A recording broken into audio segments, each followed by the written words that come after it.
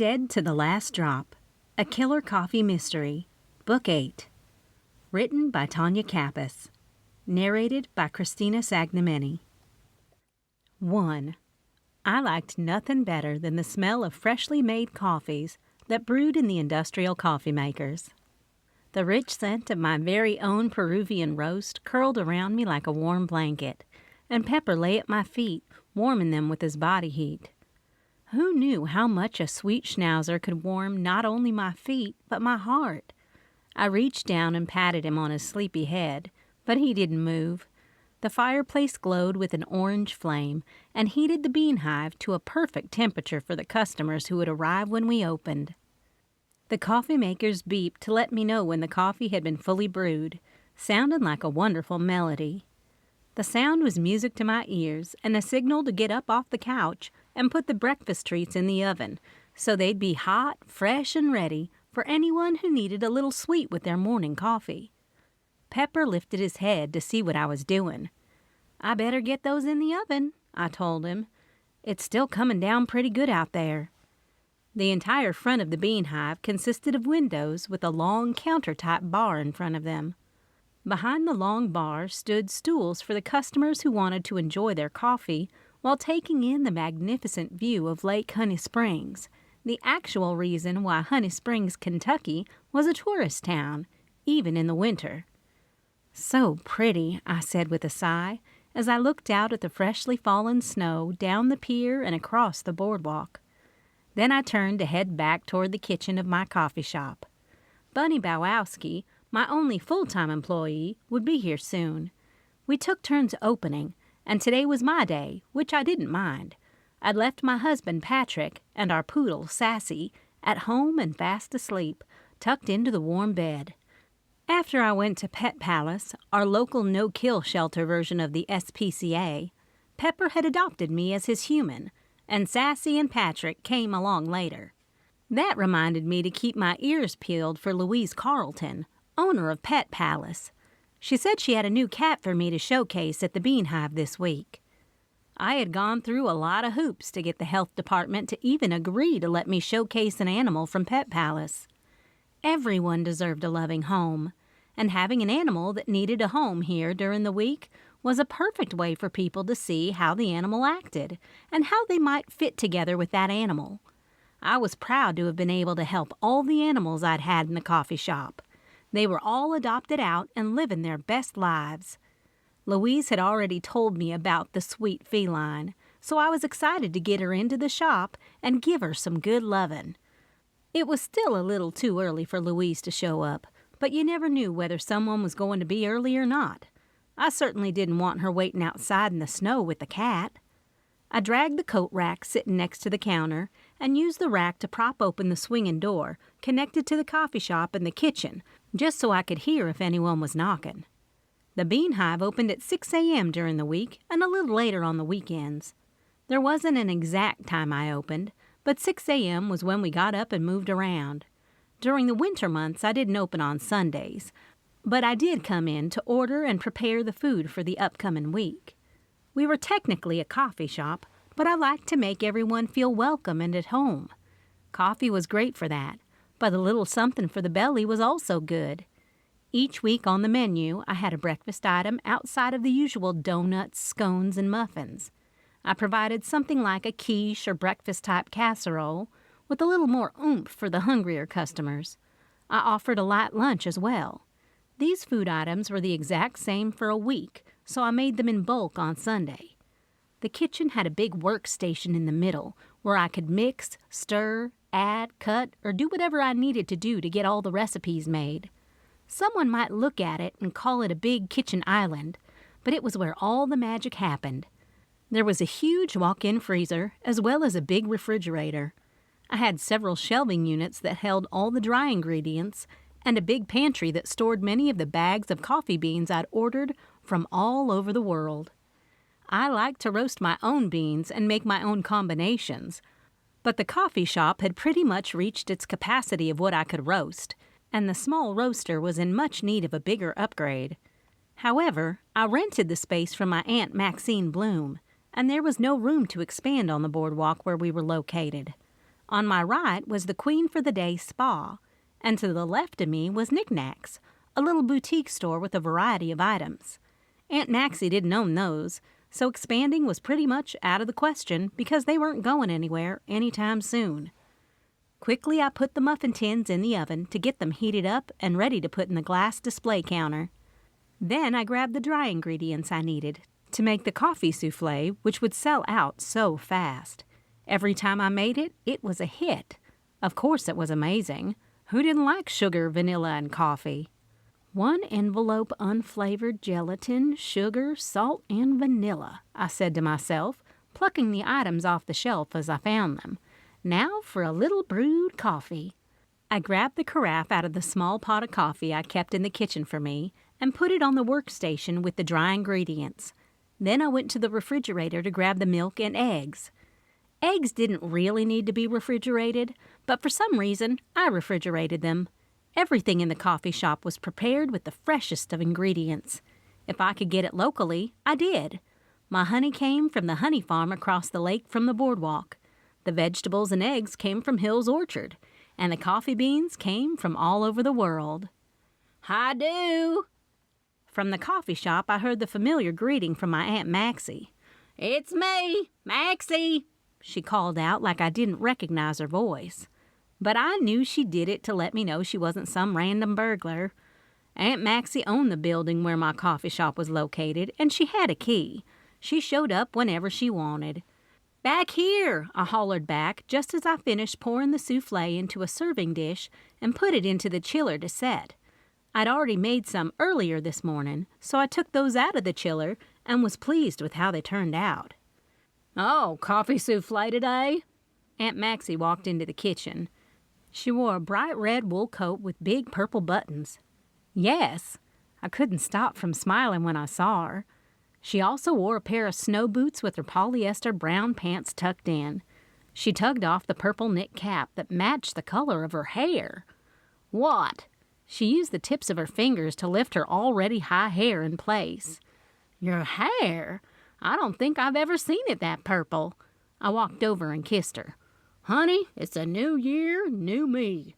She unbuttoned her coat and hung it on the coat rack that continued to prop the kitchen door open. Her patchwork hobo bag hung across her body. She dug down deep in it to retrieve a big can of hairspray. "Seriously?" I asked. "My food," I reminded her, but it didn't stop her from spraying. "I've got an image to keep up now that I'm in the new play." That was why she was here. Play? I took the bait to hear all about her new adventure. Aunt Maxi was always getting into something. I always enjoyed hearing about them, even if not all of them had come to be. She was the reason I moved to Honey Springs after my divorce. Aunt Maxi had always lived here, and when I was a little girl, my father would come visit, bringing me with him. I loved being here so much I even started to spend my summers here. It wasn't until I'd gone off to college, earned my law degree, gotten married to another lawyer, and opened a law firm with my spouse that I realized our client policy was to help all our clients in more than just law. Well, that was when I found my now ex-husband, Kirk, doing counseling that was more than verbal, if you know what I mean. It was then that I ran off into the arms of my aunt, who just so happened to have this space open while Honey Springs was in desperate need of a coffee shop. I was still a lawyer and kept my license up. Good thing, too, because I give out so much advice around here that I find it soothes my lawyer side. But coffee was my passion. I loved all things surrounding coffee, and gathering with friends for a little gossip just might be my favorite thing of all. Gossip happened all day long at the Bean Hive, so technically, working here didn't feel like work to me. Didn't you notice the new dowel rod flags hanging on the lights around town?" she asked. Aunt Maxi was referring to the dowel rods on the carriage lights that were all over Honey Springs and the boardwalk. Every season or occasion, the beautification committee had special flags to hang on the rods. It was a special touch to add to our small southern lake town. "Well, I want you to know that Bunny Bowowski didn't vote for them, and neither did Maybelle Donovan." She shrugged and curled her nose in disgust. Loretta Bebe is the producer of this year's local theater." Aunt Maxi didn't have to say any more than that. I knew this conversation would need a cup of coffee. "Grab those muffins and the stack of cookies," I told her. I grabbed the soufflés and the serving tray of mini breakfast quiches I'd made. The pastries were all ready to go in the display case. While we filled the display case, you can tell me all about it. When both of us were through the door, I put down the items in my hand and moved the coat tree back. Turning back around to look inside the coffee shop, I gasped at the beauty of the coffee shop. "I'll tell you after I go to the bathroom." Aunt Maxi headed there. Even though Aunt Maxi owned the building, she didn't give me a cut on the rent. I didn't expect her to, since it was part of her income. Rent was a little steep, but I'd watched a few DIY videos on YouTube to figure out how to make the necessary repairs for inspection when I first decided to open the coffee shop. I couldn't have been more pleased with the shiplap wall, which I'd created myself out of plywood and painted white so it would look like real shiplap.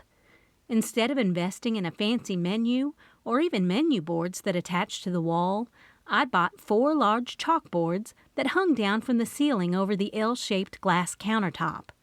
The first chalkboard menu hung over the pie counter and listed the pies and cookies with their prices. The second menu hung over the torts and quiches. The third menu over the L-shaped counter curve listed the breakfast casseroles and drinks. Above the other counter, the chalkboard listed the lunch options, including soups, as well as the catering information. On each side of the counter was a drink stand.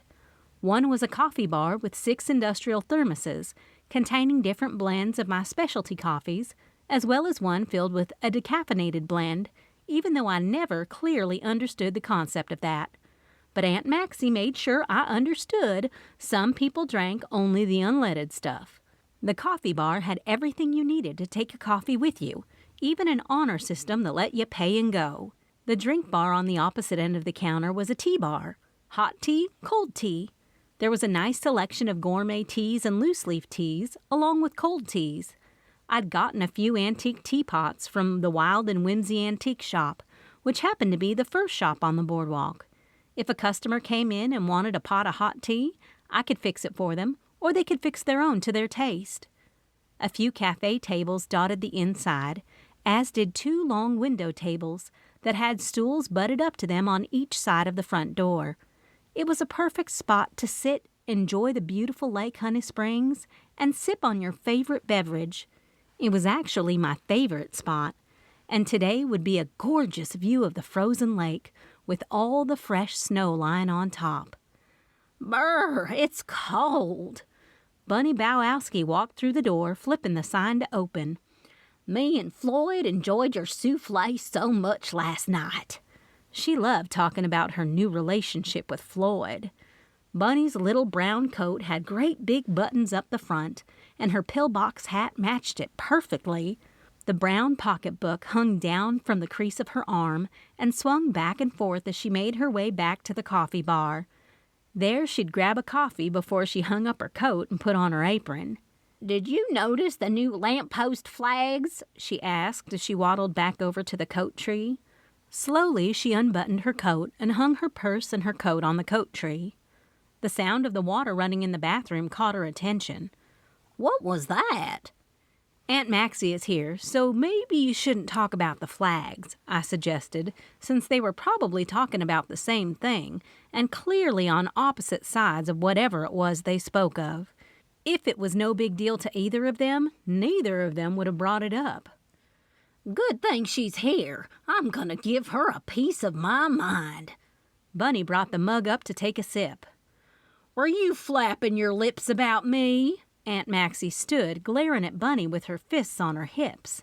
Her purple hair glistened in the light of the coffee shop. "What are you doing here so early?" Bunny gave Aunt Maxi the once-over. "Are you trying to get to Roxy before me, huh?"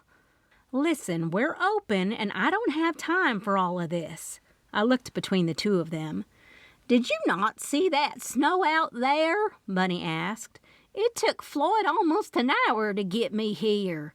"It takes Floyd an hour to get anywhere without snow," Aunt Maxi muttered under her breath, but knew Bunny could hear her. "Ladies," I said in my warning tone, though I knew it wasn't going to work, "everyone grab a cup of coffee and let's talk about what is going on." Bunny already had her cup and sat down at the cafe table nearest her. Aunt Maxi sat down at a different table near her. Instead of trying to get them to compromise at a neutral table, I simply let them stay, grabbed Aunt Maxi and myself a cup of coffee each, and stood so I could address them both. "What are the flags about?" I asked Aunt Maxi, who was busy doctoring up her coffee with creamer and sugar. My eyebrow lifted as I wondered why she even bothered having coffee in the cup. "They are about the play." She lifted her chin in the air and looked down her nose at Bunny. "Bunny and Maybelle are mad because they didn't get an offer to be in the play as I did." "We don't care one iota about that, Maxine," Bunny chimed in. "We want to use the flags we had last year to promote all of Honey Springs for the winter instead of spending money on new flags when we could use that money somewhere else." Bunny had a good point, but I didn't dare tell Aunt Maxi. She'd have a conniption right then and there. It wouldn't be a pretty sight. "What good is it doing a play for the tourists if they don't know about it?" Aunt Maxi snapped back. "We could put it in the paper, but tourists don't buy our local paper. We could put it on flyers in the shops, but look at that snow. Who's going to come out in the snow right now?" Then I could see Aunt Maxi's point. "Roxanne." When Aunt Maxi said my full name, I knew she truly believed what she was about to say.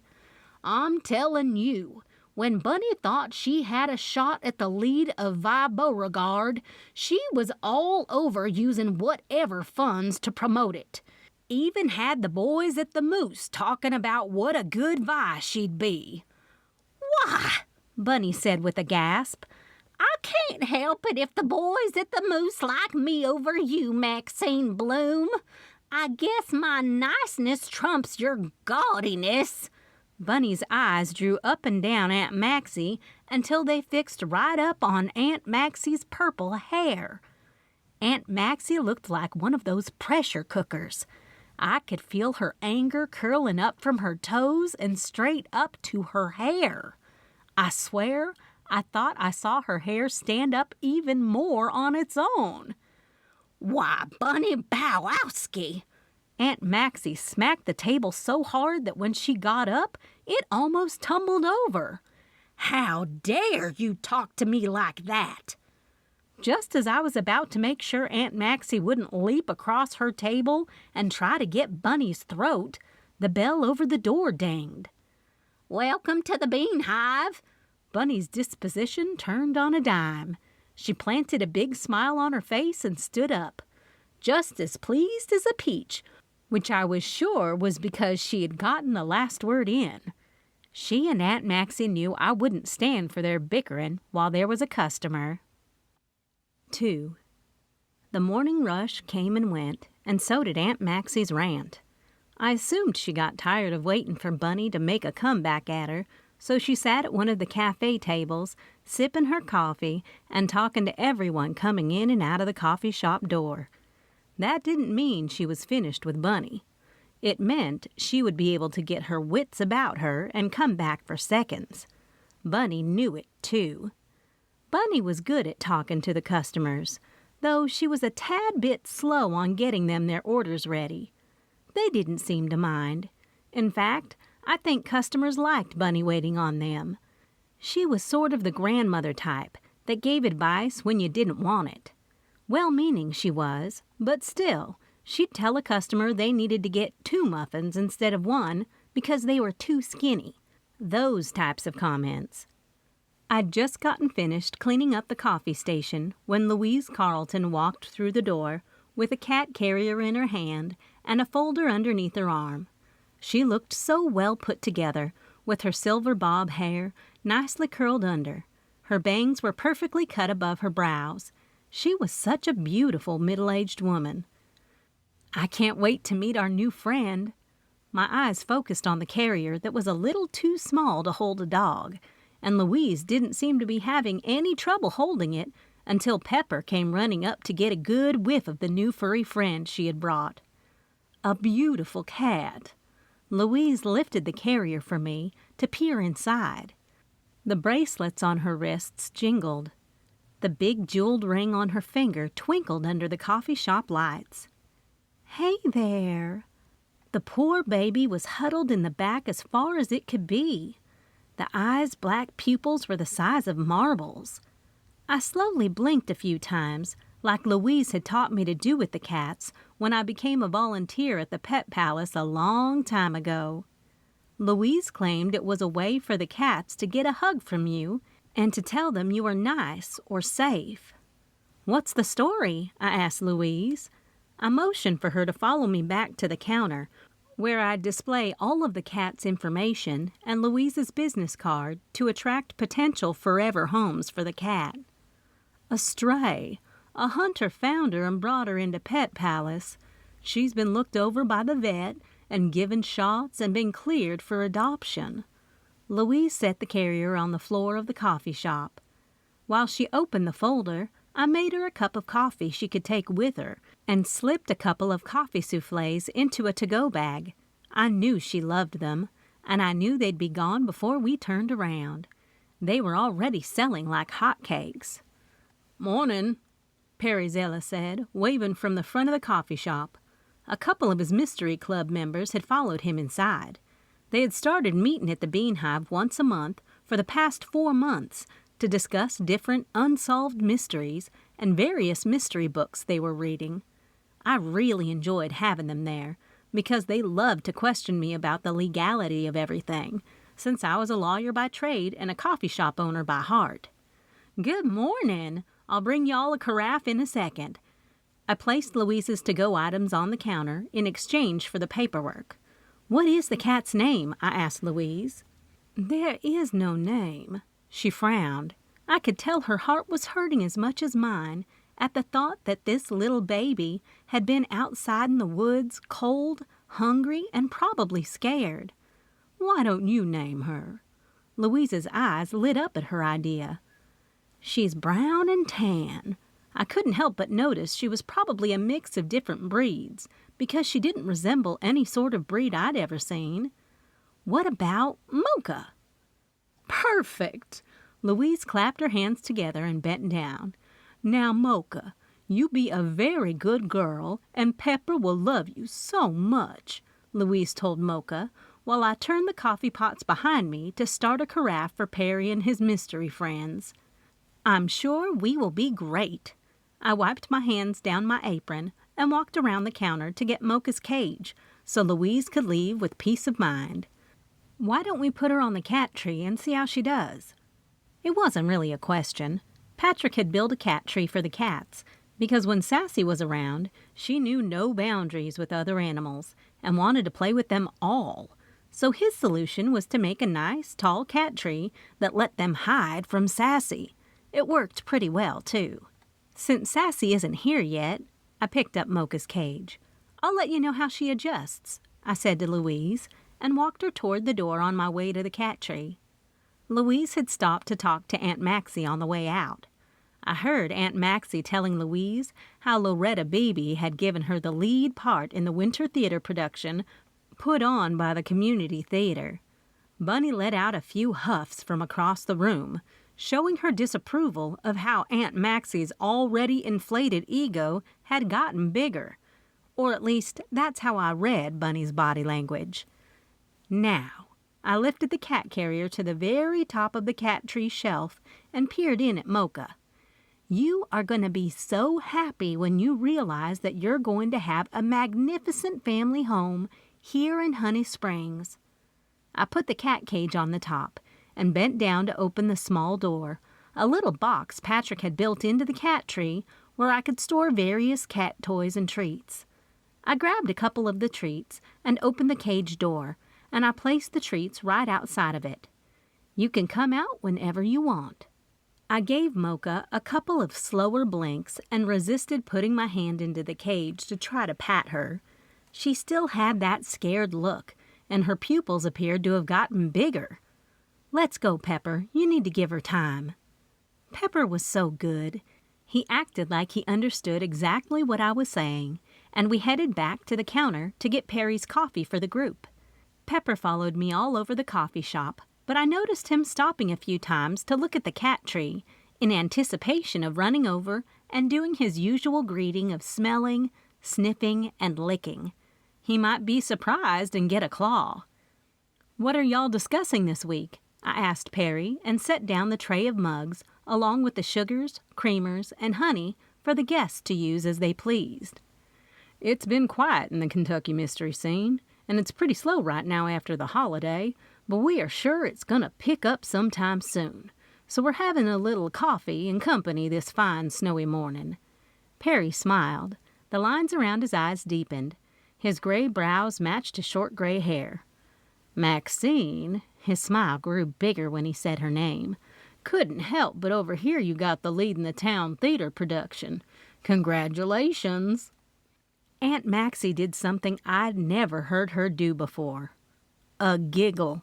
She giggled like a little girl. "Oh, Perry!" She blushed.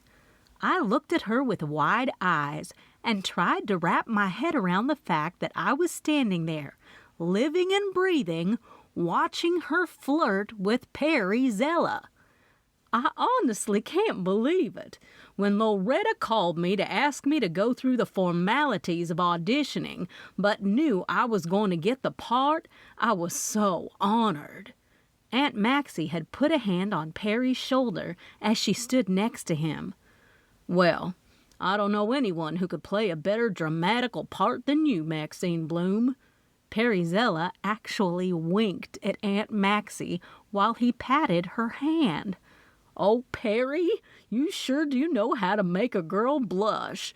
She giggled again and patted him one more time and then walked away with a big grin on her face.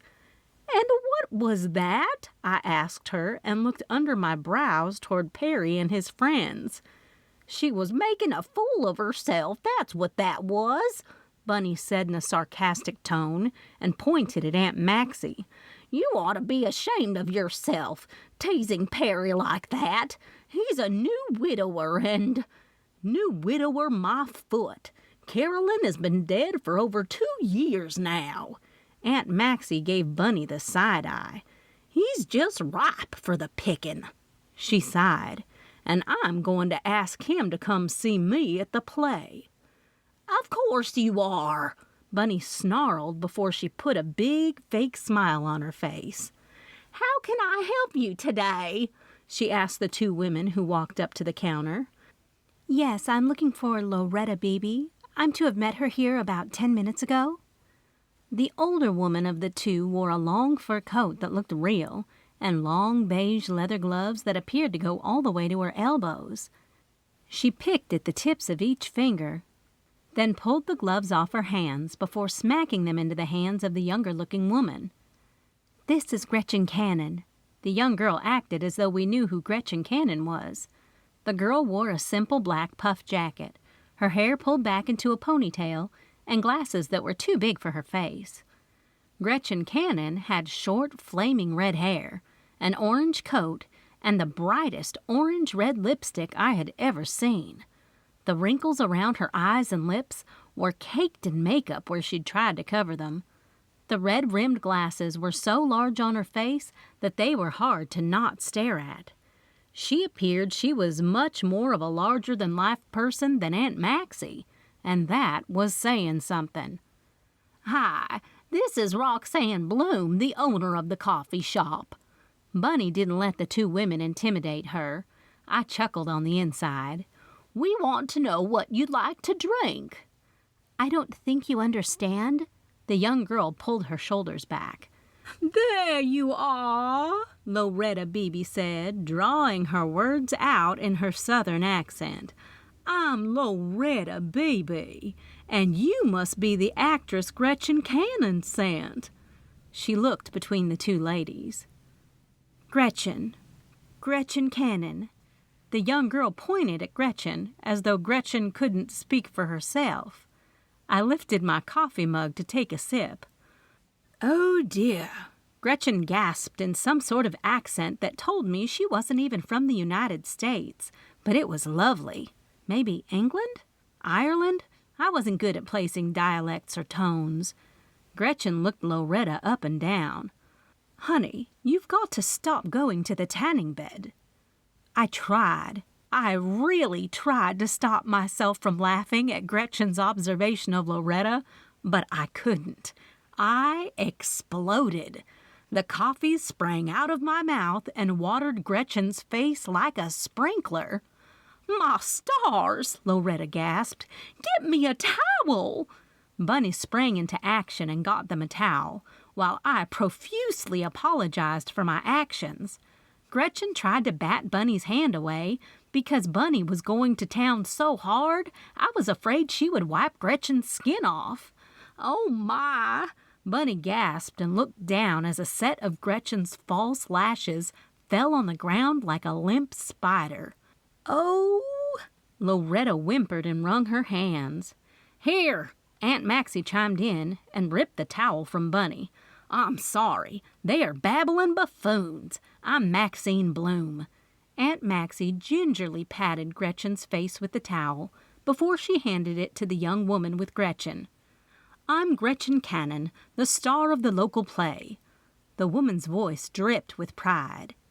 Aunt Maxi's face went through a few different emotions as she bit her lip, then turned to stare at Loretta. Loretta bit her own lip. "I'll be right back with you, Maxine." Me, Bunny, and Aunt Maxi watched Loretta nervously shuffle the two women to one of the cafe tables near the fireplace. I tried not to laugh, but it started all over again. "Did you hear what she said about Loretta's tanning?" I asked Bunny. "I did. Wait until she finds out Loretta is 100% Cherokee," Bunny said sarcastically in her best Loretta accent, sounding the way Loretta did when she claimed she didn't go tanning and it was natural. Naturally fake down to her short hair, which was dyed midnight black, and her long acrylic fingernails. In fact, when Loretta wasn't at Lisa Stahl's house using the tanning bed Lisa kept in her garage, Lisa was in the house getting her manicure set together. She did Loretta's nails, though she'd take all this to the grave. But knowing this was part of owning the only coffee shop in town.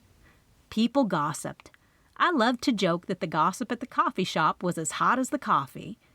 Truly, no one was above the gossip, and something about everyone in Honey Springs had been gossiped about around here. "Seriously, what was that?" Bunny asked. "I thought you got the lead part." "I'm not sure, but I'm about to find out." Aunt Maxi grabbed a couple of mugs and a pot of coffee like she owned or even worked at the joint, hippity-hopping her way over to the women. Bunny and I watched as the four women conversed. And then it happened. Aunt Maxi's face turned all sorts of colors before it landed on red. I mean bright red.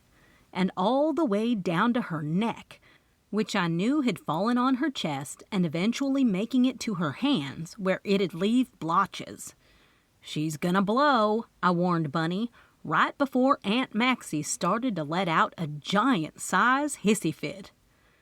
"Now, Maxine, you want the best for our town, don't you?" No amount of Southern charm Loretta tried to throw on Aunt Maxi would stick. No amount. "Now be a doll and listen to me." She patted Aunt Maxi on the arm, trying to steer her away from the woman Gretchen and the young girl. While Loretta walked Aunt Maxi towards me, I noticed none of this bothered Gretchen. The girl was a bit flustered and trying to talk to Gretchen, who was sitting calmly with her hands perfectly folded in her lap. "You said this was your production. You said this was local. And now you've got some big producer coming here to do our town play? Where are you getting the funds?" Aunt Maxi drew her arms around the room.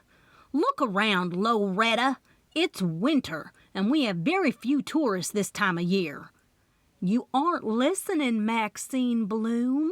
Loretta tried to whisper and eyeball me at the same time.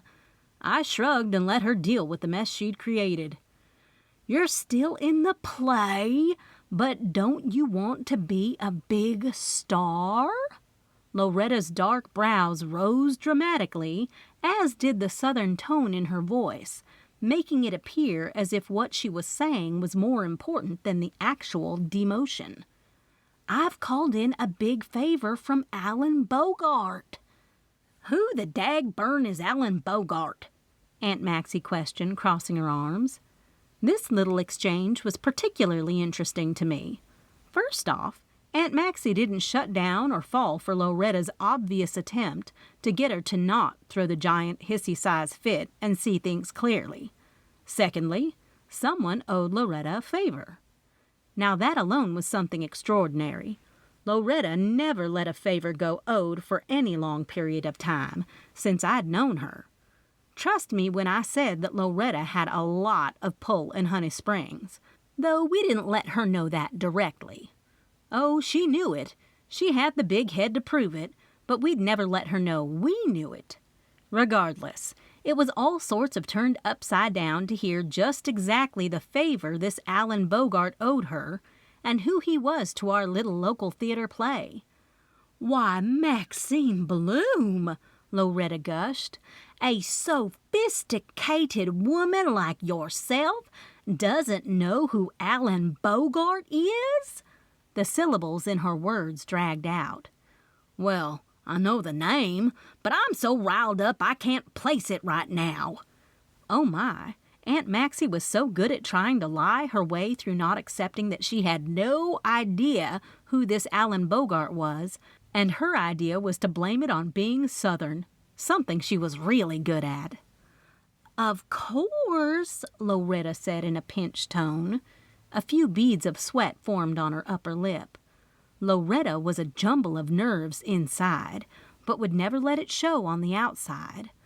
"I'm sorry for seeing Gretchen Cannon, one of the best off-Broadway actresses, here to act alongside of you." My eyes lowered as I looked at Loretta, knowing her game. Did she forget I practiced law and could see right through her manipulation? "Ahem." Aunt Maxi cleared her throat when she heard the word Broadway. I was certain she put the off part in the back of her memory. "Maxine," Loretta's drawl was really strung out. "You are a star," she said with a widened mouth, ending in a smile. "You know Alan." I could tell she was teasing Aunt Maxi, because Aunt Maxi had no idea who Alan was, but Aunt Maxi would milk it for all she could. "Yes, Alan is very, what is the word?" Aunt Maxi rolled her wrist as if she were trying to find the right words, but I knew better.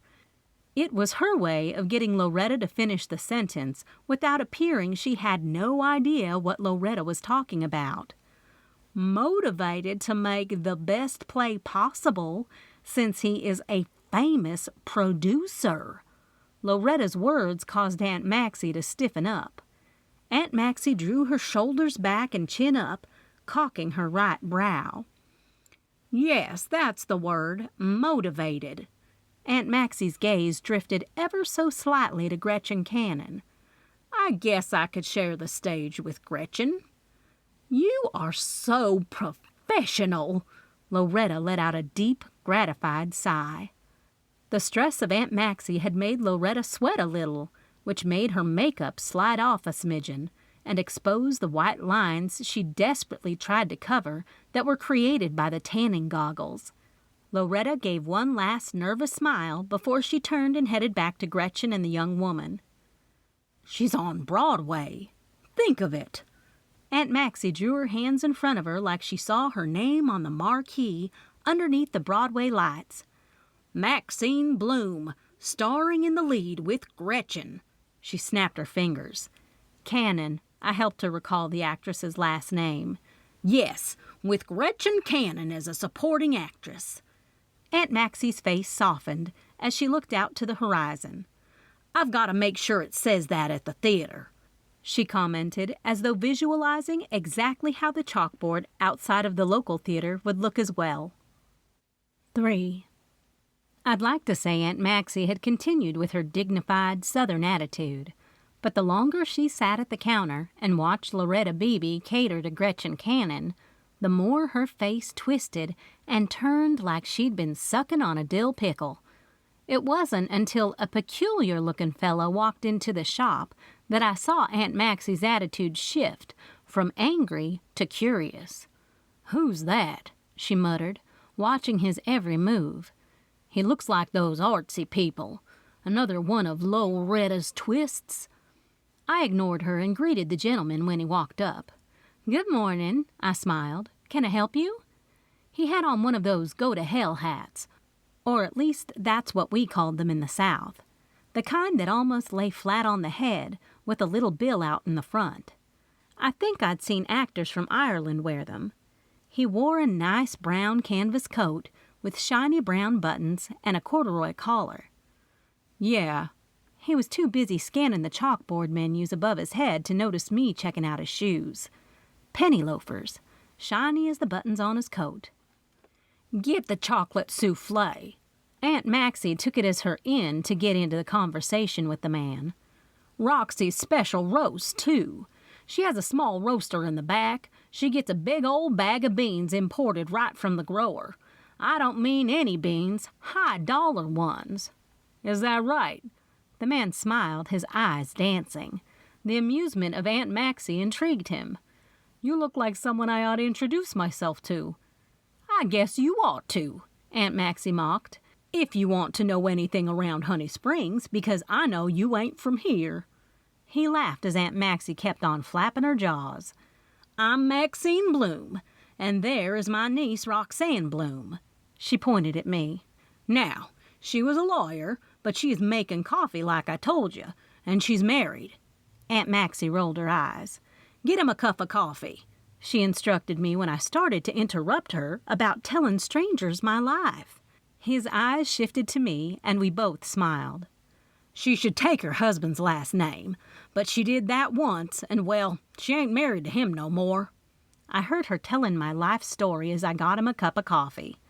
"The condiments are over on the coffee bar if you need anything to doctor up the coffee." I gestured. "Doctor up?" he questioned, giving me the same goofy grin he'd given Aunt Maxi. "Creamer, sugar, things that don't make coffee coffee." I tried to cover my accent, but I wasn't an actress like Aunt Maxi was trying to be, and being myself was the only way I knew how to be. "I gotcha." He gave a hard nod. "Just like it black." That made me happy. "Then you're gonna love my special roast. How long are you visiting?" I asked, and also took a vested interest in why he was here, because he didn't look like our usual winter tourists, who were here to do ice fishing and cold hiking through the woods. "As long as the play has its run." That made Aunt Maxi jump off the stool with joy. "I'm the lead!" she cried out. "Are you someone famous?" "I'm a reviewer for the Times." The curious smile faded. His eyes held a question. "What do you mean you're the lead?" "As in the New York Times?" The question gushed out of Aunt Maxi. "Yes, ma'am." He picked up the coffee cup. "What do you mean lead? I thought Gretchen Cannon was the lead Alan Bogart had cast." "Gretchen Cannon? Alan Bogart?" Aunt Maxi snarled. "I've got to call that Loretta right now." Aunt Maxi must have forgotten all about Mark and his New York Times gig, but I hadn't. Serving him up a piece of the chocolate souffle would definitely get his palate moving and jaw flapping. "Follow me."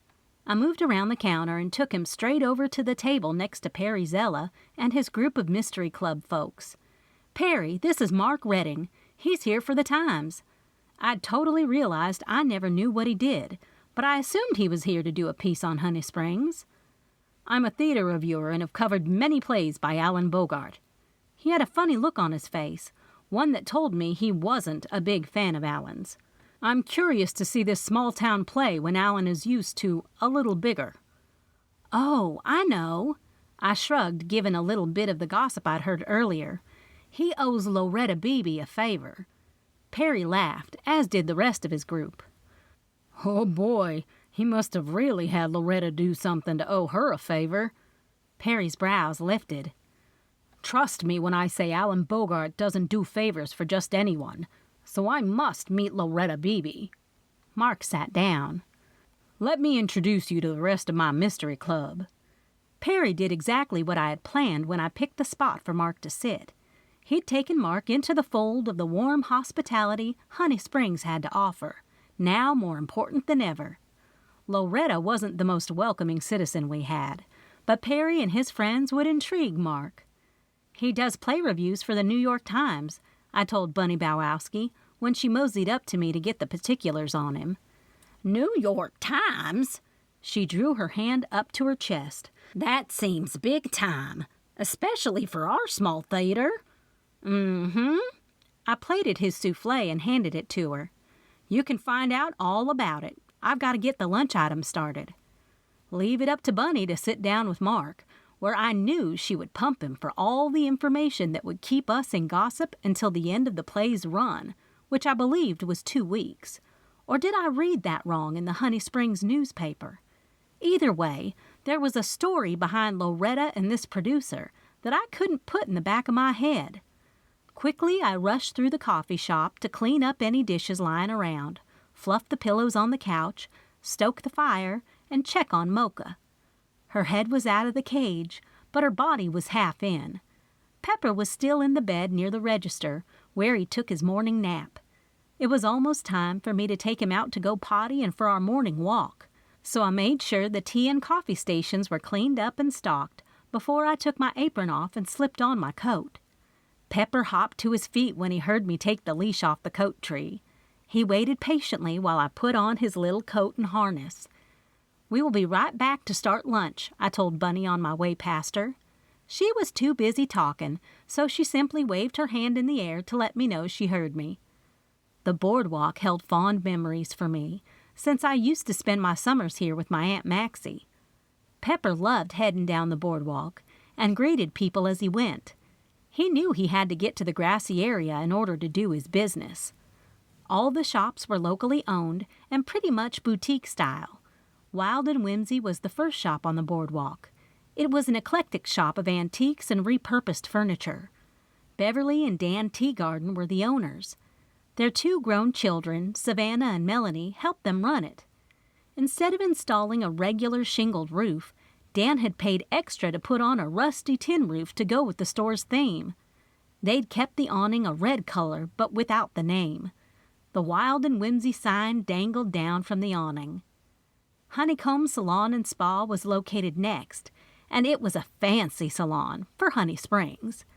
Alice D. Spicer was the owner, and from what I'd overheard through the gossip line, Alice had really gotten some new techniques from a fancy school. Next to the Honeycomb Salon and Spa was the Buzz In-N-Out Diner owned by James Farley. Bee's Knees Bakery was next to the diner and owned by Emily Rich. All About the Details, an event center, was next to the bakery. A bridal shop, Queen for the Day, was right next to my shop, the Bean Hive. The snow was still coming down, and it didn't appear to be stopping any time soon. It was fine as long as the roads didn't get icy. The snow sure made for a pretty scene. The banners dangling from the lampposts had to have been the ones Bunny and Aunt Maxi couldn't agree on, but I'd bet it was safe to say it was the last thing on Aunt Maxi's mind. Pepper did his usual sniffing around when we made it to the grassy area between the Cocoon Inn and the boat dock. "Excuse me." I looked up when I heard someone walk up. "Hi." I smiled when I noticed the young woman who'd been with Gretchen Cannon at the Beehive. "I'm sorry, I was just looking at all the boats and slips in the water with their covers on them, all tucked in for the winter." It fascinated me how Big Bib, the owner of the boat dock, was able to winterize so many boats. Though it didn't seem like a boat dock would be open during the winter months, Big Bib claimed this season was his busiest time of year. He said repairing boats and slips was completed during the winter months because he didn't have anyone bothering him. I could see his point. "Yeah, I don't know anything about those." She pushed her glasses up on her nose. "I'm Sydney O'Neill, Miss Cannon's personal assistant," she said in a stern voice. Oh, so formal, I thought, when she stuck her hand out for me to shake. An umbrella was attached at her wrist, a black bag hung from her shoulder. And Miss Cannon really enjoyed the coffee you gave her and would like to hire you to do the food service stand at the theater while she's in town. Sydney put up the umbrella and handed it to me. Please hold this while I get out the schedule. She shoved it toward me, and out of reaction I took it. She pulled the black back around to her chest, stepped under the umbrella, and took out a piece of paper. Miss Cannon doesn't like anything to be out of order, and if a single snowflake gets on this paper, she will not like it. That explains the umbrella, I said, and wondered if Gretchen was hard to work for, since Sydney sure did make it seem that way. Among other things. Sydney relaxed a smidgen when she looked at me. I guess I don't have to be buttoned up with you. It was nice to see her jawline soften and a smile cross her lips. Why, hello there, she said to Pepper when he ran up and sat next to her feet. I saw you sleeping in the coffee shop. Sydney, this is Pepper. I always took pride in how good he was. He never jumped on people, though he did bark occasionally. He was a really good dog.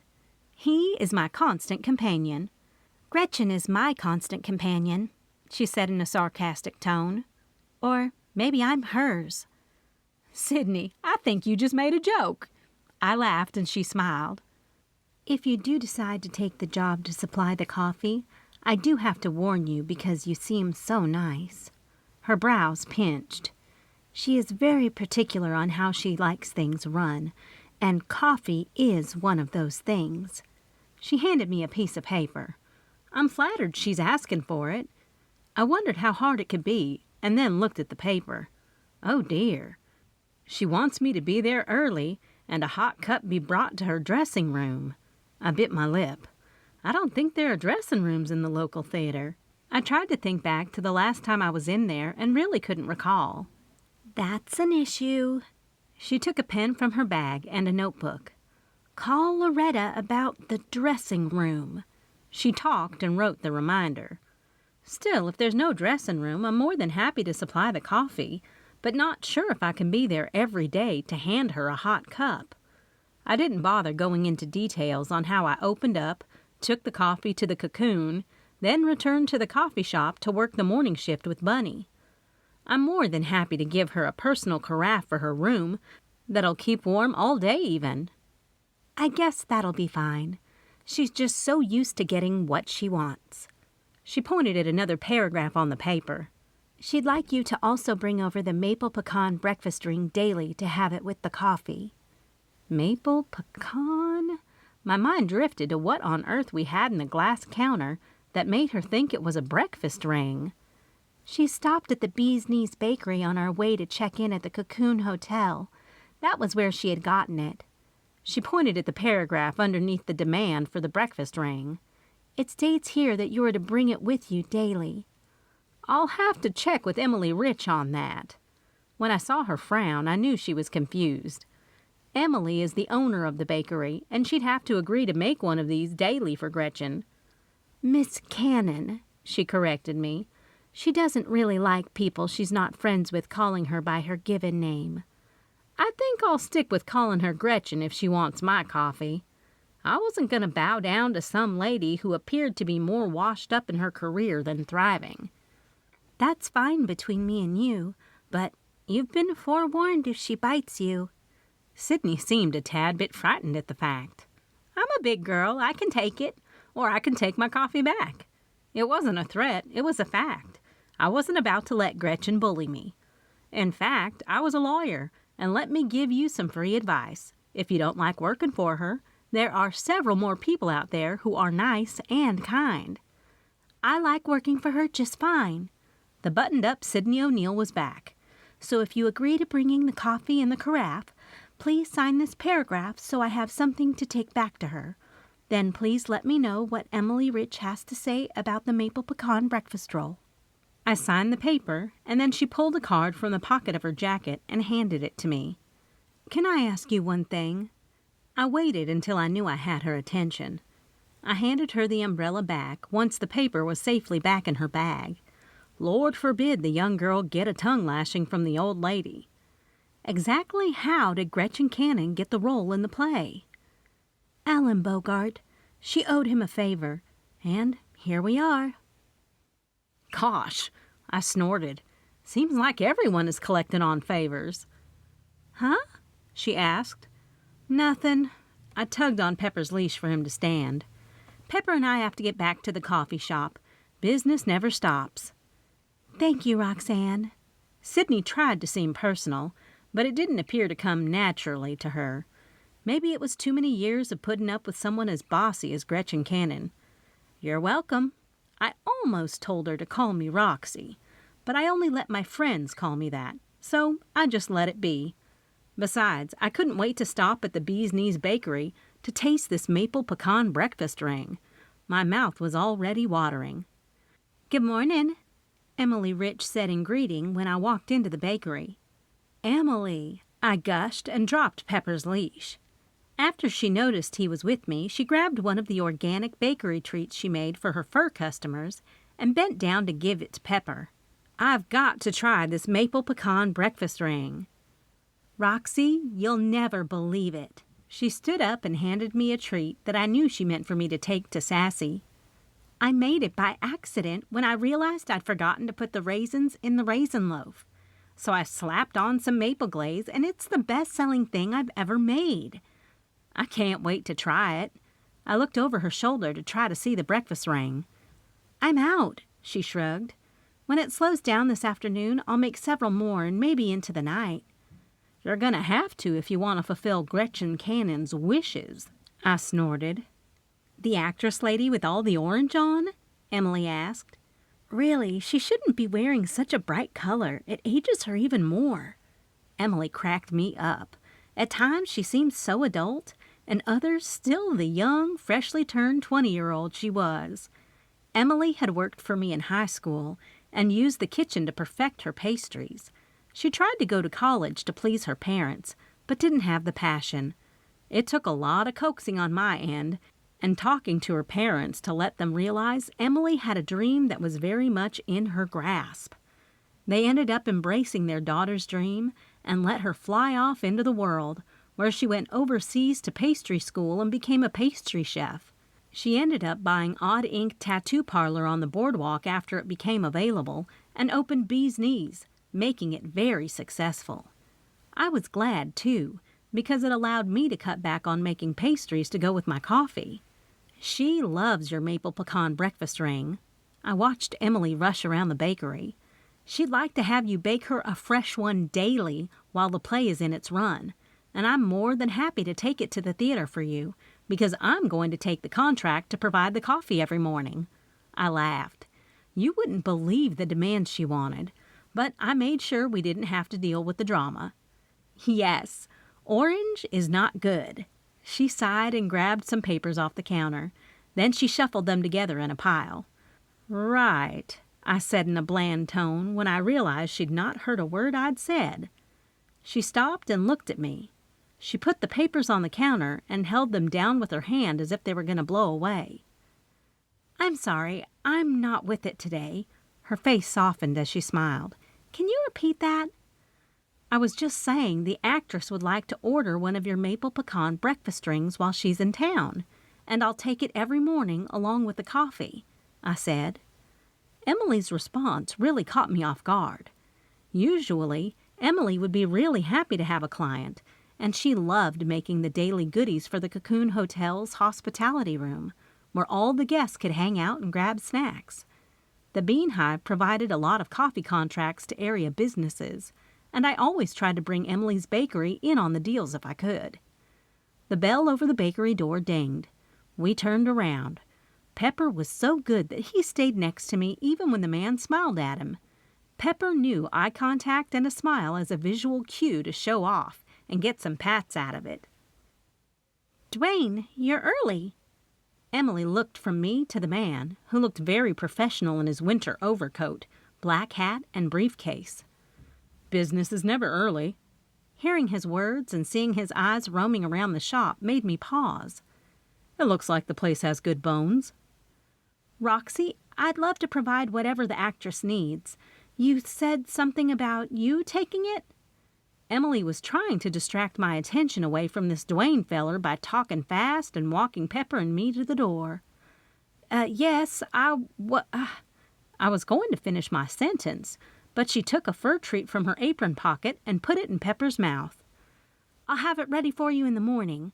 She practically shoved us out the door. Pepper didn't seem to notice or mind how Emily had reacted. While he happily ate his treat, I lingered at the display window of the bakery and looked in at Emily and Dwayne, who was someone I'd never seen around these parts, which told me he wasn't a citizen of Honey Springs. The two of them were looking at the papers Emily had gathered up and placed on the counter. Something very odd was definitely going on with Emily. She might think she can satisfy you with a treat, I told Pepper on our way back to the Bean Hive, but it certainly doesn't satisfy my curiosity about whatever it is she's hiding. 4. If I thought I would have any peace when I got back to the coffee shop, I must have had a screw loose. Aunt Maxi and Loretta were still bickering back and forth about the roles and who was playing what. I just don't understand why you think you can bring some big celebrity in here like that without conversing with the theater committee. I'm a pretty smart woman. Aunt Maxi tapped her temple. Why don't you explain it to me, Loretta? Maxine, I do not need to do any explaining to you. Loretta picked at the edge of her short black hair and turned her chin away from Aunt Maxi, avoiding Aunt Maxi's glare. The committee voted me as the one in charge, and I can do what I please. Not when it's not your money. Aunt Maxi had a point. It belongs to the Southern Women's Club. Oh my, I knew those were fighting words between the women. The Southern Women's Club was a whole Southern social society that the name explained without explaining. The club determined who was who in Honey Springs. When I was invited to join, yes, you had to be invited, I was happy to use the coffee shop's busyness as a great excuse not to have the time to participate, and therefore give my special invite to someone else in the community. Who said I used any of the club's money? Loretta's head spun around. Her eyes narrowed on Aunt Maxi's, her fake lashes leaving a shadow on her cheek. As if it were any of your business, Maxine Bloom, but I was owed a favor, and since I'm the one in charge, I called in my favor. There Loretta went again with the favor. What kind of favor have you of all people been holding on to? Aunt Maxi asked, exactly what I had been thinking. A long ago favor, Maxine. Loretta rolled her eyes. Loretta Bebe, I've known you all my God-given life, and as sure as I'm living and breathing, you cash in them favors before you can do the favor you're cashing in for. Aunt Maxi's eyes drew wide open. She pinched her lips together, and her brows drew way up on her forehead. Maxine, you don't know me as good as you think. Loretta was about to say something else when the door to the coffee shop opened and a man larger than life stepped in. I'm here, he sang out, making everyone in the coffee house look at him. And there you are. His words must have dripped with honey because Loretta seemed to be stuck to them. Alan, she said, her voice humming a southern melody. My dear, dear Alan, I've been waiting for you. It was like watching some old black and white movie with all the formal chit-chat and kissing on the cheeks as the two of them walked to the middle of the coffee house where they embraced. I looked around and noticed all eyes were on them, especially the eye of Mark Redding's camera. The smile on his face and the look in his eye told me there was something between him and Alan, whoever Alan was. What the hell are you doing here? Alan's glare and Mark's expression told me everything I needed to know. These two men didn't like each other. Now, Loretta's lips twitched in a nervous smile. I see there's something going on here. She politely turned to Mark, clasping her hands in front of her. Her face pinched in the southern smile, the type of smile that actually squished the entire chin up to the forehead, with squinty eyes like a newborn baby. And I'm not talking a newborn a few minutes old. I'm talking a right-on-out-of-the-womb look. Uh-oh. Bunny moseyed up to me with a pot of coffee in her grip. I better get everyone's mugs filled up, because Loretta is about to have a dying duck fit. Mm-hmm, I agreed and kept my eye on the situation transpiring in front of me. As if it couldn't get any better, Gretchen sashayed into the joint, with Sydney rushing behind her. Gretchen peeled off her glasses and took notice of the situation at hand. Well, I came in here to find our fearless leader. Gretchen's words dripped out of her mouth like the pearl necklaces around her neck. She pointed a direct finger at Loretta. And here I find my answer. Her finger moved from Loretta and slowly between the two men. She quickly snapped that finger with another one. Apparently that was Sydney's cue to take over. Sydney gave Gretchen a hand fan. While Gretchen pretended to be having some sort of her own personal summer, Sydney's soft voice grew louder as she talked. Miss Cannon didn't know exactly when Mr. Bogart was going to show up, since she is here to make good on her favor to him. Sydney gestured to Gretchen. Miss Cannon has a very tight schedule where she needs to get back to Broadway before the next run of her show starts. You mean off-Broadway to the show that hasn't sold one ticket since the opening? Mark asked with a snicker under his breath. And secondly, we would like to call the police to have an escort for Miss Cannon because we read online how Mr. Redding was here to do a review, and Miss Cannon does fear for her life with him around, since he is trying to destroy her career. Sydney made an awfully bold statement. Now just you wait a minute. Just because your play isn't a real play and I wrote an honest review doesn't mean I destroyed your career. Mark looked past Sydney. I agree. I don't want him anywhere near my play, Alan demanded and looked at Loretta. And what do you intend to do about this? Alan, Loretta fluttered her eyes. If she flutters those eyes any faster, she's gonna start a windstorm. Aunt Maxi was having too much fun watching Loretta squirm. Hi, I interrupted, feeling like I needed to step in. I gave a slight wave to all parties involved. I'm Roxanne Bloom. I own the coffee shop, and I'm so glad you're here. But I'm not sure if you want to air your business in front of all the customers. Of course they do. Mark folded his arms and sat back in his chair. Perry and his Mystery Club friends seem to really enjoy the interaction playing out in front of us. This is how they create drama and get people to show up at their pitiful shows. They've been practically shoved out of off-Broadway, and I couldn't resist the urge to show up here and see exactly how they ruin your small community theater. We will not stand for this, Sydney spat before she hurried out of the coffee shop behind a cursing Gretchen Cannon. I'm not sure who will pay for this, Gretchen hollered as she went out the door, but someone will. Loretta looked as if she'd swallowed a possum. Even the tan dripped right off her face as she stood there stunned. You fix this, Alan pointed at Loretta. No favor is worth him. Do you understand? Alan also walked out, leaving Loretta stammering. She threw a look at me before she stomped over my way. Roxanne, don't just stand there. She jutted her finger toward Mark. The jewels glistened, causing little specks of light to dance along the ceiling. Do something, she demanded. Everyone, I proclaimed. Then I did something. Free coffee on me. I looked at Loretta. A shadow passed over her face, darkening her features. Or maybe the color was coming back? Either way, she was on fire, and as she took off out of the coffee shop, I knew the wrath of Loretta Bebe had been bestowed upon me. She slammed the front door of the coffee shop, rattling the glass windows.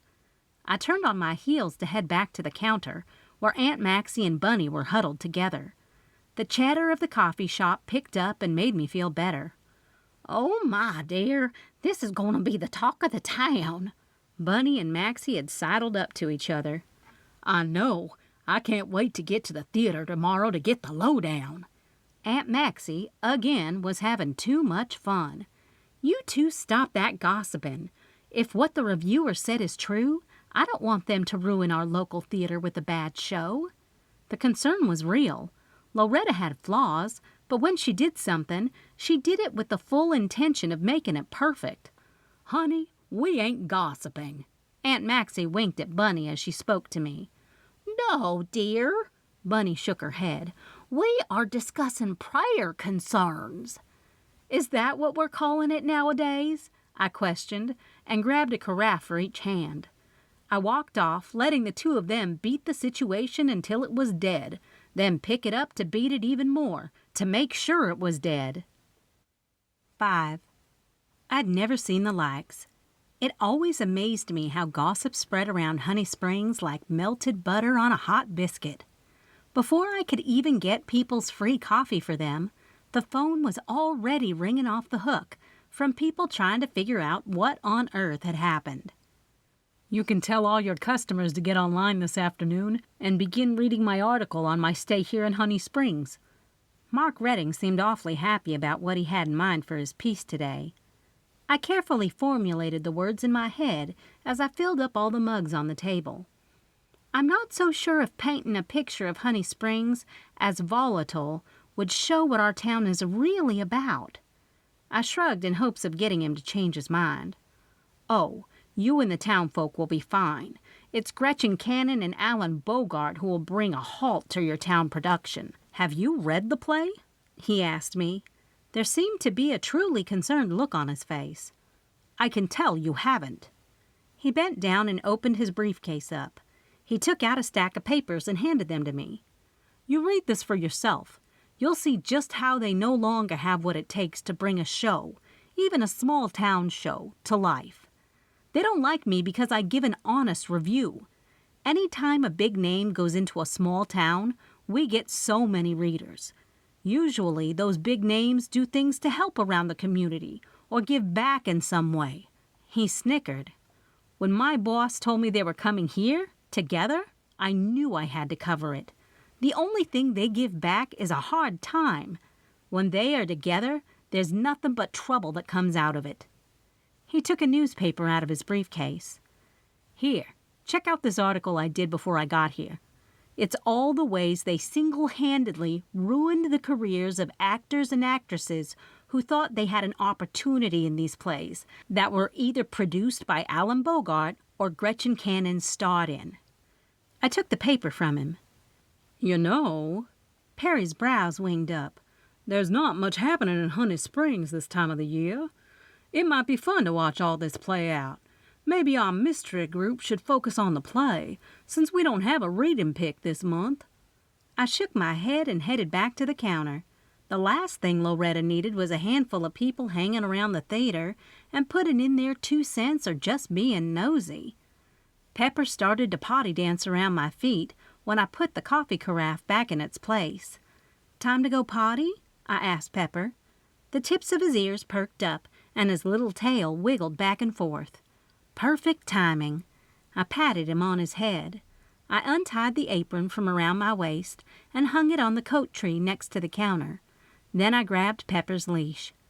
Taking him outside would also get me out of the coffee shop for some fresh air and regrouping. "I'm leaving too." Aunt Maxi grabbed her coat off the coat rack. "You let me know if anything happens," she told Bunny, as if they were instantly best friends. A deadly combination. "Oh, I will." Bunny nodded and headed back to take care of the customers at the counter. "Nothing like a good gossip to bring a town together," I told Aunt Maxi on our way out the door, and noticed Mocha was halfway out of her cage. She was getting more and more used to being in the coffee shop. It was the normal progression with cats, and I wouldn't be surprised if after the morning coffee rush died down, she ventured out of the cage and sniffed around. It's not gossip." Aunt Maxi turned left once we walked out of the door to head over to the parking lot on that side of the boardwalk. "It's about being informed. I'm going to the theater to learn my new lines now that I'm playing a different role." You seem to be okay with that. I was curious about how she went from being upset about losing the starring role to being happy with a role that was secondary, if that. "I'm going to see how this all plays out," she said as calmly as could be. "Don't count me out yet." She gave me a theatrical wink. With a giddy-up in her step, she bolted off in the opposite direction from Pepper and me. With the snow starting to fall a little harder, I wanted to make sure I kept an eye on the weather report. If the road started to get a little icy, there was no sense in keeping the coffee shop open. It wasn't worth the risk to put Bunny or my afternoon high school employees at risk. All the shops were still open, from what I could tell, when Pepper and I passed on our way to the grassy spot. He quickly did what he wanted to do and got ready to get back to the coffee shop, where it was nice and warm. A loud knock on the Wild and Whimsy display window made my heart jump as we passed. Loretta Bebe was standing inside of the antique shop, flailing her hand for me to come in. I could see Alan, Gretchen, and Sydney were in there, talking to Dan and Beverly Teagarden. For a second, I thought of waving as if she were waving at me, but like Mocha, I was curious and half tempted to go inside and see what they were doing. It only took one more of Loretta's hand gestures to coax me from out of the cold. Within seconds, Pepper and I were standing next to her. "I was going to come back down there and let you know what is what." Loretta's face was crimson with fury. "I'm telling you, that reviewer needs to leave. And if you keep welcoming people like him with open arms, he will ruin the play for sure, just like he said these two amazing Broadway talents predicted." "Loretta, I know you're passionate about his play, but do we really need two people such as them to even put on a small-town play?" I asked, trying to bring my lawyer reasoning skills to life. "I understand your precious name is on the chalkboard outside of the downtown theater, and you take pride in what you do. But when you have big people such as those two, it also comes with big headaches." "Of all people in Honey Springs," she scoffed, "I figured you, Roxanne Bloom, were the most sophisticated and would understand my position." "I'm not saying I don't understand your position. I wasn't going to let Loretta's sucking up to me sway me from what I felt was something she'd taken too far. But I'm asking you to think about it. Think about the good of the town. Mark Redding has as much right to be in Honey Springs as those three." Loretta and I looked over at the group. It appeared as if Alan were picking out props for the play, and Gretchen was agreeing to things. Sydney wrote profusely as they talked. Loretta continued to fuss underneath her breath, but abruptly stopped when Sydney began to walk our way. "Put a smile on your face." Loretta had forgotten somehow that she was not Aunt Maxi, because that was something Aunt Maxi would say and had said to me in the past. That directive was generally followed up by the statement that I could have put on a little lipstick. I did. I put a big smile on my face. "I'm so glad you are here. It saves me from coming to the coffee shop to find you." Sydney pushed her glasses up on her nose. "Miss Cannon would like you to go on down to the theater to get a feel for exactly where you'll be putting the coffee stand, along with the pastries, so we do not have to spend any time walking around trying to figure out where you put it. Also, we'd like confirmation that you know exactly where Miss Cannon's dressing room is located, so you won't be delayed in placing the coffee carafe in there and be ready for her 6 a.m. arrival." 6 a.m.? Loretta drew back. "Why, honey, my eyes are barely open at 6 a.m. "Then I guess it's a good thing you aren't on stage." Sydney's comeback threw Loretta off her rocker and me for a loop. Not until Sydney was out of earshot did Loretta start in on the poor girl. "That girl is wound tighter than a girdle at a Baptist potluck." Loretta was back to her snide remarks, and I couldn't help but smile. In fact, the smile stayed on my face until I walked back into the coffee shop. "Hey." Patrick's face lit up when he saw Pepper and me walk in. "You look happy even after what Bunny just told me about what happened here." It was nice to see the shop had cleared, leaving a couple of guests sitting on the couches, enjoying the fire and a cup of coffee. This smile is about the exact same situation. I gave my husband a kiss and patted Sassy on the head. She and Pepper were busy greeting each other. I'll have to tell you all about it later. "I came here to grab Pepper from you. I'm going home. It's slow this afternoon with the weather, so the less you have to deal with, the better." He was always thinking about the good of our little family. "Do you think you'll stay open?" "I'm not sure. I was thinking about the weather when I was stopped by Loretta and the crew, about making sure my coffee station was exactly where it needed to be, and how I can't hold up the famous Miss Cannon." I did a dramatic bow like she was the queen or something. "Oh, no." Patrick took Pepper's leash from me. "I can see this is going to be very interesting." "Nah," I shook it off. "It'll all work out fine. In the meantime, I'm going to check the weather, let Bunny go home, then stop by the theater on my way home." "Perfect. Sounds like a plan." Patrick gave me one last kiss, and I gave the pups a last kiss before they headed out into the snowstorm. Turmoil was brewing in the air. I could feel it. I wasn't sure whether it was about the situation with Loretta and Alan Bogart changing Loretta's lead actress, or the situation between Alan and Mark Redding. But something was about to blow up along with the snowstorm about to hit. "Patrick's right about me needing to watch the weather," I told Bunny while she was refilling the freshly baked cookies on the tray in the display case. I grabbed the remote control for the small TV we had just above the fireplace and turned the television on. The banner screen says it's still coming our way. Bunny and I both stopped what we were doing and read the ticker at the bottom of the television screen. Right now's the best it's going to get.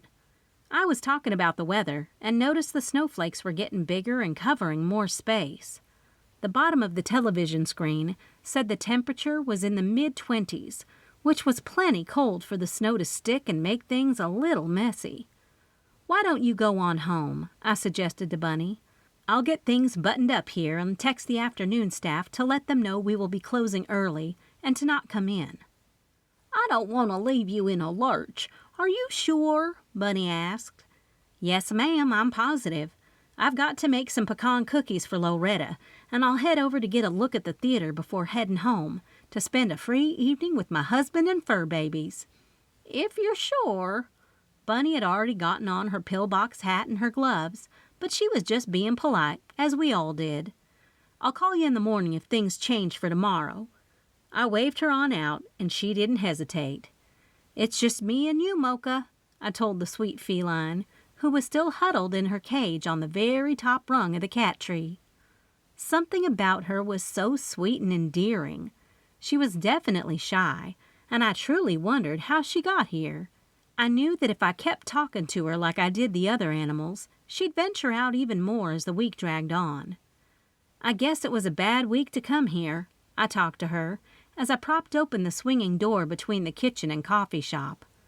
While I walked and talked, I quickly pulled my phone from my back pocket and sent a text to the afternoon staff to let them know I'd rather they be safe and at home instead of coming in with the big snowstorm on the horizon. The snow and, of course, the crazy theater stuff, it sure can get loud in this small coffee shop. I continued to talk out loud to Mocha and slipped my phone back in my pocket.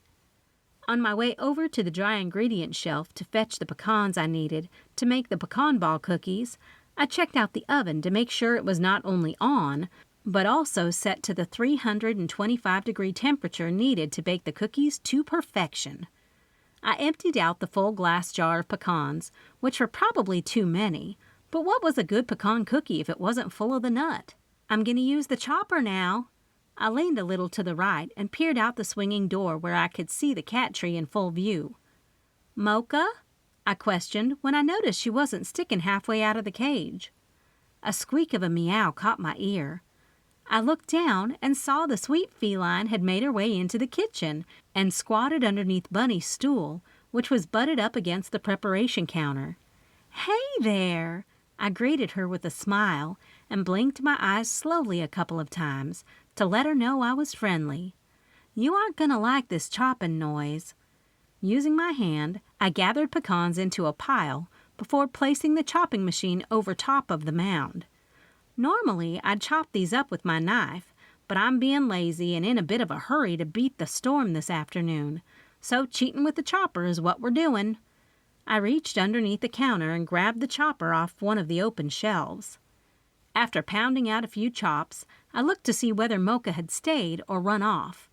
To my delight, she was still crouched there, but her eyes were wide open. "What if I gave you one of these?" For her courage in staying there and venturing out, I unscrewed the lid of a mason jar of homemade cat treats that I made for my cat-owning customers. Of course I had dog treats too, but today Mocha and I were going to worry about the cat treats. I took one of the fish-shaped treats out and placed it on the floor. "You are going to love my special fur treats." I watched to make sure she ate it before I put a few more on the ground. The little fish treat crunched in between her small teeth. I took a few more out and put them next to her before I went on with making the pecan balls. "I knew you'd love those salmon treats, and they are good for you." I was pretty proud that the 3 ingredients I used were organic. The salmon was from the local butcher, the eggs were from Hill's Orchard, and the flour was organic and gluten-free. They were all good for Mocha, and her loud purring told me she enjoyed them. "I'm expecting you to come out tomorrow and engage with the people. You deserve a good home." I walked over to the refrigerator and pulled out the butter and vanilla, and on the way past the dry ingredients shelf, I grabbed the sugar and flour. I glanced down at Mocha, but she was gone. I didn't bother looking for her because I knew she was simply doing the cat thing of exploring her environment while no one was around. Something I was sure she'd be doing all night after I locked up for the evening. Quickly, I combined all the ingredients but the powdered sugar and rolled several dozen balls from the dough before placing them in the oven. Fresh Colombian beans needed to be roasted, so I grabbed the coffee bag that was imported from Honduras. It was one of the freshest bags of beans I'd ever gotten. They were hand-picked using the dry method, which was why the bag cost me so much. I headed over to the small roaster I had in the corner of the kitchen, reached into the burlap bag, and scooped up about a pound of the light brown coffee beans. I carefully dumped the beans into the loading hopper so I didn't drop any on the floor, with the roasting temperature set to 392 degrees. I flipped on the fan, which caused the fan in the cooling bin agitator to turn on as the arms of the fan circled. They waited for me to open the bean release lever, which would release the freshly roasted beans. I watched the coffee beans through the small window as they rolled around in the drum and couldn't help but think that each one of those coffee beans was hand-picked using the dry method. I pondered all of what went into the process. It was an age-old method of processing coffee and still used in many countries where water resources are limited. The beans are actually called cherries that were freshly picked and spread out on huge surfaces to dry in the sun. Every day they racked the beans so the beans wouldn't spoil. Then the people covered them at night or in rainfall to keep them from getting wet. This particular bean was produced in Honduras, so it would take the beans a few weeks for the moisture in them to drop to the 11% needed before the beans actually started to shrivel and look like the coffee beans I was watching in the roaster. "Too bad my roaster isn't bigger," I talked to Mocha as if she could hear me all the way out into the coffee shop. If I had a bigger roaster, I could do several pounds of fresh coffee. Even though I knew the roaster hadn't reached the peak temperature, I pulled out the sample spoon on the roaster. It was a long steel piece with a canal down the middle in which I could pull out a collection of the coffee beans. The sample spoon allowed me to look at the coloring of the beans, since the roaster took the beans from a light brown to a nice, rich, dark brown, but did not burn them. It was a very precise process, and one I didn't like to mess up. I pulled the sample spoon up to my nose and took in the aroma of the warm beans. It was a smell like no other. Not even a fresh pot of coffee smelled this good, though that smelled good too. Quickly I replaced the spoon when I heard a noise from the coffee shop. "What are you doing?" I wiped my hands down my apron and walked into the coffee shop to see what Mocha had gotten into. I was delightfully surprised to find it was actually Emily Rich standing in the middle of the coffee shop with Mocha in her arms. "Hi!" I was happy to have a human there, and happier to see Mocha in her arms. "You found Mocha!" "Mocha, how adorable!" Emily laughed and ran her hand down the cat's fur. Then she put Mocha back down on the ground. "You must be the cat whisperer." Mocha started to rub her side up against Emily's leg. "She's really sweet. I love cats." Emily gazed down at Mocha and then looked back to me. "What's wrong?" I hurried over to Emily, wiping the final pecan ball mixture off my hand so I could comfort her. "What's with the tears?" "I'm not sure how to tell you this because you've been so instrumental in my career and life." Her voice cracked as the words tumbled out of her mouth, and the tears fell in big drops down her face. "Are you sick?" I asked, hoping to help her tell me whatever it was she needed to get out. She shook her head. "Is someone in your family ill?" I asked, since I knew her family well. "Just let me get this out." She sucked in a deep breath and pinched her lips, as if doing that turned the tear nozzle off. "When I walked in here while I was in high school, I just needed a summer job because my dad made me. Then I realized how much I loved the baking part. You talked my parents into giving up their dream of me going to college, then off to Paris I went." The smile radiated from her as she spoke fondly of the past. "Then I came back, and you helped me open the Bee's Knees Bakery. My dream was to open a bakery right here in Honey Springs. I wasn't sure what was coming, though my gut told me Emily had some big news that would forever change not only me, but her. Owning a business hasn't been easy, especially in a small town like Honey Springs. Over the past year, I've come to realize how much more I love baking than being the owner of a shop. The business side I'm not good at." She shook her head and rolled her eyes. "My dad even took over about 9 months ago since I wasn't even good at balancing the checkbook, but I still love to bake." "Are you shutting down the bakery?" I blurted out with a cry of disbelief. "I can help you with the books." "See, this is why you're so well loved. You offer to help anyone with anything, always putting you and the coffee shop second and third." She reached out and grabbed my hands. "But I'm an adult, and I need to do what an adult does and make some big girl decisions. That's why I've decided to take a position as the head pastry chef at another bakery that's in southern Kentucky." "You're moving?" My jaw dropped. I did not expect her to tell me she was shutting down the bakery, but for her to actually move a few hours away was downright shocking. I really did try to put on a happy face for Emily, but my head was having a hard time wrapping around what she was saying. Leaving Honey Springs? Close the bakery? I was afraid of this. Emily's brows dipped. She gnawed on the edge of her lip. "Afraid of what?" I asked her. Though I was only 30, I had to remind myself that Emily was still very young and just entering her 20s. I didn't want to hurt her feelings, and by the look on her face, she was upset. "How you'd take the news?" She swallowed hard. "I'm forever grateful for everything you've done for me, and it's not that I've taken it for granted." "Okay, stop." I walked over to her and wrapped my arms around her for a comforting hug. "I'm not upset at all. I'm sad because I won't see you on a regular basis, but I also know that you need to spread your wings and grow. I'm so happy for you and super supportive." "Oh, Roxy!" She gushed and hugged me tighter. We stayed like that for a couple of seconds longer. We let go. "I do think it's best. Like I said, I was losing the passion for baking because all the business things had me tied up. And then after I'd take care of those things, all my creative baking energy was zapped. I was struggling to do all the things." Trust me, I understand. Not that I wanted to make this conversation about me, but I felt like I needed a reminder of my past. Remember, I spent all the money on law school, and opened up my own firm with my now ex-husband, only to come here to start my passion, where I'm so happy. And that's what I kept thinking about when I was feeling disheartened. I knew you had decided to leave your big lawyer job behind. Not that people here don't always hit you up. She joked, but she was right. Even though I wasn't practicing in a law office, somehow citizens still knew I had my certified law degree, which I did make sure I kept current, and would ask me to look in or help with various things, just because of my nature to serve people, and, these days, coffee. Of course I helped them out if I could.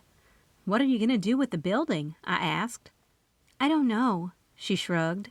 "I know it's a bad time of the year to even think about putting it up for sale, but I've got to be there next week." Next week? My jaw dropped and my eyes popped open. Wow, that's soon. Soon to you, but honestly? She hesitated and looked down at Mocha rubbing up against her. "I've been working on this for months. The guy you saw in the bakery is buying all my equipment and inventory, which he's taking in a couple of days." She put her hands out in front of her. "Don't worry, I'll have all the pecan rings ready for you to take to the theater." "I'm not even thinking about that." I shook my head and rolled my eyes. "Who knows if the show will go on?"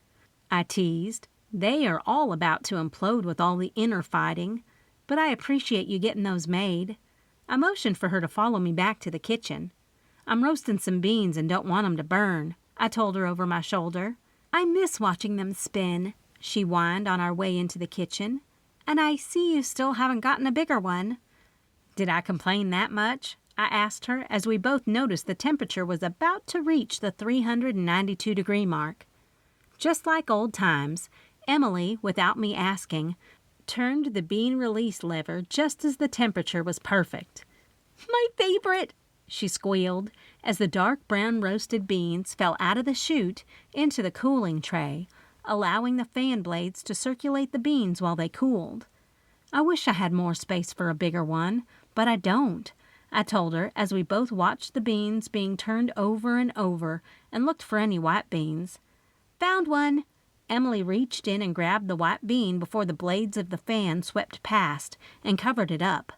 "I'm putting it in my pocket." It still amazes me how some of the beans just don't get roasted. I laughed and remembered how Emily and I had made a game out of who could find the most white beans after a roast. "Even though we haven't done this in a long time," I said, referring to us sitting there watching the roaster, "I'm sure going to miss seeing your face. But I'm incredibly proud of the woman you've become and are becoming. It took me well into my 20s to even consider going for what I wanted most in the world." "You have no idea what that means to me." Her shoulders lifted to the bottoms of her ears, and a smile curled on her lips. "I have a great idea." "Oh, yeah?" I asked and started to scoop the full beans into Bean Hive coffee bags so customers could purchase them and take them home to grind. I also made sure to keep some back for me to grind so I could take them with me to the theater on my way home. "Why don't you buy my building?" Her eyes lit up like snow did in the sunlight. "I don't want to be a baker?" I laughed and headed over to the grinder. "No, put a roastery in there. It would be great. You can give roastery tours. I've seen it in other cities." Emily nodded her head so fast that she looked like a bobblehead doll. "You can hold classes. It'll be great." "You know, this all sounds good, but you're 2 shops down. It would be one thing if you were next door, but you're not." I hit the button for the grinder and talked over it. "Good idea, though." "Think about it." She tapped the prep station with her fingertips. "I've got to go finish those pecan rings and make a few stops." "How long do we have?" I asked. "Less than a week." She frowned, but I could tell she was excited about her new adventure. "Then all of us gals have to get together." I was referring to Chrissy Lane, Kami Montgomery, Fiona Rassone, Joanne Stone, Kayla Norro, and Leslie Rourke. All of us were about the same age and hung out sometimes, and I knew they'd all want to get together to say goodbye to Emily. "That would be great." Emily brought her hands up to cover her mouth. "You're the first person I told, so I'm going to head over to the Crooked Cat now to tell Leslie, then to the Watershed to tell Fiona." Those must have been the few stops she'd referred to earlier. Leslie was the owner of the Crooked Cat bookstore on the far end of the boardwalk, and Fiona was a waitress at the Watershed Floating Restaurant on Lake Honey Springs. The restaurant was located in front of the Crooked Cat. "You let them know I'll be texting them to get together." I gave Emily one last hug and noticed the snow was really piling up. "Now get out of here before we both get snowed in." "I'll see you in the morning to pick up the pecan rings," she trilled on her way out the door. "Bye, Mocha." 6. The coffee turned out great. I went ahead and made 2 big carafes to take with me. One for the theater, in case someone was there, and one for home, so Patrick and I could enjoy some coffee by the fire. The roads were getting slick, and I made sure to drive pretty slow on the way into downtown Honey Springs, which was only a 5-minute drive on a non-snowy day and a 10-minute drive today. Downtown was a gorgeous small town.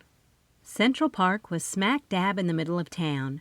There was a sidewalk around it and different sidewalks leading to the middle of the park, where a big white gazebo stood. Most of Honey Springs' small-town festivals were held in the park, and I couldn't wait for spring to come back because I miss going to the farmer's market. Dimly lit carriage lights dotting all the downtown sidewalks glowed and made a gorgeous picture with the falling snow. It was almost as pretty as the vivid memory of the colorful flowers and daffodils that I knew were hiding underneath the snow in the ground and would pop up soon to let us know spring was coming. The courthouse was located in the middle of Main Street with a beautiful view of the park. There was a medical building where the dentist, optometrist, podiatrist, and good old-fashioned medical doctors were located. And the theater was near the library, which was across from the bank where Emily's dad was bank president. Even the old theater looked great. It was a typical small-town theater with exposed light bulbs going all the way around the marquee, which was lit up on the top of the building. There were double doors and a small glass cashier window where one of the members of the theater committee would sit and sell tickets for the show. The theater company did 4 shows a year, and those coincided with the seasons. Since we were still in the winter season, this was the winter show. With Loretta Bebe in charge of this one, I knew it was going to be over the top, just like her.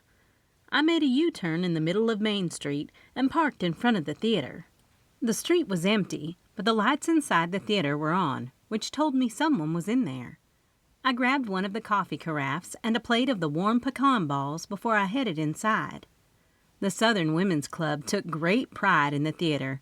It was one of their works of philanthropy, and they made sure they did the necessary fundraising to keep the theater in the pristine shape it was in for its age. They had replaced the long velvet red drapes along the wall with new velvet red drapes that were exact replicas of the originals. They also had the red carpet replaced to match the original carpet. The entrance was a long hallway that led right into the auditorium, where there were about 50 rows of seats with velvet covering the backs and bottoms. They were the originals and the most expensive to recover from what I remembered. But the Southern Women's Club did it. The stage was the typical half-moon design, and there were 2 balcony box seats on both sides of the stage. Those were usually reserved for the mayor and other officials of Honey Springs. I walked down the center aisle and headed to the left side of the stage, where the door led to the dressing rooms. I noticed Loretta had already put Gretchen's name on one of the doors, which made me happy because now I knew exactly where I needed to go in the morning with her sweet treat and special mug full of coffee. Just in case she was in there, I gave a little knock before I opened the door. "I'm sorry." I was shocked to find Alan Bogart, the director, in the room, standing over the makeup desk with the manuscript in his hands. What can I help you with?" He folded the manuscript and placed it under his arm. "I was just making sure I knew where Gretchen's dressing room was before I showed up here in the morning, with her requests from the coffee shop and the bakery." I shrugged and noticed the briefcase lying on the makeup table was open and papers were spilling out of it. "You found the right place. We are getting all the manuscripts to the actors before our morning rehearsal," he said with a stone face. "Did you happen to get rid of the reviewer?" "You know, I live by the Southern saying that I have no horse in that race, so that's something you're going to have to take up with him." But I am an expert on the weather around here, so you might want to get back to the Cocoon Hotel before it gets too slick to get back." I wanted to leave him with some friendly advice, but he didn't seem to be receptive to it. "Are you also the weather girl?" he asked with a snide grin. "These little towns drive me nuts." He pushed past me and out into the hall, leaving me at the door of the dressing room. "I suggest you not be half a second late in the morning, so you should watch the weather, because Gretchen will eat you alive." He had turned around, walking backwards down the hall, giving me some advice with a huge smile on his face. "Better you than me." He let out a long, deep, evil laugh and turned around before he disappeared into the door that I knew led to the stage. "Jerk," I muttered under my breath, and took another quick look at the dressing room to see exactly where I would put the mug and pastry when I visited in the morning. Then I shut the door. "That's ridiculous!" I heard the shrill voice of my Aunt Maxi coming from inside the theater. "That is not what you told me." Oh, man, someone was in trouble. I'd heard this tone from Aunt Maxi before, and I knew it was right before she threw a giant-sized hissy fit that no one wanted to see. Trust me. Instead of just letting it go and her working it out so I could get in my car and get home to my little family, I sucked in a deep breath and prepared to head into battle, whatever battle she was griping about. There she was, standing on the stage in all her glory, bleach blonde hair and all. If it weren't for her screaming and stomping, I would be shocked by the hair. I was used to all the different colors Aunt Maxi made her hair, but never had I seen her with short, bleach blonde hair. "Maxine!" Loretta Bebe danced around Aunt Maxi using her pleading voice. "Alan is an award-winning producer. He knows what he's doing. I agree with you that it is a bit of a shock that we won't be doing the romance, but just think of how much fun this little mystery will be." "It's not the script, Loretta," Aunt Maxi said with a growl. "It's the lead being taken away from me that I have an issue with. You asked me to be the lead, not some dried-up actress." "Well, Gretchen Cannon is dried up." Alan Bogart seemed to really be stoking the fire being Aunt Maxi. "Who is calling who dried up?" Gretchen Cannon popped up from a chair in the front row. "They can't possibly be talking about you, Miss Cannon." Sidney O'Neill jumped up to defend her employer. "Nope." Aunt Maxi shook her finger directly at Gretchen. "I'm certainly talking about you. What was the last play you were in? Why are you here in Honey Springs? And you!" She turned her attention to Alan Bogart. I squeezed my eyes closed in anticipation of what was going to come out of her mouth to help soften the blow to my ears. "What kind of a producer are you? One that doesn't take pride in his cleanliness? Because I'm standing downwind of you and your stink is buckling my knees. And I'm sure Steven Spielberg doesn't stink." Aunt Maxi was on a roll. "Loretta, you—" "Now, Maxine!" Loretta had clasped her hands in front of her and was trying to calm down Aunt Maxi. "Why don't you sit a spell and simmer down?" "Simmer down?" Aunt Maxi raised a fist. "I'll show you how to simmer down." "Hi!" I yelled from the back of the auditorium, in hopes of stopping Aunt Maxi from taking up residence for the night in the Honey Springs Sheriff's Department. "What's going on?" "There's my lawyer." Aunt Maxi rushed over to the steps leading off the stage. She grabbed her coat and struggled with putting it on as she walked up the center aisle to meet me. "She'll get this straightened out. Mark my words." "Roxy, thank the Lord you're here." Loretta never praised me as such. "Can you talk some sense into your aunt?" "Don't you listen to her." Aunt Maxi seethed through gritted teeth and slipped her hand into the crook of my elbow, guiding me toward the door. She has lost all control of this production, and now those two have come in here and taken over." She turned around to face the group on stage. "I'm calling an emergency meeting of the Southern Women's Club. Do you hear me?" Loretta let out an audible gasp. It was unheard of to call an emergency meeting with the Southern Women's Club, and a tall threat when someone did. "That'll give Loretta something to chew on tonight," Aunt Maxi laughed. "Let's get out of here." "Do you want to come to the cabin for some coffee and pecan balls?" I asked, knowing she needed someone to vent to, and that I needed to talk her off the vindication I could see forming in her mind. "I know it's snowing and getting slick, but you got that truck." "I'll meet you there." She gave a hard nod before she let go of my arm and started walking around the theater to the small neighborhood that was located behind the downtown business where she lived. "Do you want me to drive you home to get your truck?" "No, I need to walk off some of this steam and formulate exactly how I want you to help me." She waved a little wave in the air. 7. The roads had gotten a little more treacherous within the few minutes I was in the theater.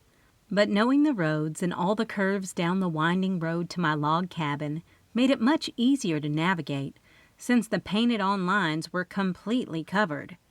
Though it normally took me 7 minutes to drive to work and just a few more minutes added on to reach downtown, it took me a good 20 minutes until I saw the cute little cabin come into view. My heart filled with joy when I saw the little puffs of smoke coming from the chimney. Patrick and I loved a good fire in the small pot-belly stove, and with the snowy night, it was a perfect setting to snuggle in with the dogs. The front porch of the cabin happened to be my favorite place, and was what really sold me, besides the low price. Aunt Maxi had several rental houses, and over the years had accumulated furniture, so I was happy when she gave me the key to her storage unit and let me pick out anything I wanted. The 2 rocking chairs my grandfather had made were a perfect addition to the cabin. I changed the pillows on the rockers to match the season, and the Christmas tree pillows I'd recently replaced with the cute snowflake pillows were a perfect match to the weather we were having. And they matched the deep brown ladder-back style rockers perfectly.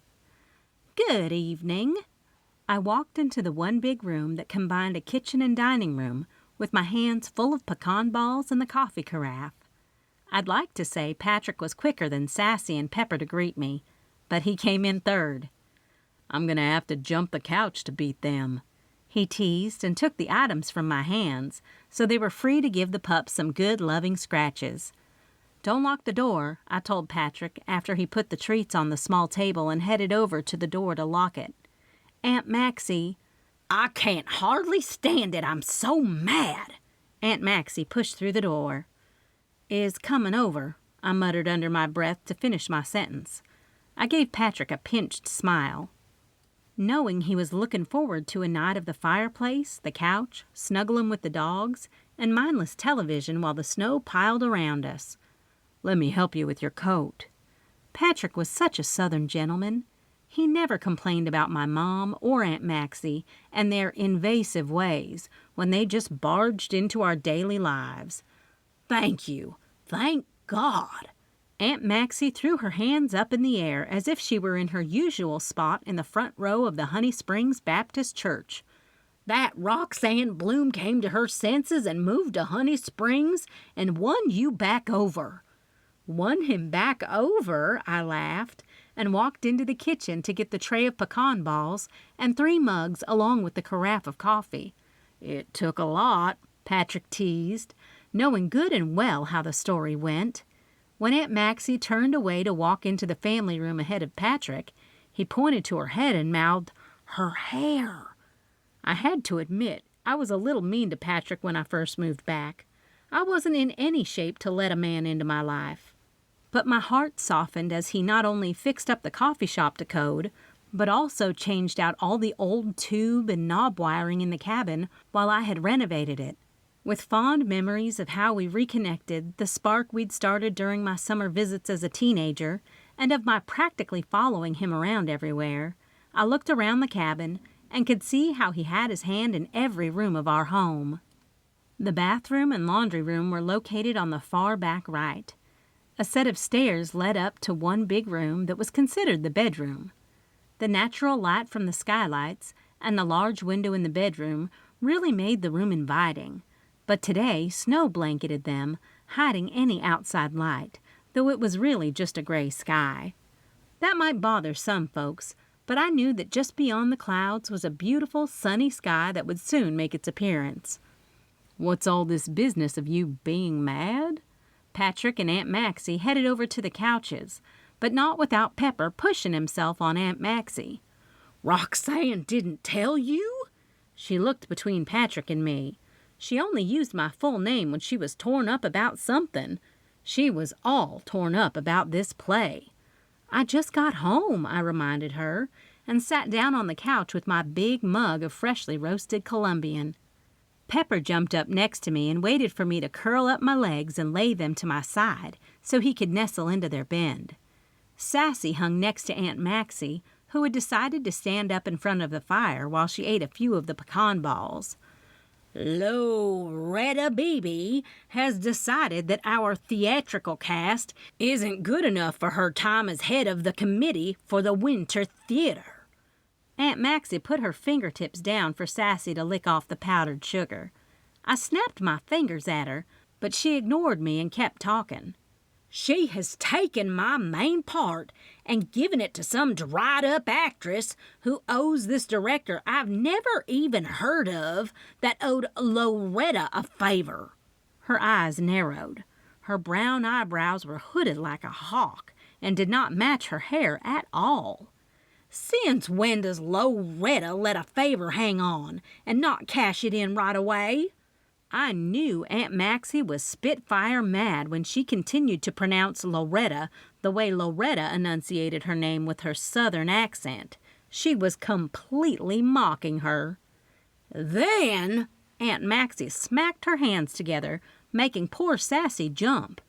"The producer tells us tonight that the play the committee had put together, The Sweet Little Romance, has been changed to a murder mystery. One about a young girl who killed her aunt and kept her fur coat. Something about a fur coat." Gretchen Cannon had on a fur coat. Maybe she's cashing in on her favor to have her play done? I asked as only a suggestion, but it seemed to make Aunt Maxi's face turn red, and it wasn't because of standing in front of the fire. "I don't care if Woody Allen himself came to direct this play. It was written by the committee of the Southern Women's Club for the Winter Theater, and Loretta or anyone else on the committee cannot change it without a vote, and Loretta didn't do that." Aunt Maxi stomped and made sure she exaggerated her words to get her point across. "And now," she screamed and jerked some folded-up papers from her pocket before shaking them up in the air, "I only have 2 pages of script since I'm nothing more than the maid." She took a couple of steps closer to me before she shoved the papers in my face, and she needed to sit down to catch a breath. "What is this?" I asked, and noticed it was really only her part of the play. "Where's the rest of it?" "That's the crazy part. He said that we don't need the full play and that we will only get the pages when we are on the stage."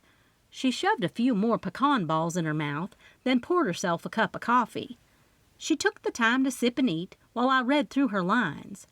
It did appear Gretchen had all the lines, and Chrissy Lane had the lines of the young woman. I had no idea Chrissy Lane was in it. Reading her name reminded me that I needed to text the group of gals about Emily. Which reminds me, I knew I was going to go off subject, and probably the best thing was to get Aunt Maxi stewing on something else. Emily Rich is closing Bee's Knees Bakery and moving out of Honey Springs. "Moving? Out of Honey Springs?" Aunt Maxi seemed more shocked at this news than what she was mad about. "How could she do that? What about her parents? I just saw Evan down at the bank today. He didn't mention a word of it." "I don't know anything about that, but it's a done deal. She sold all the bakery equipment and even has a moving date for next week." A deep, sorrowful sigh escaped me before I took another drink of coffee. This is great coffee, by the way. Patrick's arm was lying across the back of the couch and was long enough for his fingertips to scratch at my back. New roast? The Honduras bag. I couldn't help but well up with pride because he was right. It was a nice, full-bodied, rich coffee that I knew was going to sell well when it debuted for the spring collection, which I was roasting when Emily came in to see me before I left for home. She actually said something that made me think. Uh-oh, Patrick smiled. When you start thinking about something, I know something is going to happen. She mentioned something about me taking over the bakery space for a roastery. Saying it out loud actually gave me a little tickle in my belly, which told me there was a little something to it. She even suggested having roastery tours and maybe even some roasting classes. I can see by the fire in your eyes that you're thinking on it. Aunt Maxi smiled.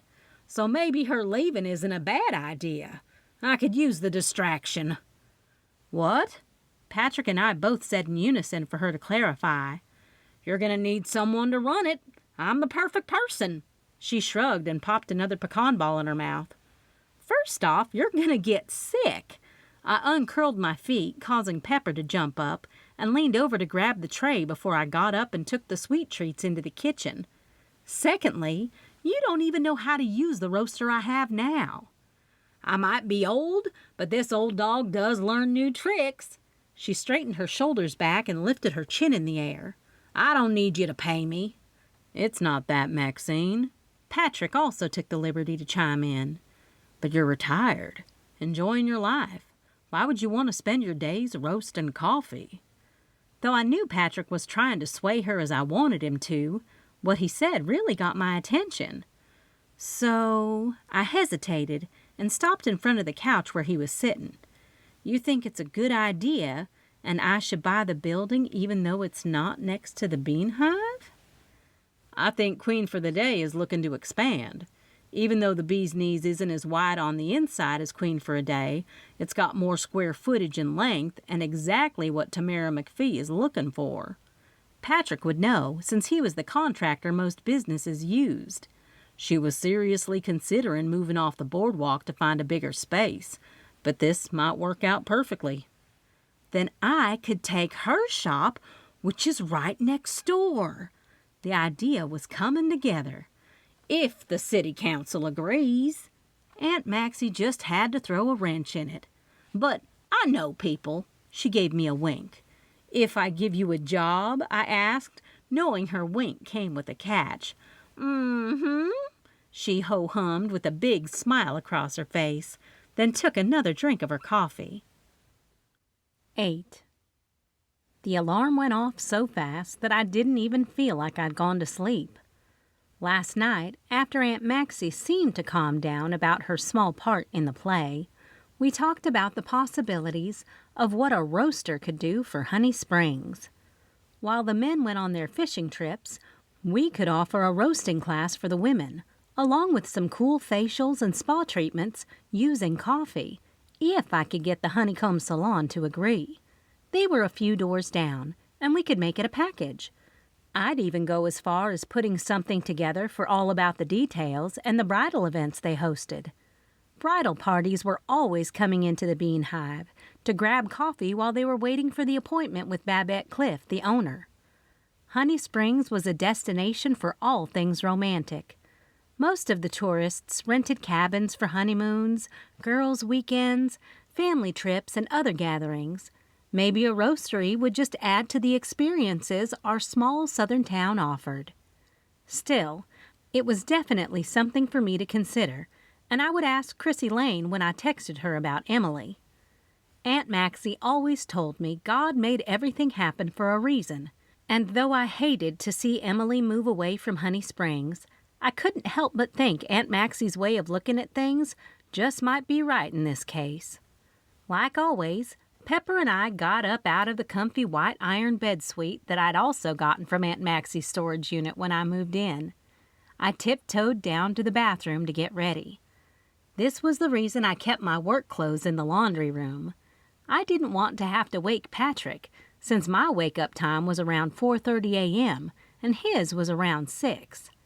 Sassy wasn't about to budge, and Pepper curled up in his little bed in front of the pot-belly stove that still glowed red through the small window on the door. After I took a few minutes to get ready and throw another log on the fire so Patrick and Sassy would have a warm house to wake up to, Pepper and I were out the door. It looks like the road crew really worked hard last night. I talked to Pepper, who was busy standing up on the arm of the door and looking out the window as if he could really see something through the darkness. The sun wouldn't pop up until around 7 a.m., and the sunrise would only start to get earlier since we were headed into spring. The long, dark, and really cold mornings were almost behind us, and a new life would soon bring Honey Springs alive with fresh Kentucky bluegrass, daffodils, lilacs, and spring mix that painted the season of spring. It only took us 7 minutes to pull into the boardwalk parking lot. There weren't any lights on in any of the stores on the boardwalk when we passed, which was normal for our usual start time. But I knew to expect a lot of the owners to start trickling into their shops in about an hour, stopping at the Bean Hive to get their morning caffeine fix.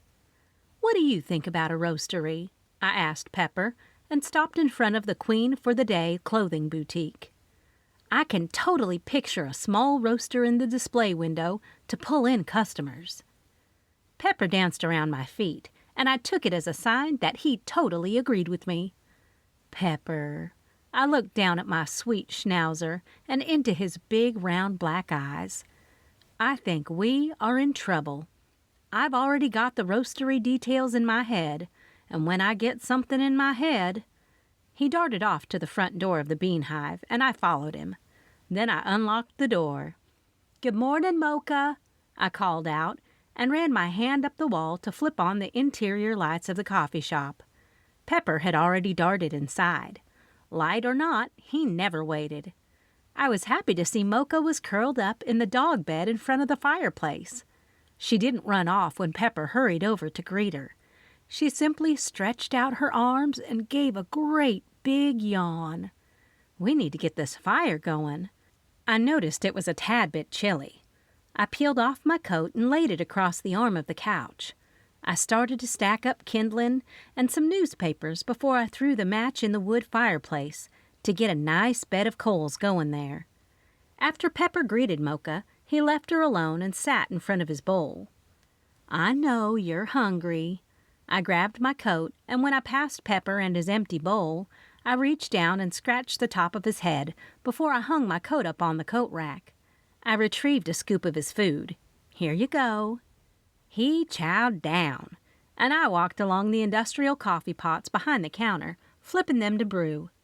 Then I headed back into the kitchen, where I turned on the 3 ovens for preheating and flipped on my little coffee pot, filled with the new Colombian coffee I'd just roasted yesterday. The sausage casserole was pretty much a staple around here for customers during the winter months. It was a comfort to the soul, and all the cheese made it perfect. We Southerners loved a good comfort food.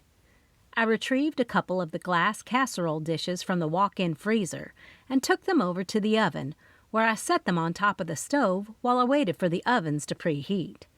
"Hey, you two," I said, greeting Pepper and Mocha when they came into the kitchen together. "I see you've made friends." Though it made me happy to see Mocha making friends with Pepper, I really needed her to make friends with customers so we could get her into her forever home. I need to text Chrissy and the girls. It might seem odd to some people that I talked to the animals like they were human, but they made me feel happy and kept me company. There was nothing like a great conversation with an animal, because no matter how wrong or misguided, as we like to say in the South, about how we might feel about something, the animals always appeared to agree with me. "Hey, girls, I'm sure y'all are as sad as I am about Emily moving, but we all want what is best for her. I would like to invite everyone to the coffee shop so we can discuss how we can send off our dear friend with a see-you-soon party, because we know this isn't goodbye. Please let me know if late afternoon today works to meet. We don't have a lot of time to plan. XOXOXO, Roxy." There, that should do it. I put my phone down just as someone was knocking on the door. It's a bit early for Bunny, and I don't have to pick up the pecan ring from Emily for a couple of hours, I told Pepper and Mocha on my way to see who was at the door. The pitter-patter of their feet made me smile, telling me they were following me to the door. If it weren't for the sweeping lashes and a great big smile, I'd have mistaken the blonde-haired woman for Aunt Maxi. But Chrissy Lane was standing at the door in all her glory, waving when she noticed me walking to let her in. "How do, Roxy?" Chrissy walked through the door, wearing a bright blue, fluffy coat. She gave me a hug, and though the coat looked like something my grandmother would have covering the lid of her toilet, it was soft to the touch. "I just got your text on the way to the salon, so I figured I'd just stop right on in and grab my coffee early so we can discuss." "Good morning." I laughed at Chrissy's typical behavior. We Southerners like to just drop in. We didn't bother calling or texting when we were about to stop over. If the desire to pop in washed over us, we just did it, and we weren't expected to call either. "I'm glad you're here." I locked the door back after she came on in. "That's Mocha, the Pet Palace Animal of the Week. Isn't she a doll?" Chrissy was like me. She loved all animals. "How about a cup of coffee while we talk?" I loved seeing her bright, smiling face in the morning. "Yes, it's so cold out there. I can't believe the snow was so heavy it snapped the internet lines." The red freckles on her face widened as she frowned, which was how you knew she was a natural redhead. Her false eyelashes swooped down her cheeks, drawing a shadow along her cheeks. "The internet's down?" I questioned and headed right on over to the register, where we use the Square application on the iPad. "Yeah, of course, I tried to get on social media first thing, and when I couldn't connect, I nearly had a heart attack. I flipped on the radio and heard the weather report on how the snow was so heavy on the lines that some power is out and the internet's out." While she told me her whole morning routine and how this was going to affect her day, I tapped and poked the iPad alive, only to find out she was right. I would still be able to take orders and process credit cards through the Square. The payments were just going to have to be offline. They would quickly recover automatically once the internet came back. "I hope it comes back on before we open." I glanced up at the clock and realized that was only in an hour. "The radio report said it could be days in some areas." Chrissy made herself at home, which was expected. She waved her phone in the air. Her dime store Square Solitaire diamond flashed as she wiggled it around. Like Patrick and I, Chrissy and I had formed a relationship when I was visiting Aunt Maxi on all those summer vacations. Chrissy was loud, boisterous, and fun, making it easy for her to make friends and enjoyable to be around. When I moved to Honey Springs, she'd gotten me into a community of girlfriends that made my transition to living here very easy. I'm going to have to show Bunny how to process a sale without the internet. Not that it was too difficult, but Bunny was up there in years, and I tried to make working, or as she put it, getting out of the house, easy for her. "I can be here later today. I've got to run through rehearsal, then color Maybelle Donovan's hair." She made herself a big cup of coffee and a mug, which told me she would hang out for a minute. "I heard you were in the big production that seems to be causing a lot of controversy." It was my chance to poke around, and Chrissy was the perfect person to do it with, because she loved to talk, so she had the perfect job. "Let me tell you how it happened." She moved around the stool on the side of the counter while I headed over to stoke the fire. Then I started to refill the coffee and tea station, since I didn't do it last night before I left. I was already in the play Loretta had written. She rolled her eyes and took a sip of coffee. "Keep talking," I called to her over my shoulder on the way back to the kitchen. "I've got to get the casseroles in the oven." "Loretta was in my chair getting her hair dyed, which we all know is from the bottle, though she'd as soon die as admit to it." Chrissy always told it like it was, and I admired that about her. She talked about Loretta for a few more minutes, giving me the opportunity to get the casseroles in the oven and a few of the other frozen pastries out of the freezer. I dumped some of the pecan balls I'd made last night on a serving platter. Then I reached under the preparation island to grab one of the mini chalkboards to place beside the platter in the glass display case. She told me she needed a scene in her play where the heroine is getting her hair done for the ending of the wedding. She wanted it to be real, with real language and all, so of course she came to me. She shrugged, bringing her shoulders up to her ears. I'm always about helping people out. I grabbed the piece of chalk next to the register and quickly wrote the name of the pastry on the small chalkboard, then put it in the glass case. She gave me a theatrical wink. You know, the long, slow type with her lip hiked up real high to one side. Yeah, you're for sure that. I patted her shoulder on my way across the coffee shop to the coffee bar. I opened the bar stand cabinet and took out the contents that needed refilling. The small packs of differently flavored coffee creamers, the various sugar packets and non-sugar packets, coffee stirrers, and a few lids, just to name a few. Who do you think you're talking to? You can't pull the wool over my eyes, I teased, and went behind the counter to retrieve the freestanding coffee carafes, just in time for the kitchen timer to ding. Just as luck would have it, she continued when I went into the kitchen to retrieve the casserole and put more casseroles into the oven to heat through since I'd already pre-cooked them. Alan loved my small performance, and when he changed the play, he said I was perfect as the murderer. Murderer? My head shot up when I put the casserole dish on the counter and took off the oven gloves. I left the casserole dish there to cool so I could cut really nice thick slices. Yeah. Chrissy and I looked back at the door when it dinged at Bunny's arrival. It's an awesome story. Good morning, I said to Bunny and helped her with her coat. You're a little early. I wanted to make sure I gave myself plenty of time if the roads were bad, but they weren't.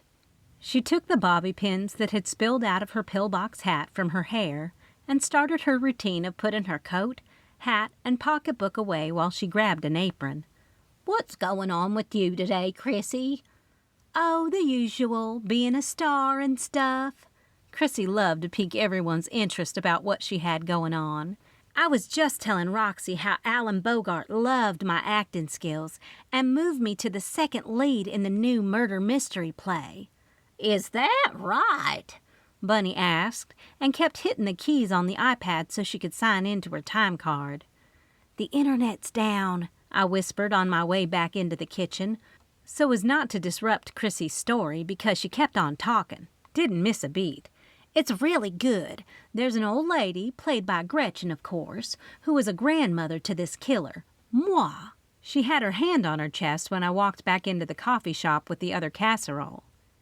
Bunny had already taken the liberty of cutting the cooling casserole and putting the slices in the brown wrapping made specifically to keep the items warm. Then she set them on a tiered tray in the glass counter where I'd placed the mini chalkboard. The granddaughter kills the grandmother. It's fabulous, like no other murder mystery you've ever seen. Chrissy stood up and walked over to the coffee bar where she retrieved a to-go cup. How do you know all the plot? I questioned. Aunt Maxi only got 2 sheets of her roll. She said Alan didn't want people to worry about the other rolls or something like that. Yes, she said with a gasp. I'm the only one with the full manuscript, she squealed. But I must go. The stage calls. Which reminds me that I need to get my coffee over there before the big 7 a.m. curtain call. I shook my head and waved to Chrissy. I'll see you there, and I'll be back this afternoon for the see-you-later party planning. She waved goodbye to Bunny and me before she disappeared into the dark morning. See-you-later planning? Bunny asked, and walked over to the fireplace with a salmon treat each for Mocha and Pepper. Pepper didn't care whether it was a cat treat or a dog treat. He just liked treats. I have unfortunate news about Emily Rich. I headed over to the shop door and flipped the closed sign on the door to the open side. She's closing Bee's knees and moving out of town. So the gals and I are going to throw her a see-you-later get-together instead of a goodbye party. I never thought of anyone leaving Honey Springs. Bunny loved our little small town so much. She was a staple of our community and a very good person, when Aunt Maxi wasn't around. I know, I'm not going anywhere. I untied my apron from around my waist and took my coat off the coat rack. Do you mind putting a couple more carafes on? I've got to get these down to the theater and come back to take those to the cocoon. I did a few clicks of my tongue to get Pepper's attention, so he knew we were heading out the door. Plus, it was a great time for him to go potty. No problem. Be careful out there, Bunny called on my way out the door. And I don't mean the weather. I mean all the big heads of that theater. I giggled, knowing exactly how right Bunny was about the divas all in one room.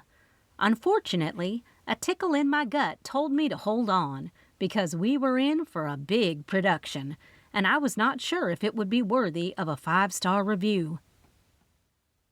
9. You be on your best behavior, I told Pepper after we walked into the theater. Not that I don't expect you to behave, but there's a lot of people in there. My hands were filled by the pecan ring Emily had given me on my way here, and the carafe of coffee. While I tried to focus on getting Gretchen's request into her room, my mind continued to wander because of the question Emily posed when I picked up the pastry. She asked me if I thought about the idea of turning the bakery into a roastery.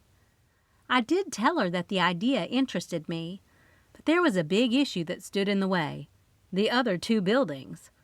There was really no time to worry about that right now. What was important in this moment was getting the pastries in Gretchen's dressing room before she noticed they weren't there. All the lights were on inside the theater, and people were milling around. Most of them I knew I liked, and some of them I didn't. "Good morning, Bev," I said to Bev Teagarden when she passed me with a big flower arrangement I'd seen on display in the Wild and Whimsy. "Hiya, Roxy." She shuffled past, making sure she didn't whack me with the arrangement. "This whole change of plans has really thrown a wrench in our day. I'm not sure if this producer knows exactly what he's doing." I smiled, trying not to gossip about my thoughts on Alan and how he'd handled the switchover of props and actors for the new play he'd implemented. Then I headed straight to the craft table, where I set up the table of goodies for the crew of the production.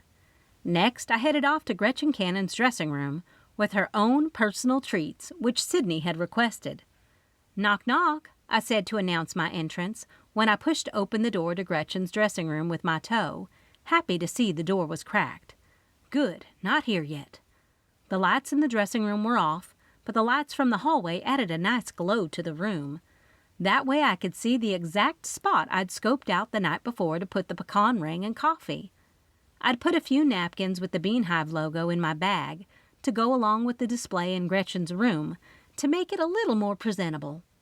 Emily had put the pecan ring on a plastic decorative tray that Gretchen could throw away when she was finished. "Not here yet?" Mark Redding stood at the dressing room door, catching me off guard. "Sorry if I scared you." "I'm good. I just wasn't expecting anyone. I was focused on getting this set up just right before Gretchen gets here." I smiled and added the finishing touches to improve the presentation. "Southern women sure do like everyone to feel at home." Mark Redding walked in and fiddled with the briefcase. It was the same briefcase I'd seen Alan digging through, and I wondered why he'd left it in there. The thought quickly slipped my mind when I heard voices. "I'm getting out of here before I have to interact with anyone." I grabbed my bag from the floor and met Mark out in the hallway, where he was busy patting Pepper. "So let me guess, Kami Montgomery is going out of her way to make everyone welcome?" The voices were coming from the front of the theater down the left, so I took a right with Mark following next to me. "She's amazing. I've never stayed at a hotel so welcoming." He twisted to the side when we passed someone so we didn't bump into them. The glare the man gave Mark didn't go unnoticed. "This is turning out to be a big deal. I see Alan's production crew is here." "So that's where all these people came from," I said, since I noticed a lot of faces that I didn't recognize hurrying around. "Let me guess, they all can't stand you?" "Only because of him." Mark's head tilted to the stage when we walked into the side door of the theater. For a couple of seconds, we watched Alan Bogart as he directed people to go here and there. What I figured was the manuscript was folded in half under his arm. "Go down! Down! I said go down!" Alan screamed at the top of his lungs with a vicious tone and pointed at the lights. As he yelled some more, the lighting guy was tilting, twisting, and rotating until Alan had agreed it wasn't perfect, but would do. See? He can't just give compliments or be nice. I swear after he had the heart attack and needed a blood transfusion, they gave him blood from the devil himself. Mark's words made me giggle. It's true. The reviewers thought his life-changing surgery would make him a little more compassionate, but it made him worse. That's a shame. My eyes swept up the entrance where the center aisle started, and I noticed Gretchen and Sydney were standing there. They're here. And everyone else better get here or Gretchen and Alan will have what you guys around here call a hissy fit. He pointed at the front row, and I followed him there. Might as well have a front row seat to the show. We slipped into the seats with no one even noticing. The crew was busy making the adjustments to some of the props Bev Teagarden had brought, and another crew member helped take out some of the props that were supposed to go with the original script by Loretta Bebe. "Okay, everyone," Alan clapped his hands. "It's time for the morning meeting per your schedule. Time is money, and money is time." "Schedule?" I whispered to Mark. "Oh, yeah. He keeps a pretty tight schedule to keep everyone moving. That's one of the reasons so many actors won't work for him. If they are even 1 second late, he fires them." Mark's brows rose. Back in the day, his heyday, it worked. Not too many agents or lawyers involved. But up there? I followed Mark's eyes as they shifted up to the balcony. "Those are lawyers and agents." He pointed out the group of about 10 people gathered in the balcony with their heads buried in their phones. The actors claim all sorts of things if they don't go their way. I have to say that I'm glad I'm no longer a practicing lawyer. I smiled. "Get out. You?" He drew back. His brows furrowed. "Sweet and Southern. You were a lawyer?" "I'm still a lawyer. I'm just not practicing full-time." The lights went down, and we shifted forward to watch the stage. "This is not going to do." Gretchen hurried up onto the stage.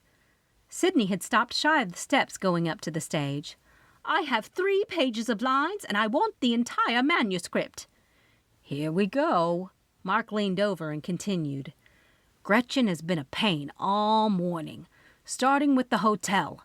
I could hear her clear up to my room, fussing with someone in the lobby. I couldn't make it out, but I think it was Alan. It was a man's voice." "Really?" I asked, and made a mental note to ask Kami all about it. Over a cup of coffee, of course. "Thanks for the coffee." Loretta Bebe had snuck in behind us and leaned on the back of my chair. "This has been a nightmare. I'm a little upset I called in my favor now." I reached around with my hand and patted her arm. Loretta had to be upset if she was thanking me for coffee. Normally, she'd just go on about her business. "We had a sweet love story, and now he's doing a murder. I am beside myself over it, and I've got to get all the committee to up my budget so I can change the marketing materials. I had hearts on everything. Now I guess I've got to put knives or some sort of dripping blood." She shivered. "The thought makes me so upset. What will the church group think?" "You're the one who didn't question him," Mark shrugged. Uh-oh, I thought when Loretta jerked back, glaring at Mark. She stood up, tugged on the edges of her pink suit coat, and straightened herself to look presentable before she marched off. "What was that?" he asked, while we both watched her march up the steps and engage in the meeting Alan was having with the actors, including Chrissy and Aunt Maxi. "You've just gotten on Loretta Bebe's bad side," I laughed. "I seem to do that to a lot of people." He nodded toward the stage, then took out his camera. "Here we go. The real show is about to start." "I told you that I'm not going to play some old lady." Gretchen's hands fisted. "You told me I'd be playing a young, vivacious actor." "That was before I got my hands on the new script."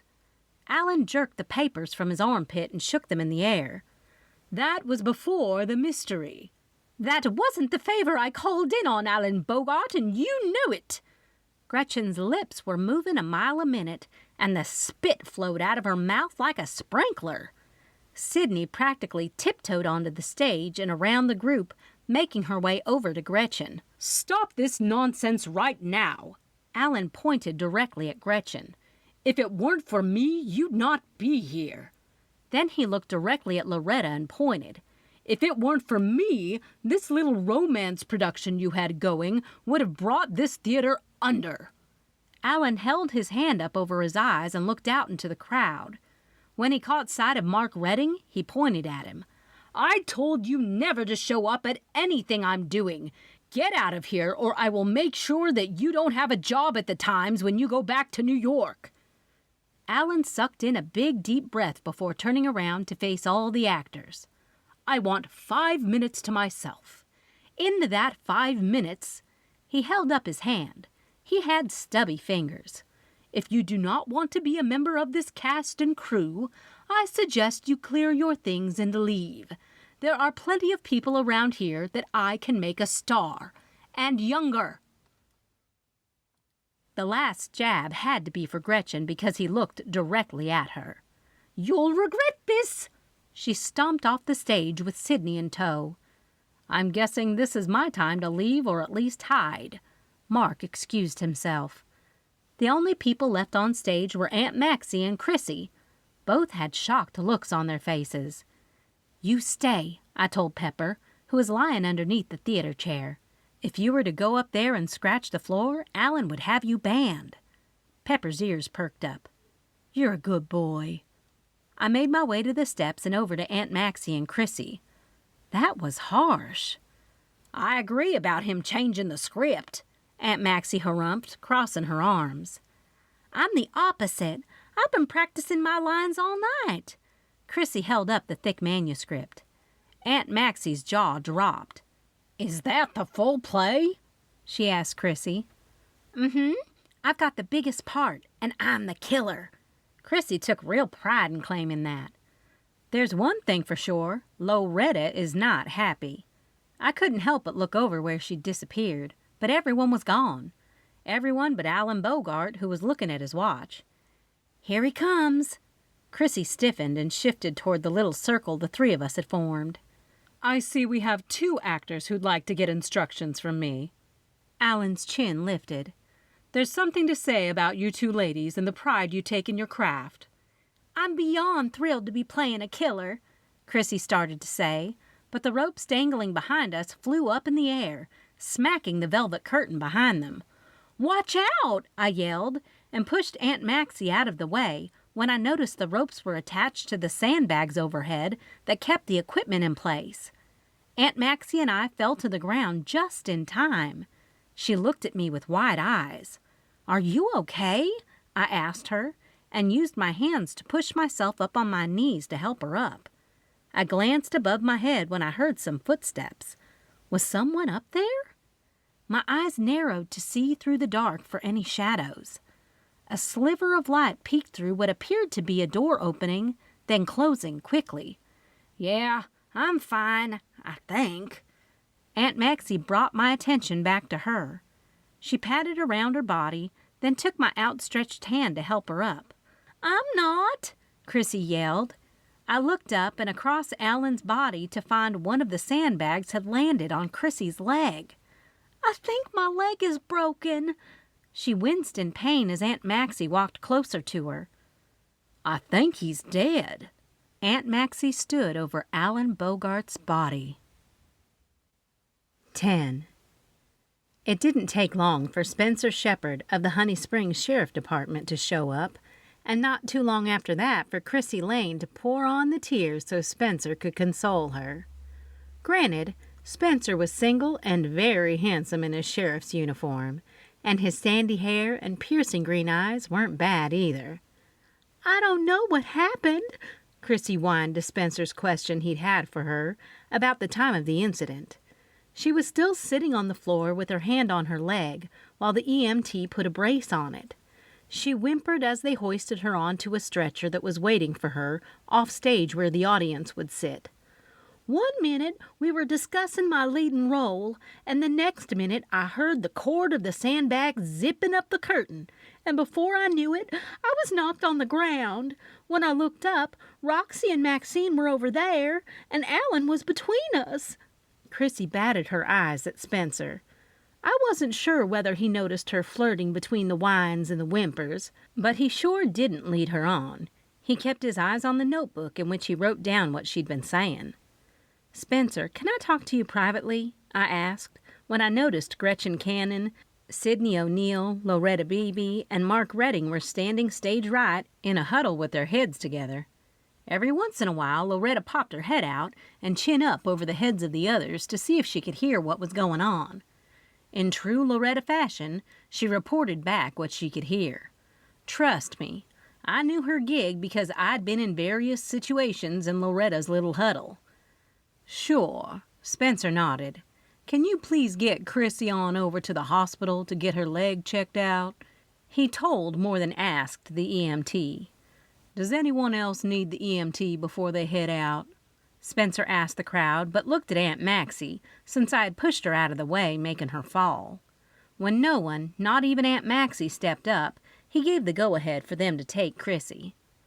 "I'll call you when I leave here," I assured her, and walked her out of the theater so she wasn't alone. Pepper trotted next to me. "I might need you to bring me some magazines if the internet doesn't come back up soon." She waved her phone in the air. Her leg must not have been hurting her too badly if she was worried about her social media. When the EMTs got her into the ambulance, she gave the most pitiful wave before they shut the door. Pepper and I stood there watching the ambulance drive off. "You can sit in the car for a few minutes," I told Pepper, and put him in the car, where he immediately snuggled up on his blanket in the passenger seat. "And you have water, too." I took out the dog bag I kept in the door's storage holder. I put his water bowl on the floorboard and filled it halfway with the bottled water and set a few treats next to it. When I walked back into the theater, I noticed Spencer had walked over to Kevin Roberts, the coroner. They whispered a few words before Kevin pointed to Spencer's neck. He handed Spencer a clipboard. Spencer signed something, which I assumed was the paperwork needed for Kevin to remove Alan's body, because Kevin had already gotten Alan on the gurney. He tugged it up and rolled him down the ramp with the clipboard on top of Alan's body. "What was it you needed?" Spencer walked over to Aunt Maxi and me. "Hello?" He waved his hands in front of me. "Sorry, I was just looking at Kevin." I gnawed my lip. "You know, I don't know him that well. The only time I see him is when there's been a murder, and I'm not so sure this was an accident." The only reasons I used the word accident were that I'd overheard the others answering Spencer's questions by saying what a terrible accident this was, and that Spencer had even referred to it as an accident. "Roxy," he said in an exhausted tone, "you and I both know this old theater is so rickety and outdated. It's used 4 times a year, and ropes start to deteriorate." I agree, but when I was helping Aunt Maxi up after I'd pushed her out of the way, I heard footsteps up there. I glanced up. Shortly after I heard them, I saw a sliver of light shine through an open door before it closed. Spencer moved his face towards Aunt Maxi, but kept his eye on me for a few seconds before he finally asked Aunt Maxi, "Did you see or hear anything?" "Not a darn thing. All I know was one minute I was about to complain about my 2 little pages of script, and the next I was thanking the good Lord above for sparing me the knock on the head. Now that I see it took out Alan, I'm very grateful for the shove." She nodded at me with big eyes. "Are you absolutely sure you heard footsteps?" He shifted back to me. "I mean, you were under a lot of stress in the moment." "Yes, Spencer, I heard footsteps and saw a door open. I know what I saw." There was no mistaking what I'd seen, and I had a hard time believing the cords had simply deteriorated and no one had noticed. "You didn't see who it was?" he asked, and I slowly shook my head. "Man? Woman?" "Nope, just footsteps. But give me a few hours and I'll see if I can remember anything else." It was a technique I used to use with my clients when I was a lawyer.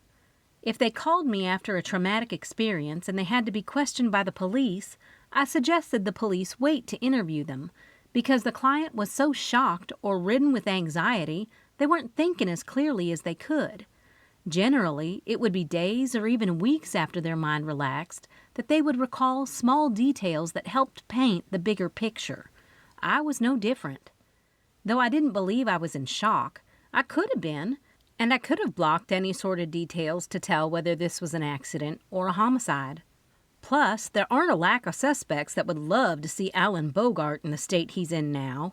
The words accidentally left my mouth and I threw my hand over it. "All right." Spencer's eyes narrowed suspiciously. "What is going on in that head of yours?" "Nothing," I lied. "What did Kevin say?" "At initial glance, it appears as if the sandbag hit him perfectly on top of his head, breaking his neck and causing instant death. Probably didn't see it coming." Spencer frowned. "Spencer!" Loretta stalked over, and her little gossip group had all turned to watch her. "Just when do you think this little fiasco will be cleaned up? We have a play to rehearse." She clasped her hands together in front of her. "The play must go on." "Alan would have wanted that," Gretchen said, and dabbed the edges of her eyes, adding a little sniffle. Mark Redding wasn't about to let this moment pass without taking photos and getting comments from the various actors and crew members. "I think you're done for today. We need a little time to process the scene," he told Loretta, with a follow-up glance to the group. "Process the scene?" Loretta asked nervously. "That's not normally done unless you think there was foul play." The group of actors and crew members walked over in full earshot of what Spencer had to say. "Let's just say I'm not ruling this out as a homicide. We'd like to make sure there isn't any evidence of that, and it'll give us time to process your statements and where each one of you were during the time of the incident." Spencer might have had their attention when he addressed them, but the one word that had caught my attention was that he'd changed from his previous statement of accident to incident. Two very different scenes in the investigation world. "Who on earth would want to harm Alan?" Gretchen asked and looked around. "Oh, come off it!" Aunt Maxi pointed a finger at Gretchen. "By the way I hear tell, you had the biggest beef with him about your role in this play, and he owed you a favor. Some favor payback for him to switch your role at the last minute, and if you're all worried about your career, becoming a B-class actress he insinuated you're becoming is humiliating." "I mean, Maxine might have a point," Loretta chimed in, like she was trying to take the heat off of her. "You did just ask me to put you back in the lead role." "I cannot believe my ears." Gretchen's mouth dropped. She looked to Sydney to save her. "Those are ridiculous accusations. Miss Cannon has nothing but love and respect for a producer as amazing as Alan Bogart."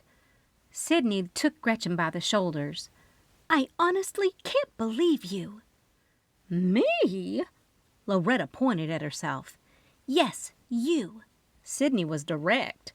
"You just asked Gretchen for more help on the production, and now you go pointing fingers at her as if she killed someone when she isn't obligated to stay here since she no longer has to fulfill the favor to Alan now that he's dead." "Another motive to have killed the man," Aunt Maxi muttered, elbowing me in the ribs.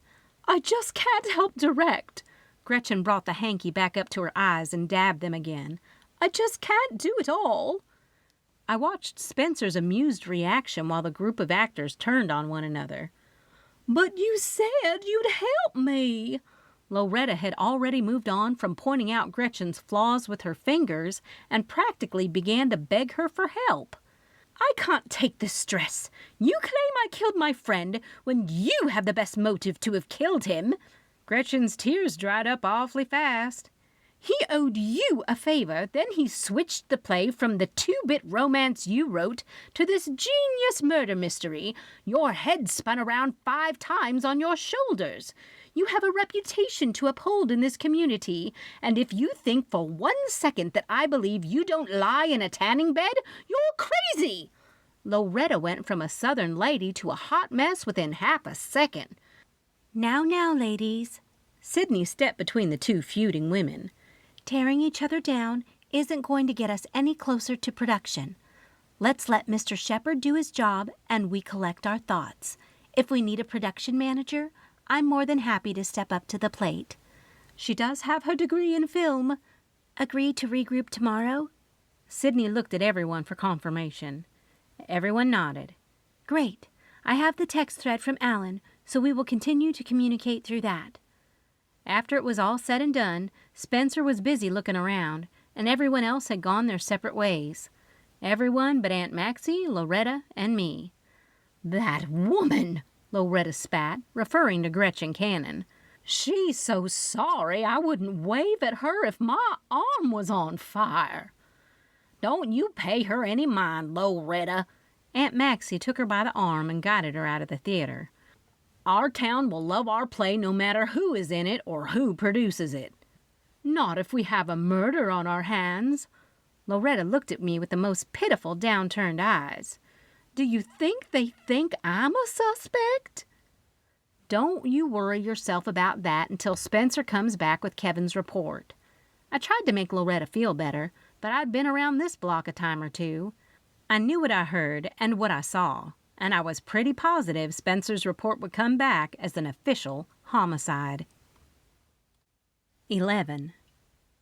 "What on earth is going on over at the theater?" Bunny Bowowski couldn't hightail it over fast enough to me when she saw Pepper and me come through the coffee shop door. That there were so many customers shouldn't have surprised me, because whenever there was a situation in Honey Springs, including simple gossip, they loved to come to the coffee shop to have a cup of coffee and hear the rumor mill. I'd like to say it was awful that they did this, but it was good for business. "You aren't going to believe it," I muttered under my breath, and took a look into Mocha's cage on my way back to the counter. Bunny followed on my heels. "Roxy!" I was slipping my coat off and on my way back to the counter to hang it up when I heard someone calling my name. "Roxy!" "It's that reporter!" Bunny snarled and put her hands on me to guide me back to the counter, as though she were protecting me. "He's trying to get the scoop." The scoop? He was there. I hung my coat up and waved him over to me. He might have some good information for us. "For us?" Bunny jerked back. "Oh, no, don't you dare tell me you're going to stick your nose into this." She waited for me to respond. When I didn't, she threw her arms up in the air. "Of course you were going to. Why wouldn't you? You think that producer was murdered, don't you?" "Bunny, Mark and I are going into the kitchen." I scanned the glass display case to see what I needed to thaw and replace while I was back there. I'll grab some more donuts, blueberry scones, and some maple glazed long johns. "And that blend you had." "Blend?" Frantically, I turned around and looked at the small container I'd roasted from the very expensive burlap bag. "Yeah, that stuff sold out fast." She shrugged and waddled back over to the register when someone came up to pay. "I want to know every single detail of what happened after I get some of these people out of here." Mark followed me through the push-through door into the kitchen. "You can sit there." I pointed to the stool butted up to the workstation. While he got situated, I headed straight to the freezer and grabbed the few items to thaw and restock. That should keep us until lunch. I was mainly talking to myself, like I always did, but Mark nodded in agreement. "And while those thaw," I continued, and tugged the big dry erase whiteboard from underneath the workstation, laid it on top, and grabbed the dry erase marker from the drawer. "We can talk about who had the most motive." "Whoa!" Mark eased up onto his feet. His jaw dropped when he noticed I'd written Alan Bogart's name at the top and had the word victim written under it. "What are you doing?" "Obviously one of the crew or actors killed Alan." I quickly wrote down Gretchen's name. "But who?" I wiggled the marker toward him. "I saw you talking to the crew, and I don't know them, but I'd love to read your notes." "Wait." Mark's mouth opened, closed, and opened before his head tilted to the left and he pursed his lips. "Are you saying Alan was murdered?" "Well, yeah." I noticed his state of befuddlement. "Aren't you?" "I never thought." He hesitated. "But the officer guy said the theater was old and the rope was probably deteriorated." "Deteriorated my patootie!" Loretta swept through the door with Aunt Maxi on her heels. "The theater has an inspection once a year in January, and it passed with flying colors. Nothing about the ropes and nothing about the sandbags." I did hear something from the catwalk right before the bags came down, and I saw the door up there open and close right after the bags fell. I told them. I told Spencer, too. My words met with a collective gasp. Think about it. Gretchen Cannon was here for a favor. It was no secret she wasn't happy he changed the script. What was the favor? I tapped the marker on the whiteboard as I tried to collect my thoughts. Then you and Alan sure did have a volatile relationship. I pointed at Mark and then wondered if he should be here. Me? I was sitting with you the entire time. I don't know my way around the theater. He scowled at me. Besides, we don't even know if he was murdered. You know what? I grabbed the hand towel sitting on the workstation. You're absolutely right. I wiped off the board. "What are you doing?" Loretta cried out. "I need your help. I might be a suspect." Fiddlesticks. I shook my head at Loretta, then gave Aunt Maxi a subtle wink when she started to open her mouth. I'm sure the inspector didn't check out those old ropes, and Spencer is right. We're just being busybodies like we always are. That seemed to settle Mark down a little. He put his bag on the stool seat and took out his notebook. "I'm going to finish up my article for today, and I wanted to get a statement on what you saw today. That's why I'm here." Mark opened the notebook and clicked the top of his pen, ready for the statement. "You can actually grab that from the police report." I smiled, grabbing the thawed maple-glazed long johns. "I've got customers. I'm sure you understand." I hurried out the kitchen door with the platter.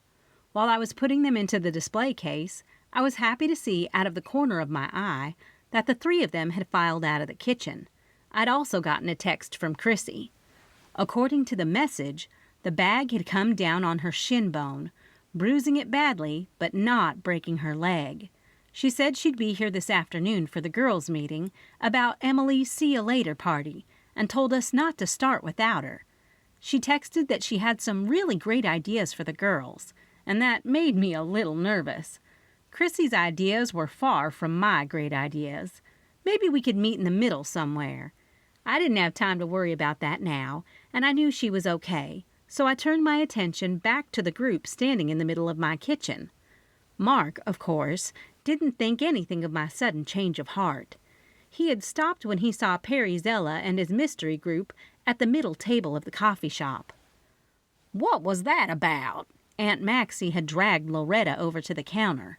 "You know as well as I do that Alan was murdered. It's just gonna take time for Spencer to figure it out. And we could be suspects." She gestured between her and Loretta. And so could he. I slid my gaze to Mark Redding. Think about it. He and Alan had the most public fights, and it was no secret Alan despised him. Not to mention how each said to the other that they could end each other's career. Oh! Loretta's eyes grew big and round as her lips. "You are so good." Top in my class for body language. It was true. It was taught in law school how very important it was to be able to read body language, and I ended up being very talented in that department. Mark Redding's body language told me he knew more about what happened than he's letting on. Maybe he's not the killer, but he knows something. My brow rose, and I shut the display case. The bell over the door dinged. A smile as big as the day was long grew across my face, and my heart went pitter-patter when I saw it was Patrick. I watched him weave in and out of the tables, shaking the hands of the folks he knew before he made it to me. "Can I talk to you? Privately?" he asked, after he gave Aunt Maxi a hug and patted Loretta on the arm. "Listen here," Loretta leaned into him. "If I'm a suspect, I expect your wife to help me." "Suspect?" he laughed. "Suspect in what?" "Gossip," Aunt Maxi said and jerked Loretta's sleeve. "Let's go grab a coffee." Aunt Maxi knew Patrick so well that she knew if he even heard I was sticking my nose into another murder investigation, he just might lose it, or I might lose him. "Listen, I've been thinking about the idea of the roastery, and I think we can do it. I called Tamara. She said that it just might work out, and I'm going to meet her this afternoon. I called Emily, and she can too." He stopped talking and gave me a shifty look. "What's wrong?" It didn't take Patrick long to look around the coffee shop and then at Aunt Maxi before he knew something was up. "There are a lot of people here that aren't normally here at this time." He pointed at Loretta and Maxi. "I thought they had rehearsal." The door to the coffee shop swung open like the curtain was rising on opening night before Gretchen Cannon walked in, the fur coat draped over her forearm. She handed it off to Sydney. "You simply have to get this cleaned." She stomped back with me in her sight and used a very loud outside voice, putting all eyes on her. "Now that Sydney has looked at the script, she's going to—" Gretchen hesitated and made the sign of the cross, the first inclination the woman even believed in the big guy in the sky.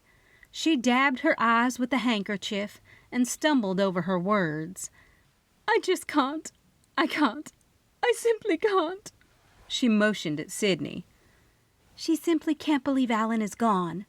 Sydney held the fur out over the counter for me to take. "Gone? Y'all ran him off already?" Patrick laughed and looked around to see our reactions. "What? Y'all act like someone died." "And I thought Southern men were supposed to be gentlemen." Gretchen scoffed and marched toward the door. "Here." Sydney thrust the big fur coat at me and then took off after Gretchen. "What was that?" Patrick stood there with a dumbfounded look on his face. "Alan is dead," I whispered over the counter with the darn coat in one hand. I picked up one of the maple glazed long johns and practically stuffed the entire thing in my mouth. "You literally ate that in one bite, which tells me you are stressed. Kitchen, now." He pointed to the kitchen and took off in that direction. "What am I going to do with this fur coat?" I asked Bunny. "Perry Zella's right over there. Maybe his laundromat can clean it." She made a very good suggestion. Perry and the mystery group were discussing Alan with Mark when I walked up. "I'm sorry to interrupt, Perry, but do you think you can clean this fur for me? Coffee was spilled on it, and I believe they need it for the play." I tried to look around the darn thing for the coffee stain, but couldn't find it. "No problem. I can have it ready tomorrow afternoon." "That's great news." I pointed to the coat rack next to the front door. "I'll put it over there so you can grab it on your way out." "Sounds good. I'll see you tomorrow afternoon," he told me, and went back to his group while I headed back to the kitchen. Let me guess.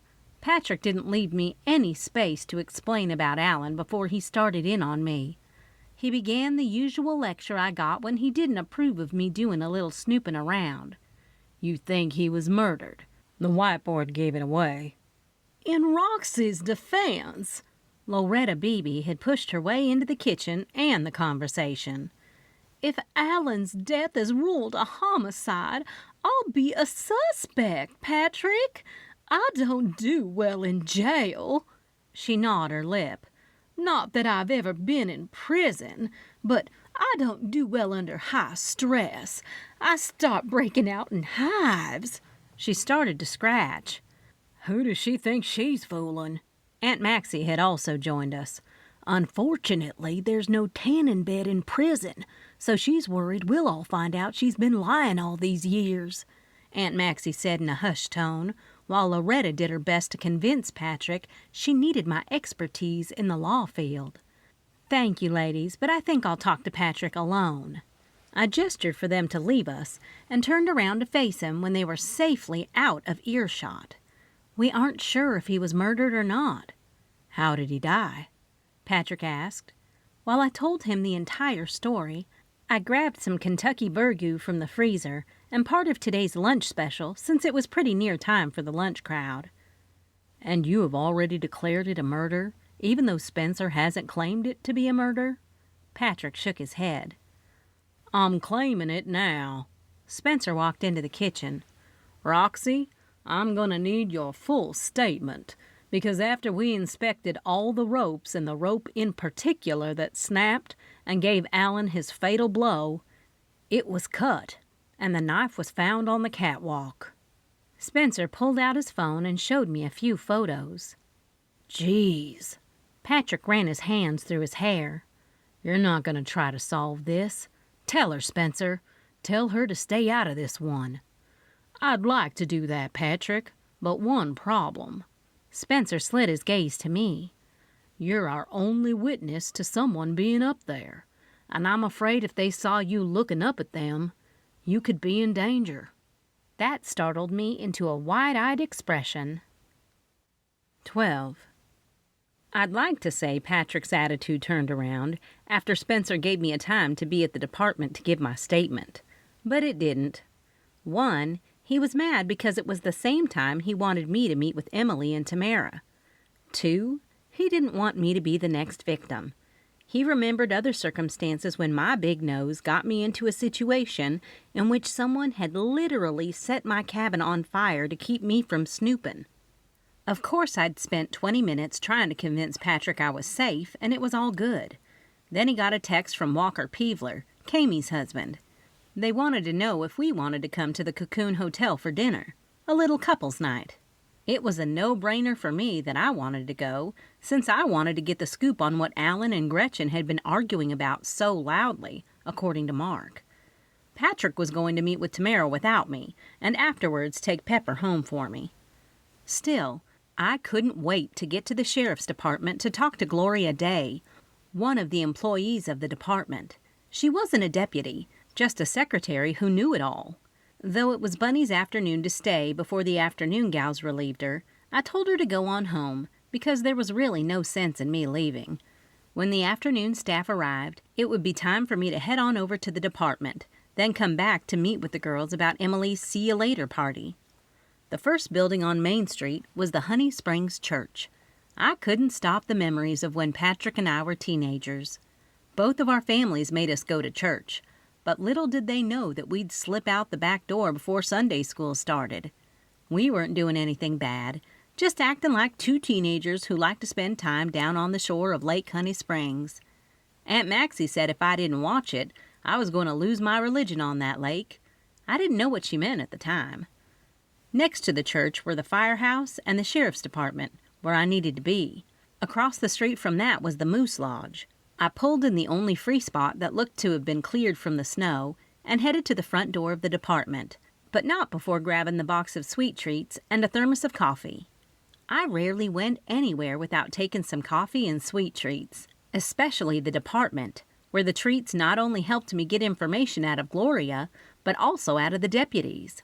Not like they'd come out and tell me something on purpose, but coffee and treats did make people chat and get them to say things they normally wouldn't just blurt out. "Roxy." Gloria rushed over to me when I walked in. "I was supposed to get off at 3, but I saw on the ledger of the Bogart file that you were coming in." Her eyes drew to my hands. "Are those treats?" I smiled and handed them to her. Not that I was waiting around for those, but I will have one.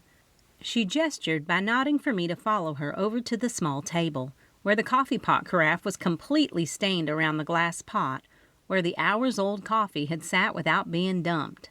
The deputies are great at their jobs, not great at coffee. "That's why you have me." I patted her on the back. "So you've seen the Alan Bogart file?" "Mm-hmm."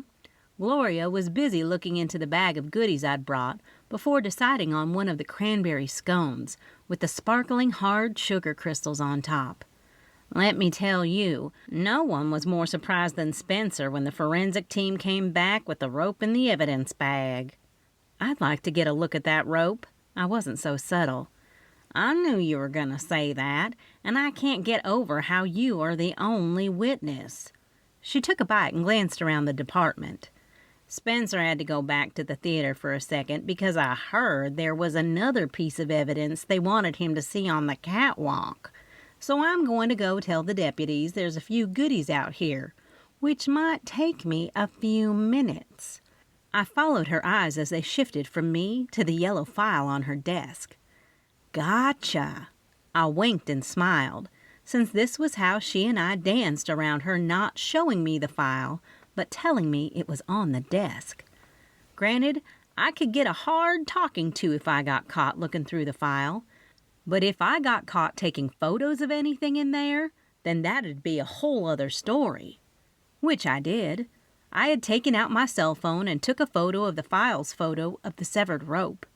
Even though it might have appeared to just be a cut rope, the way the fibers were cut would be able to tell a real forensic team exactly what type of tool was used to cut it. The murder weapon was definitely the sandbag, but the tool used to cut the cord would probably lead us to Alan's killer. There wasn't a whole lot in there that blew my mind, or that I didn't expect to see in an initial autopsy report Kevin had performed. Alan Bogart's death had been caused by a broken neck. Kevin had ruled it instantaneous, which gave me a little bit of relief since Alan didn't even see it coming. For that, I was grateful. In the file there appeared to be next of kin, and it was marked that they'd been contacted. I couldn't get to the dictation of the conversation since the sounds of chatter and feet were coming back down the hall. "Roxy, glad to see you got here on time." Spencer was with the group. "I was a little surprised when Gloria told me you were here and alone with the file." He grabbed the file from Gloria's desk. "Not that I'm accusing you of looking at it, but I'm not putting it past you either." "Spencer," I said with a gasp. "Me? Unethical? I'm just sitting here twiddling my thumbs." "Roxanne Bloom, twiddling her thumbs when there's been a murder?" He scoffed. "Y'all hear that?" His questions were met by a few nods, along with some laughs from the deputies, who'd already started to munch on some goodies and make themselves a cup of coffee. "Ha ha," the sarcasm was in my tone. "I actually asked you down here to talk about exactly that. Follow me." He waved the file at me to come with him. There was a nice, long, silent pause between us. Another technique I learned in law school. So many times people talked through the awkward silences or pauses, but if you could just beat the silence and not give in, the other person would start talking. I didn't want to add anything to my conversation with Spencer at all. He was the law, and anything I said could be held up in court. I was on an answer-only basis with him at this point in the investigation. He took me into an interrogation room I'd been in before. I sat down in the chair before he even asked me to, and watched him get all the equipment together. "I'm glad Chrissy is going to be okay." He set up the microphone and recorder before he planted himself in the chair. "Me too," I said, and watched him open the file, take out his little notebook, and click his pen. "State your name, occupation, date of birth, and why you were at the theater." He knew he didn't need to tell me why we were here. It was the official statement he needed for the investigation now that Alan's death was ruled a homicide. I told him the story of how someone's movement caught my eye when I was helping Aunt Maxi up to her feet, where I'd knocked her out of the way, followed up by my noticing someone going through the door. Then Spencer turned off the tape recorder. "Interesting." "You're our only witness."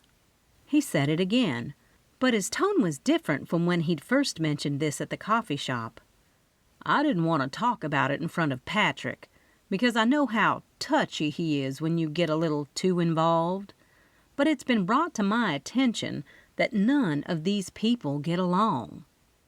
He pulled a piece of paper out of the file I'd not been able to flip to. "I also know they've all been to the coffee shop." He pointed at the photos of all the suspects I had in my mind. "I talked with Alan's production crew. All of them have worked with Alan for a long time, and they all know how he works. According to them, they know exactly how he likes everything set up, and when they're putting up the overhead lights for the production, there weren't any sandbags up on the catwalk or overhead. I've been trying to get in touch with Butch Turner to get a copy of the last inspection, since Loretta Bebe kept saying it had passed. You're beating around the bush. I could tell he was circling around trying to get to why I was really there. Just cut to the chase. Fine. He sucked in a deep breath and looked cautiously at me, as if he were trying to assess whether to ask me something or tell me what he wanted. I wanted to see if you could get any information out of these people at the coffee shop, or just keep your ear to the ground. I was going to put someone on you since I'm worried that the killer saw you, but if we don't come out and publicly say we have a witness, then I think you'll be safe. Besides, I don't think you'd let me put someone on you, and I know if I told you Loretta Bebe was in fact a suspect, you'd end up helping her in some shape or form. His shoulders relaxed as he got the words out. So I might as well use you to my advantage and get a report on what you hear so we can get this thing solved. Spencer Shepard. A big grin crossed my lips. You do think I'm pretty good at solving crimes. Now, don't be thinking you're getting a gun or a badge, he joked. Honestly, it's not looking great for Loretta, especially since we have 2 witnesses who she told if she'd known he was going to change the script, she'd rather he'd crawled in a hole and died. They also mentioned some sort of verbal fight between the 2. Spencer took out his phone and laid it on the table. And without internet, we've got to go back to good old foot-and-mouth investigation. Your internet is still out? That was more shocking than Loretta being a suspect. Yep. He shook his head. We rely on emails, cross-references, even looking up phone numbers to call over agencies when we get a homicide. Those things are only found on the internet in this day and age, really making it much harder and take longer to get even the slightest bit of information needed for a murder investigation. Spencer was right. We've gotten so used to having technology at our fingertips and instant gratification that it took something like a big snowstorm that knocked out the internet to really get us back on our toes. Luckily for you, I pointed at him, I've never had the amazing technology you've had to figure out a couple of your investigations, and had to rely on the sleuthing I know. I tapped my nose. Being nosy, asking questions, and kind of doing things not on the up and up. Those are things I don't want to know, but I do want to know if you hear anything. He closed the file. And are you sure you don't want someone in plain clothes to be hanging around, in case the killer tries to come after you? I tilted my head to the side with my jaw relaxed and an eyebrow tugged up. Just had to make sure. He and I both stood up at the same time. Who do you think did it? This was such a turning point in our relationship, and I was very excited about it. Given that he knew I was a lawyer, he knew I would be smart. I'm a little on the cautious side with Mark Redding. Spencer flipped the file back open. He's the reviewer with the Times? Yeah. Spencer nodded. I've got to call into the Times so I can get information on him from his boss. I can't even get things like background checks with the internet down. Warrants, nothing. He's a talker. He's gotten really invested in Perry Zella's Mystery Club. I'll see what I can get out of Perry when I drop by there tomorrow. To get Gretchen Cannon's fur coat, I said in a fancy tone of voice. I ran my hand down my front like I had on a fur coat. Don't be getting yourself into any situation that can harm you, Spencer warned. Don't worry, I love my life and am not ready for it to end. I pulled my phone out of my pocket and waved it over my shoulder on my way back down the hall. I'll call you. 13. Now that I had clearance from Spencer to stick my nose in places where it didn't need to be stuck, I was actually excited about getting the meeting with the girls over with and going to the Cocoon Hotel, where I would meet up with Patrick, Kami, and Walker for supper. All my suspects were staying at the Cocoon, and someone had to have overheard something. The only problem I was going to have was Patrick. I'd rather face any killer than face Patrick. He'd have a conniption for sure if he knew Spencer had even asked me to snoop. I had to put all my sleuthing ideas and questions away when I got back to the Bean Hive and found all the girls who would be going to Emily's see-you-later party were already there and having coffee and dessert. Chrissy Lane, Kami Montgomery, Fiona Rassone, Joanna Stone, Kayla Norro, and Leslie Rourke had pushed together some tables and were too busy chatting to even notice I'd come in. "How's business been?" I asked the young girl who worked for me in the afternoons. "No one has come in until your friends. Then Kami brought the morning coffee carafes and I washed those." She shrugged, then pointed at a school book on the counter. "I've been studying for a test I have tomorrow." "No internet still?" I asked, hoping it had been restored in the few minutes' drive it took me from downtown back to the boardwalk. "Nope, and it's making me anxious," she said. "Don't be anxious. If you can't get on your social media, then none of your other friends can." I could see the anxiety starting to rise. "You can pack up and go on home. I'm going to close early since no one will be out in this weather." "You know, it's not that I want to see what they're doing, but this week is the week we are all supposed to hear what college we got accepted into, and we're all pretty much competing for spots that are hard to get." She flipped her book closed. "I'm dying to know if I get in. The schools send out emails now instead of big packets in the mail. It's killing me not to have access to email."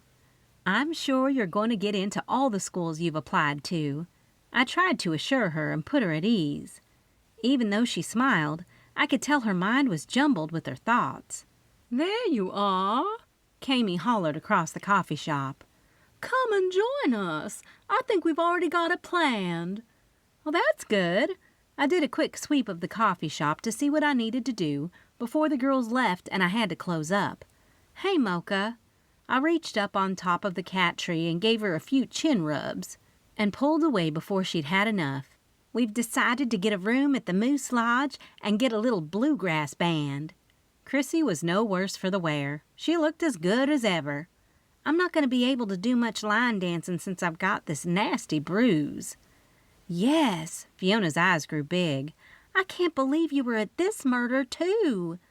Fiona had been a great witness for me in the last case I'd stuck my nose in, which just so happened to be a murder, one I'd like to forget about. "I was telling Fiona that you needed to not think about a roastery and open up a private investigation office." Leslie Rourke caught me off guard.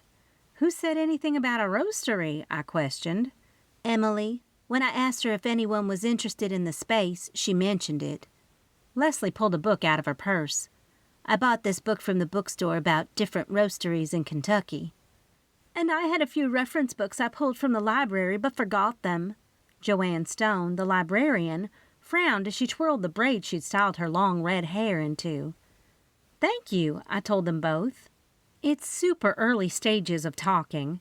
It wouldn't make any sense if the roastery was a few doors down. They all agreed, but thought it was a great idea. "What is this about the moose?" I asked. "We figured you could provide coffee. Fiona's going to see if the watershed would give us a great deal on some simple finger foods. Kami said she and Walker could decorate and use some of the stuff they have in storage for the Cocoon Hotel." Chrissy got confirmation from each of them. "We will all pitch in to pay and make sure we clean the moose up afterwards." "I'm going to get the band the bee farm uses during the summer tours." Kaya Noro was the owner of the bee farm, which was located on the island across from the boardwalk across Lake Honey Springs. She had to use a boat to get across the lake to the mainland when she needed to come over. "And we have internet." She was smiling so big. "I have no idea how we have it, but we do. And I'm dying to catch up on my Instagram, so I've got to get going." "You are a very bad friend," I told her, and held up a finger for her to wait before she left. "Kami, can you help me box up a few things for the girls to take home?" "Sure." She readily agreed and got up to meet me behind the counter. "Listen," I grabbed her arm. "I need to get some information about some of your guests.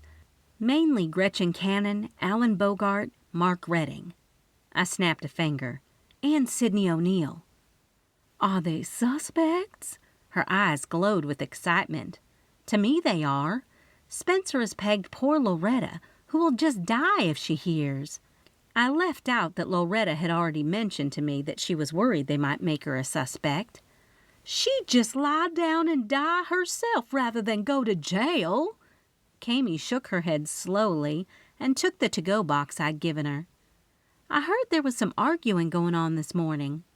I wanted to give her a little intro to what I wanted her to expand on. Some? She drew back and sighed loudly. I've not been the hostess I like to be as a hotel owner. I've traded my sweet and southern hospitality for a referee shirt. She scanned the display case and picked out a few more treats for each one of our friends to take home. They are all at each other's throats, and I can't make heads or tails of it. The main body of one of the tails is dead. I filled another box and started to pick out more of the treats for another box. Be sure to get some of the quiche in them, too. I can't reheat those tomorrow, and these have been thawed from frozen. Usually, before Bunny left her shift, she was good at picking out the items that might go stale and taking them down to the church for a few of the homeless folks we did have in Honey Springs. Today, she was just happy to get out, and I loved giving my treats to my friends when I could. I heard Gretchen was giving someone a fit. I didn't tell her how Mark had mentioned it, and she didn't ask. That woman treats everyone badly, and I don't see how they stand it. Coffee? She pointed. Yeah, you can put as much of it in the to-go boxes as you like. I loved the boxes, which had nozzles and were big enough to serve 8 people. The afternoon girls are so good about making coffee for the after-supper coffee drinkers, but I don't think anyone's coming out tonight. You mentioned Gretchen. She had an argument with Alan, Sidney, and Mark this morning. If I was that assistant of hers, I'd quit. Sidney has a degree in film or something like that. I remembered hearing something about it in passing. Gretchen even mentioned Sidney taking over the production. What would Gretchen's motive have been to kill Alan? Kami asked, just in earshot of Chrissy. Oh, are we trying to find Alan's killer? Chrissy bounced on her toes. I loved when we all did that sleuthing last time. We laughed at the memory of the 3 of us cramming into Chrissy's VW Beetle. The laughter and merriment spread to the rest of the group, ending my conversation with Kami. They were all happy to get treats and take the coffee home. Kami said she'd see me in a couple of hours for our couple's dinner date, which would give me time to get the coffee shop ready for tomorrow morning, but instead I had a different idea. Kayla? I stopped Kayla on her way out. Do you mind if I hitch a ride over to the lake and use your internet? You're sleuthing again, aren't you? Her brows arched. You know it. I laughed, remembering how I did help her and Andrew out once when they were in a bit of a pickle. I just can't let Spencer think Loretta killed a producer. Who knew the internet could really hinder a case? You know I don't mind. In fact, it's exciting, and I'm so happy to help. I can even say I had a small part in your becoming a famous detective, she joked. You ready? Absolutely. I hurried over to Mocha and made sure she was okay. I also wanted to make sure she had plenty of food and water. I will check the heat because we want her to be toasty. Don't you have someone to adopt her yet? She's a doll. Kayla walked over to Mocha, and Mocha let Kayla pick her up. Mocha batted at Kayla's shiny brown hair, which had Medusa-like waves. She had on her typical bee farm tee, tucked into her khaki pants, showing off exactly how tiny she was. Mocha was becoming very comfortable with people touching her, and I loved it. She just got here. Then we had all this crazy snowstorm, so not a lot of people have gotten to meet her. I turned up the heat a smidgen, checked the fireplace to make sure it had died down, turned on the radio for Mocha, and resigned myself to the fact that closing everything for the shop was going to have to wait until the morning. It was my turn to open, and I wasn't sure where we stood on providing coffee and the pecan ring to Gretchen, so I made the administrative decision to simply shut the lights off, lock the door, and head on over to the Bee Farm Island to use Kayla's internet. Both of us bundled up. It was cold on the boardwalk, but when we got out on Lake Honey Springs, it was going to be downright frigid. All the shops on the boardwalk looked as though they were closed. It was the off-season, and it was normal for most of us to close early, but this was rare. I can't wait for all this snow to melt. Kayla led the way down the boardwalk to the ramp of the boat dock. I love Honey Springs in all seasons, but not this cold. I shivered just watching the wind whip up on the lake. Parts of the lake were frozen on top, and some parts weren't. You can get your boat through that? Oh no, Big Bib is really helpful when the lake is like this. She opened the door to the marina shop. Big Bib was in there watching television and eating some chips from a bag. Hey, Roxy. A big smile crossed his lips, though you couldn't see it under the big, thick beard of his. What are you doing here? He got up and grabbed the soft flotation key ring with a small boat key on it. When he stood, it showed off just how big and burly he was, true to his name. Granted, his legal name was Big, but it was also Bib. Around here, it wasn't unusual to go by two names or even a nickname. Nickname in Big Bib's case. I'm going to head over to Kayla's for about an hour and a half. I pointed at Kayla's box. I've got some goodies for you if you'd come back and get me then. You're awful. Kayla simply laughed and opened the box. But I understand these tasty treats can persuade anyone to do anything. That's Roxy's secret weapon. A mighty good one, too. He looked in the box, rubbed his hands together, and reached in for a maple glazed Long John. Here. Kayla put the box of Long Johns and the box of coffee on the counter. I don't need all those calories. You can have the whole box. What about Andrew? He might want some. Big Bib was trying to be nice, but it was written all over his face how much he wanted all the goodies. No way. He needs to watch a sugar intake. Kayla shook her head. He's already eaten too much honey. We better get going. Big Bib grabbed a handful of pecan balls and then gestured for us to follow him to the boat ramp, where one of his boats was tied up snug to the dock. Be sure to grab a life jacket. He popped a couple of the balls in his mouth. Kayla and I helped each other adjust the straps, tugged the life vests over our coats, and snapped them into place. Meanwhile, Big Bib revved up the engine and untied us from the slip. The lake was a little rocky and choppy. I held on tight as he maneuvered the boat around some of the ice patches, and I kept my head down so I'd not get the brutal part of the wind in my face. The engine slowed after 10 minutes. I looked up, and Big Bib was steering us right into Kayla's dock at a perfect angle. He was so good at getting boats into slips the first time. It would take me several attempts of backing up and pulling forward before I'd ever get it just right. Not Big Bib. He was perfect each time.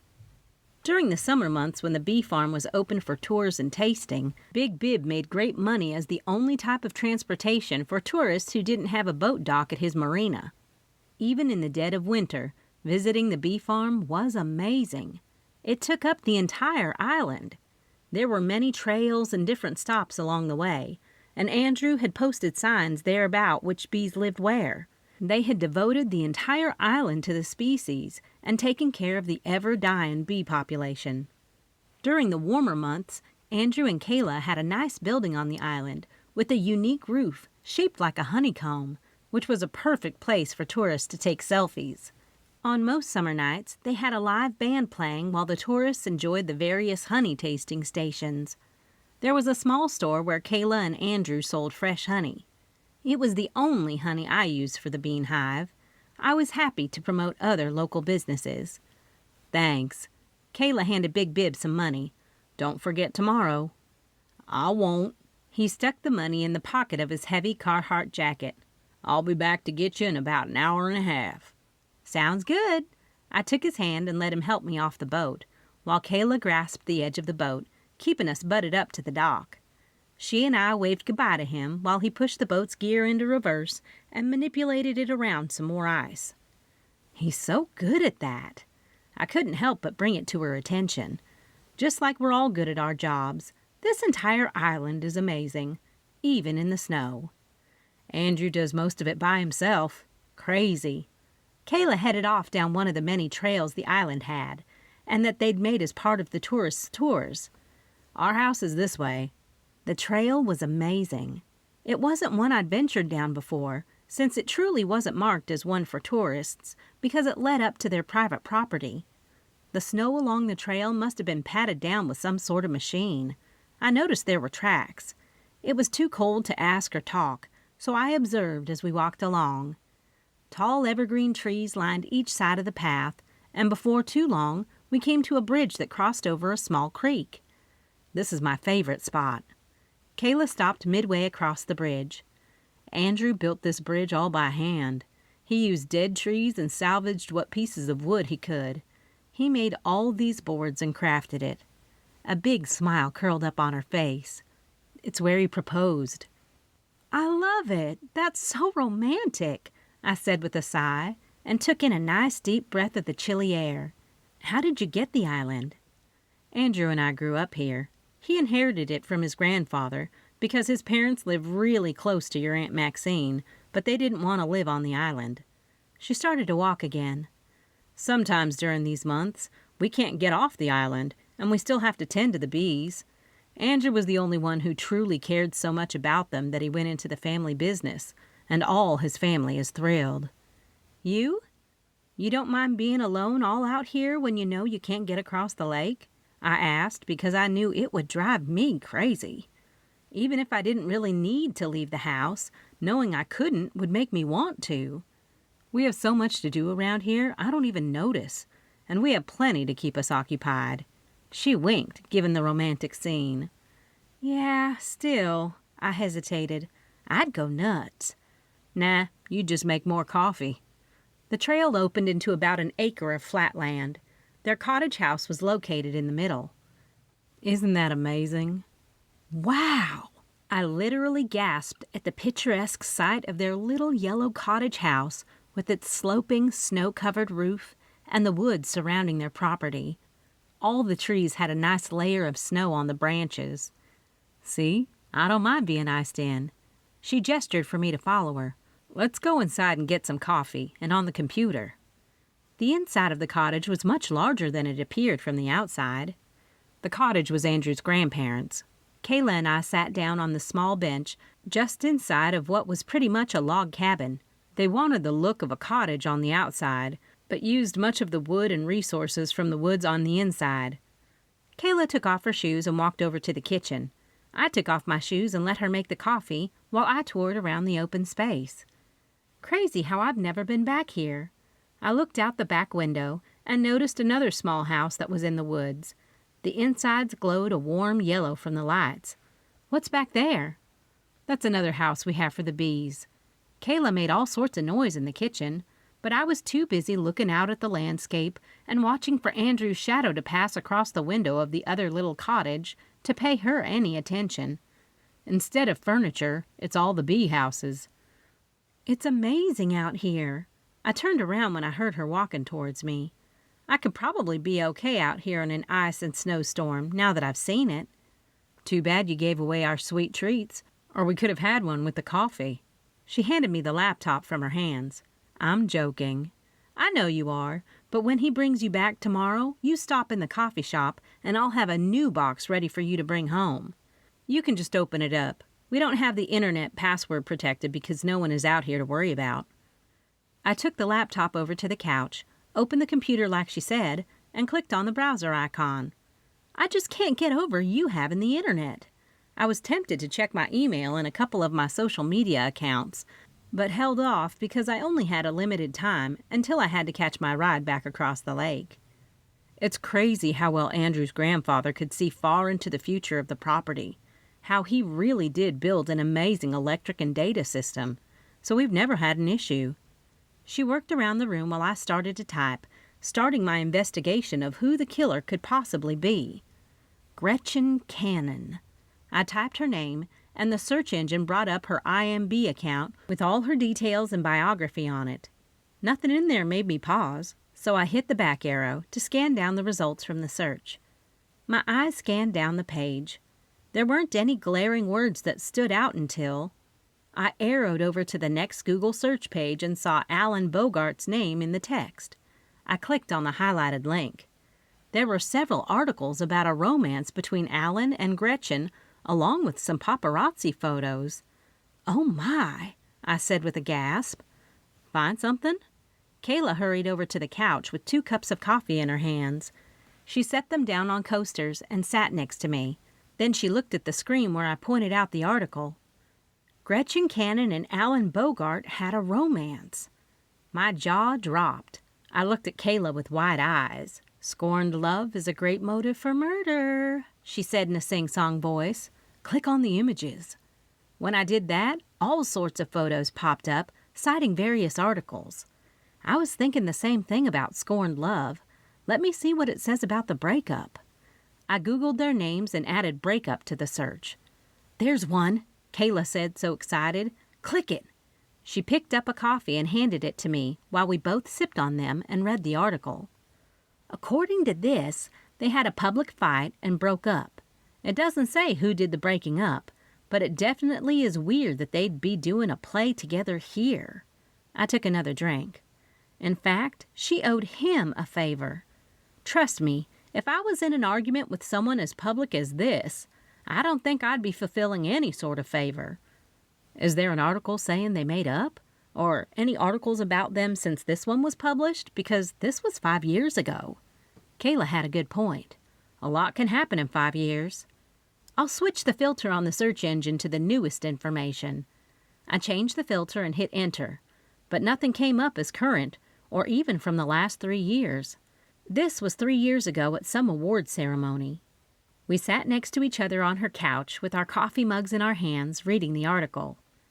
It says they went to great lengths to ignore each other, Kayla pointed out in the article. What was the favor? But I'm going to try to find out. I exhaled a deep breath. What about Mark Redding? The paper guy? Kayla asked. Yes, Alan despised him. They had a few public fights here and there. The one in the coffee shop as well as the one in the theater right before Alan was murdered stood out. I'm going to see if there's anything on these two. I set the mug back down on the coaster and typed in both of their names. Instantly, a legal document I was very familiar with popped up as the first thing, which told me it was the most searched document pertaining to the two. What is that? Kayla pushed back her long hair over her shoulder as she leaned into the screen.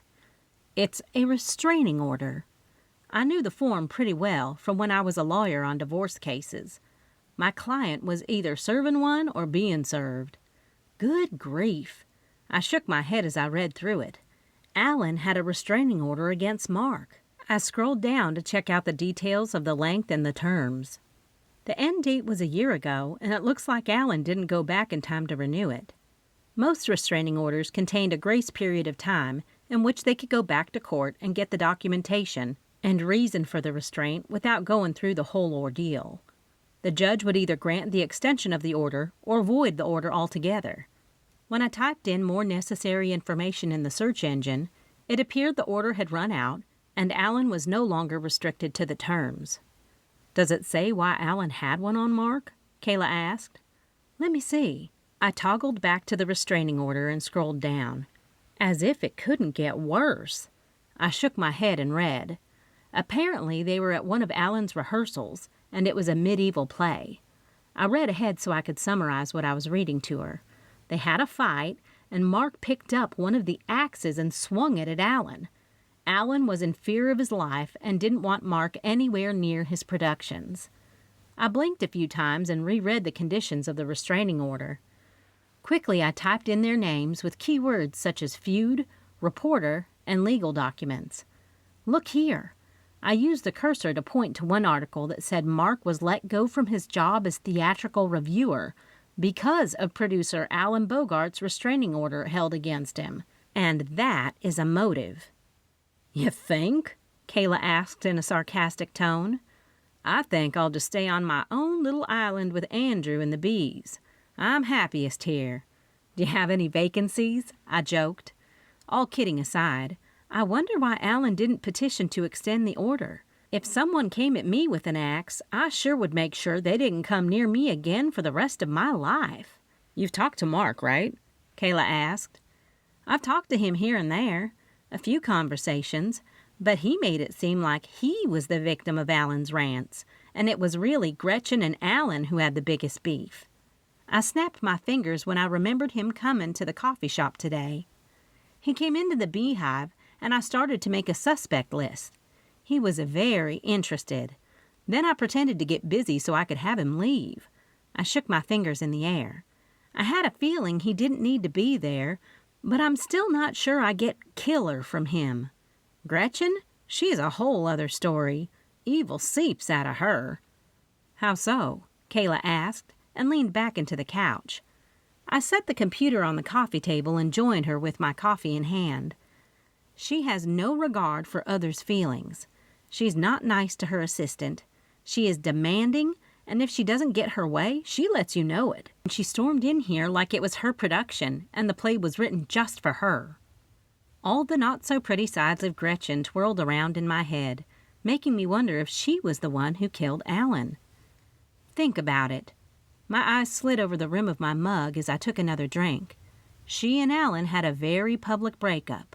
They were seen at an event 3 years ago where their people had made special arrangements for them not to interact. And then she shows up here because she's cashing in a favor? Or was it her opportunity to murder him in a small-town play? Kayla's eyes narrowed. It's almost time for Big Bib to get you. Do you have a printer? I asked. Shoot. That's the one thing I was going to pick up. Printer paper. We are out, but I'll get some tomorrow. She and I stood up. What do you need? I wanted to print off a few of these articles to give to Spencer. It can wait. Maybe the internet will be up tomorrow. I crossed my fingers in the air and got my coat and boots back on before I backtracked to the boat dock where Big Bib was already waiting for me. 14. There wasn't much chit-chat between Big Bib and me because it was too dang cold, and my breath would have frozen in mid-air. The Cocoon Hotel was a sight to behold from the water. The historic white mansion that was built in 1841 had been in Kamie's family for years. Kamie had hired Kane Construction to help rebuild the old structure into an amazing hotel that was situated right on Lake Honey Springs and was able to keep the cozy character. The 2-story white brick with the double porches across both stories was something to behold. It was difficult not to gasp out loud when it came into view. It was that spectacular. It would be a perfect cover for any issue of one of those Southern magazines you see while standing in the checkout line at the local grocery store. Here's your stop, Big Bib joked after he'd safely pulled into a slip, tied off, and shut down the engine. Thank you, sir. I couldn't help but smile at him. He looked so scary under his big burly size and that beard of his, but he was a teddy bear underneath, and someone who'd do anything for you. Do you have a time you're going to get Kayla tomorrow? Nah, she usually texts me. He put his hand out for me to take as he helped me off the boat. You need something? I might have to go back over and didn't want to create too much of a fuss. I walked alongside of him on the wooden dock towards the front of the marina. I'll ask her in the morning. Where you off to? Big Bib asked when I took a left to take the path to Cocoon.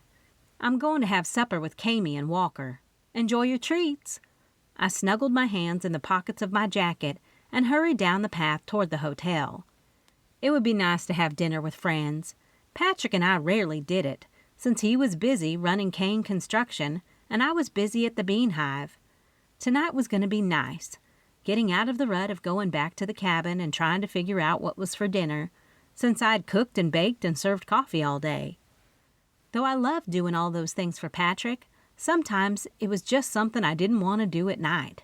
I'd hit the jackpot with Patrick. He could always tell when I was exhausted, and he'd come up with some sort of alternative, like tonight. Kamie had also hit the jackpot with Walker.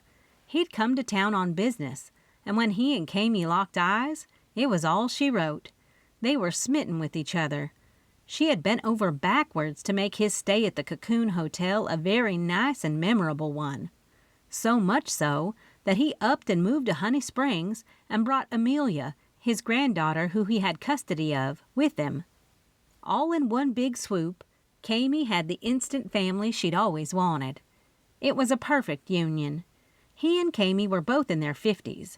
The Honey Springs was a fantastic place to raise a child. Kamie, Walker, and Amelia were one big happy family. The tourists always referred to Kamie and Walker as Amelia's parents.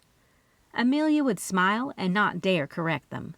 She treated Kami and Walker as if they were her biological parents, and Kami treated the little girl as if Kami were Amelia's mom and loved her as such. Kami had decided to keep her last name when they got married because of her business, but recently had said how much easier it would be for Amelia and school documentation if they all did have the same last name. She'd never mentioned what solution they'd come to, so I should probably ask and check on my friend. "My goodness," I blurted out when I saw Newton Oakley out with a dry paintbrush, brushing snow off some purple type of plant. "What on earth grows in this type of weather?" The wheelbarrow was full of shovels, spades, and all sorts of gardening tools I didn't even know the name for, but recognized. Gardening was not my thing. My thumb was not green, nor did I have the desire to make it such. "Cold hardy camellias." He had pride written all over his face. "Maybe not the ice, but in snow. I make sure I come out every day during the snow and uncover them to make sure the investment Kami put into them is a good investment." "You have so much joy in your work, Newton. I need to remember that when I make terrible coffee." I jogged up the steps with the warmth of the inside in my head. Now, Roxy, your job brings a lot of joy to people around here, and warmth, literally." He laughed and went back to using the dry paintbrush to carefully sweep the snow off. The inside of the cocoon was just as gorgeous as the outside. To the left of the big entry was the guest counter for check-ins and anything else guests needed. To the right was a huge room that Kami had turned into the hospitality lounge. It was also where I supplied her daily complimentary coffee and a few sweet treats for her guests. The crackling fire could be heard over some laughter. When I peeked my head inside the room, I was pleasantly happy to see the laughing was coming from my group. "Roxy." Patrick smiled and put his cocktail glass on the table. He hurried over to kiss me and help me out of my coat. "Get over here in front of this fire and warm up. You look like you're freezing." "I am." I took Patrick's advice.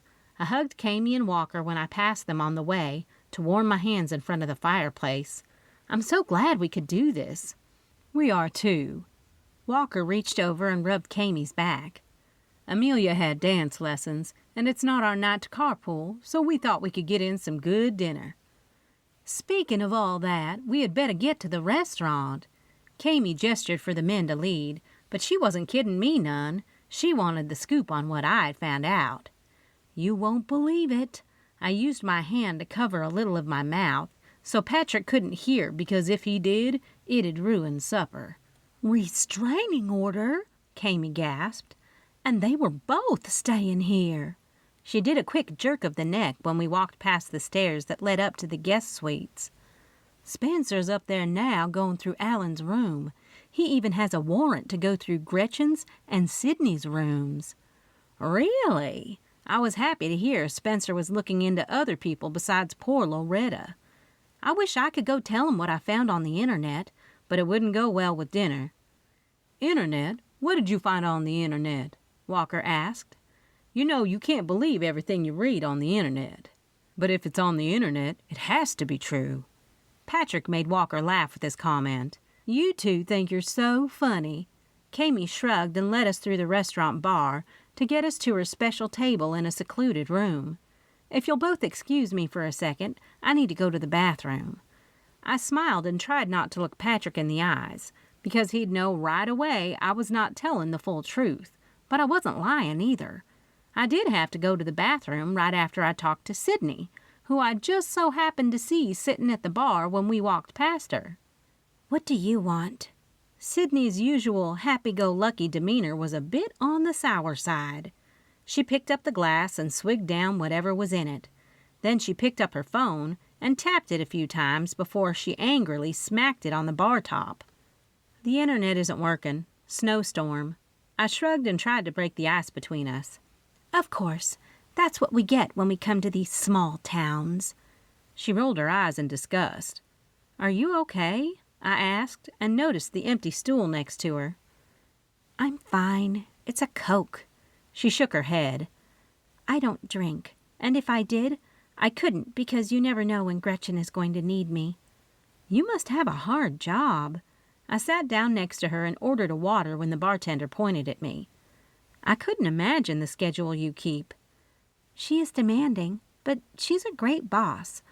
I'm just tired of all the cops and people asking if she killed Alan. No way. Sydney was sure of it.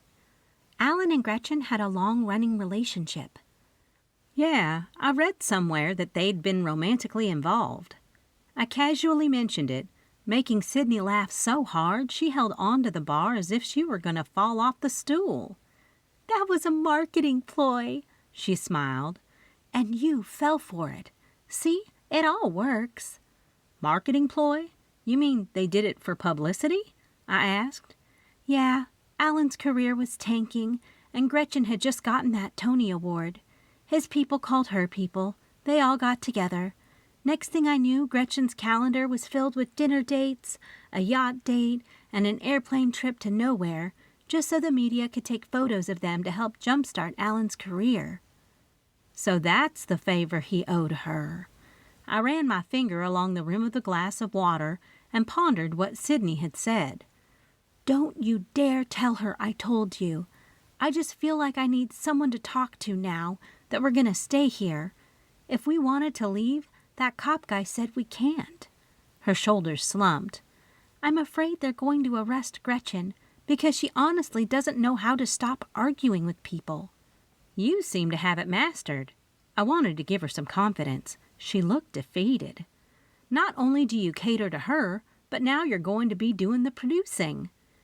As much of it as she'll let me. She's been rewriting the manuscript Alan had changed all day long. Of course, making her part bigger, which she should.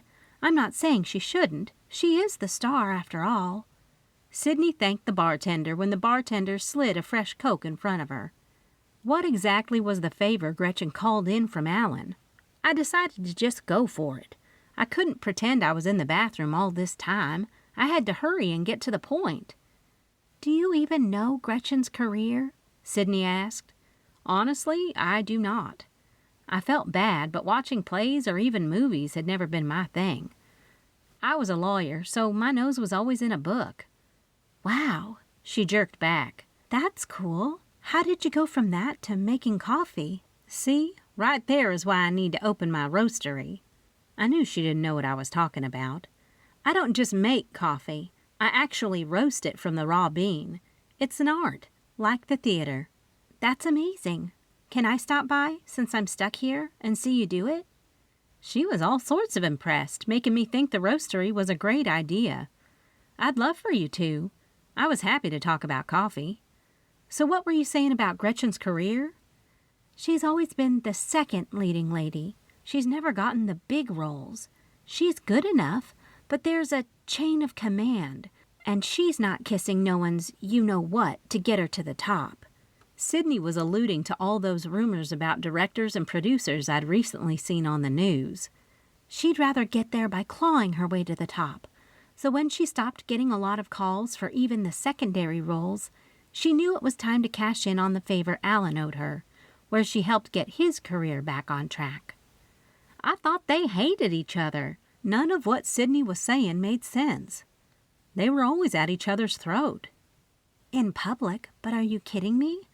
Just last night we were all in Gretchen's suite watching a movie and eating popcorn.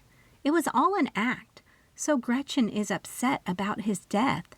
That's why she'd vowed to make this the best play ever. She also made a deal with Mark to get it in all the papers for big reviews. Sydney muttered under her breath. It's him that I'd be looking at if I were the cops. Sheriff, I finally corrected her. Huh? She asked with a confused look. We don't have cops in Honey Springs. We have a sheriff's department. I waved my hand in the air to wave off her trying to understand it. It's a county, city, Kentucky thing. Oh. She looked off in the distance like she was trying to process my words. There you are. I felt someone's hand on my shoulder. It's time to order. Oh, Patrick! Inwardly, I cringed that I'd been here so long that he had to come looking for me. This is Sydney O'Neill, Gretchen Cannon's assistant. The two of them exchanged pleasantries. Are you coming? he asked with a not-so-pleasant tone. "Yeah." I slid off the stool. "Sydney, stop by the coffee shop any time, and I'll roast some special beans just for us to enjoy." "I'll do that." Sydney waved goodbye. Patrick put his hand on the back of my arm. "Where are your manners?" He scolded me like I was a child. "Our friends are hosting us for supper, and I'd like to think you were just exchanging hellos with that woman, but I know you all too well." "Patrick, she's a guest of Kamie's at the hotel and a customer of the Bean Hive. I wasn't going to be rude." I tried to answer as any good Southern woman would. Turn the attention at hand to a mannered thing, and then any sort of underhanded reason I'd be talking with her would be forgotten, since it appeared as though I were being a good Southern host. "Roxanne Bloom Kane, I know you better than that, and I know for a fact that you just can't stop sniffing around when there's a fresh murder down at Kevin's morgue."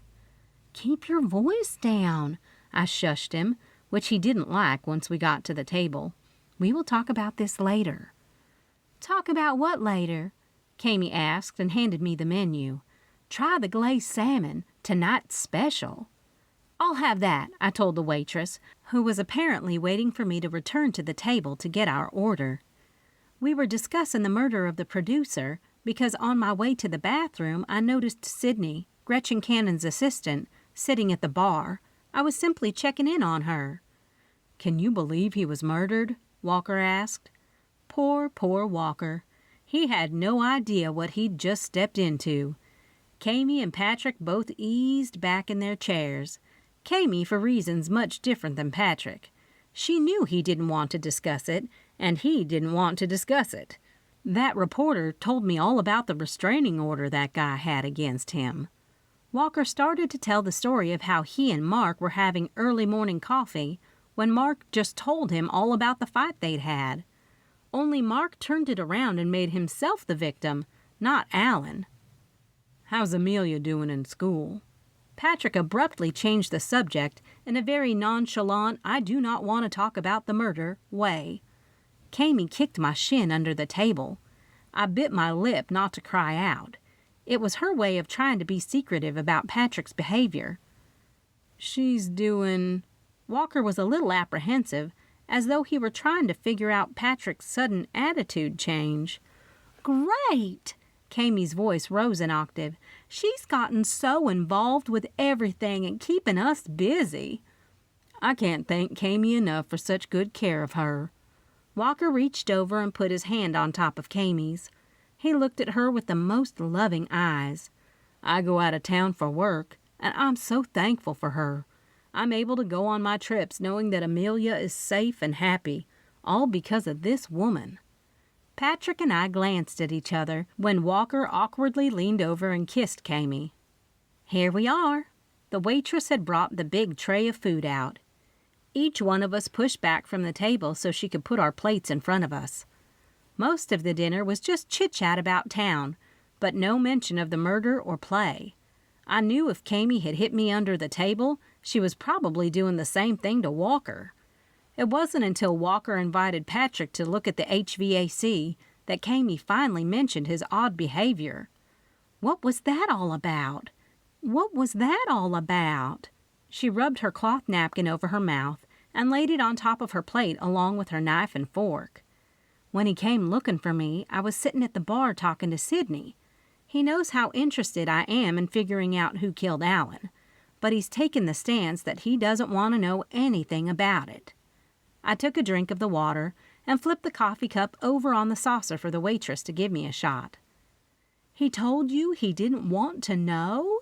Kamie asked and flipped her cup over too. "No, his actions told me. I mean, look at how he rudely didn't want to talk about it when Walker brought it up tonight." I gave a slight shake of my head when I saw the men coming back into the room with Amelia. "Are you ready?" Patrick asked. Amelia climbed up in Kamie's lap. The love among the three of them warmed my heart so much. I was so happy to see that they'd come together. "Kamie?" Newton walked in with a concerned look on his face. "I'm sorry to interrupt, but I was cleaning up to go home and I noticed the axe is missing from my wheelbarrow. Did you borrow it?" No. Kami looked at Walker. I didn't take it. Walker looked back at Newton. I can't find it anywhere. Newton scratched his head. The last time I used it was yesterday, when I cut down a few of the dead roots of a couple bushes because they were too thick to use shears. Don't worry about it. Kami was so good at not stressing about too many things, a trait I wish I had. I'm sure it'll turn up. If not, we can get a new one. Probably about time we replaced a lot of your tools anyways. Walker brushed off the missing tool. We all said our goodbyes. Do you want to ride with me, and I can just bring you back in the morning? Patrick asked. I'm going to open since it's still so cold out. I forgot to text Bunny that I'd just open again. I need to tell Bunny. While Patrick and I walked in the cold to our cars, there was a frigid air between us, and I wasn't talking about the outside temperature. To avoid it, I sent a text message to Bunny. After I sent it, I checked to see if there was internet. Ooh, I think we've got internet. I quickly typed in Gretchen and Alan's names in the search engine, but the wheel of death continued to spin, which told me we didn't have the internet. I'm sorry. Patrick put his arm around me on our way to the parking lot. It's okay. We rely on the internet too much anyways. I slipped the phone back into my jacket pocket. No. I'm sorry how I acted tonight. Patrick stopped in front of my car. I know we can talk about this at home, but I worry about you. I know you're a lawyer. I know you have formulated all sorts of suspects in that little mind of yours. I love your mind. I love you, but it still doesn't keep you safe. I'm fine. You do worry too much. I wrapped my arms around him and looked up into his big brown eyes. Even Spencer said you were the only witness. That's what's been on my mind all day. He brought me closer to him and hugged me. I don't know what I'd do if something happened to you. You don't need to worry about that. Let's get home and see the kids. 15. The wind whipped up during the night, waking me from a sound sleep. My mind started to wander, and Alan's murder played in my head, keeping me from falling asleep again. There was only another hour until my alarm went off, so I peeled back the covers and met Pepper in the family room. He lifted his head from his dog bed in front of the fire, his ears bent back as if he were ready for me to say something to him. Hey, buddy. I squatted on the floor next to him and felt the warmth of the fire on my back. It was a little too much excitement. He wanted more than a few rubs. He jumped into my lap with his front paws on my chest, doing his best to get in some good morning kisses on my chin. You're such a good boy. My voice was a cross between a sigh and a small giggle. But it's time to get to work. I know it's early, but we have some sleuthing to do. I would love to say he was eagerly excited about the sleuthing we were going to do by the way his tail was wagging, but he wasn't. He ran to his dog bowl and looked at it with the most pitiful eyes when he noticed there wasn't any kibble in it. Fine, I'll let you have some and I'll make a coffee. I dumped enough kibble to hold him over until we got to the Bean Hive and brewed just enough coffee to hold me over until I got there. In lickety-split time, I was showered and out the door before Patrick or Sassy even had time to roll over.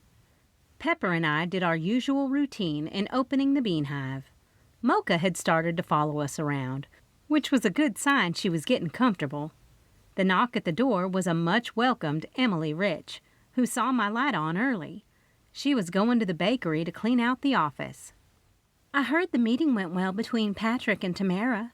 Emily reminded me that the meeting had totally slipped my mind.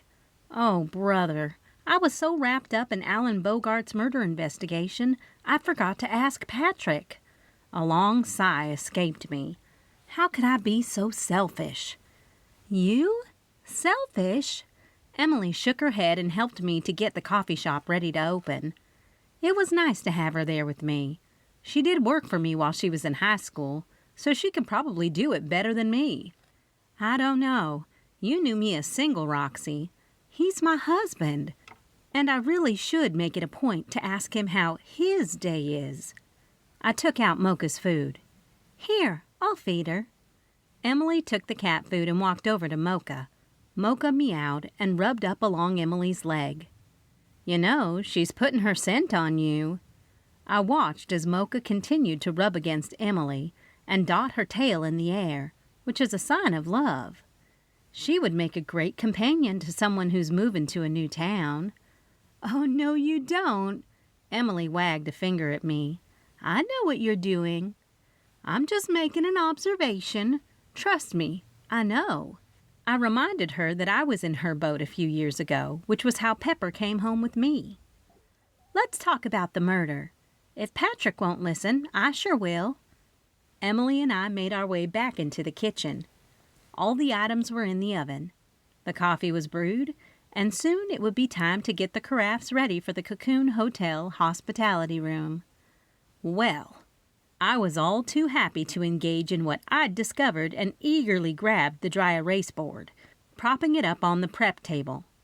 As I see it, we have 3 suspects. Only 2, I think, had real motive. I listed Loretta, Gretchen, and Mark. Loretta's only motive was that he changed the play on her.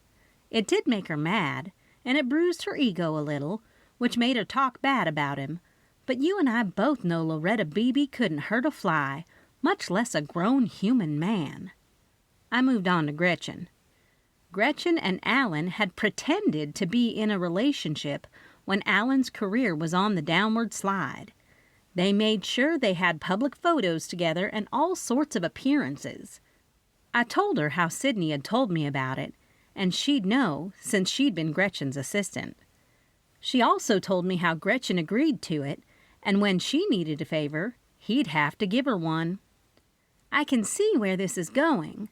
Emily glanced over where my personal coffee pot beeped, having brewed a full pot. She walked over and made 2 cups of coffee while I continued the investigation into why I believed Gretchen could have been the killer. Gretchen's career is now on the way out. A has-been, like he said. So she called in her favor, which was to put her in the show. Emily finished my sentence with disbelief in her tone.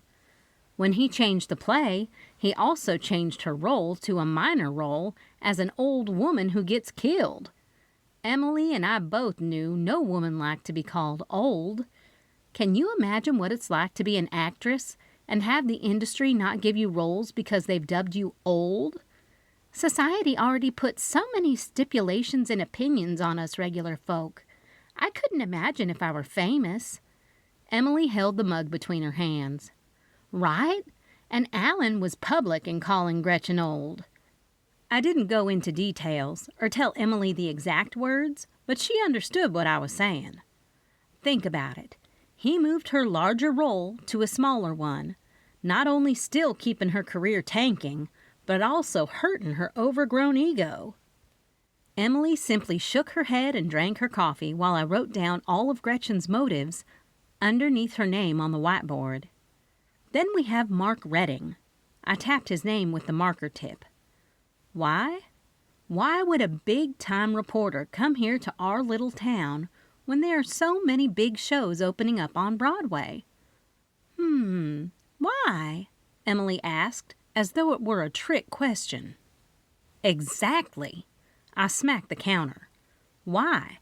Well, he's getting back at Alan for putting the restraining order against him after Mark threw an axe. My jaw dropped. An axe. Oh, no. What?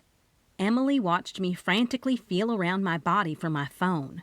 Mark Redding is the killer, I called over my shoulder, on my way out to the coat rack to get my phone out of the pocket of my coat. Alan had a restraining order against Mark, but he let it go and didn't renew it. Mark had thrown an axe at Alan. Granted, it was a prop at a medieval play Alan was directing, but Mark did it. I clicked on my photos and used my fingers to blow up the photo I'd taken of the evidence of the severed cord. Mark saw the axe in Newton's wheelbarrow, and he took it to the theater. I racked my brain while I paced back and forth in the kitchen. Where was he when I went on stage right before Alan was killed? I don't recall seeing him, so he could have gone up on the catwalk with the axe. and that's when he cut the rope at just the right time, when Alan was standing under it. Axe? Newton's wheelbarrow? Emily was so confused. I have no idea what you're saying, but I'll take your word for it. Good. I've got to call Spencer. I took the casseroles out of the oven and replaced them with more goodies that just needed to be heated, then refreshed my coffee so I could sit down with my phone, call Spencer, and give him my full attention. Emily got the carafe for the Cocoon Hotel together for me and decided she'd just go on and deliver it, telling me she'd talk to me later. On the phone with Spencer, I went through the whole story, from the internet search to the conversation I had with Sydney in the bar, to the missing axe story that ended with my day of sleuthing.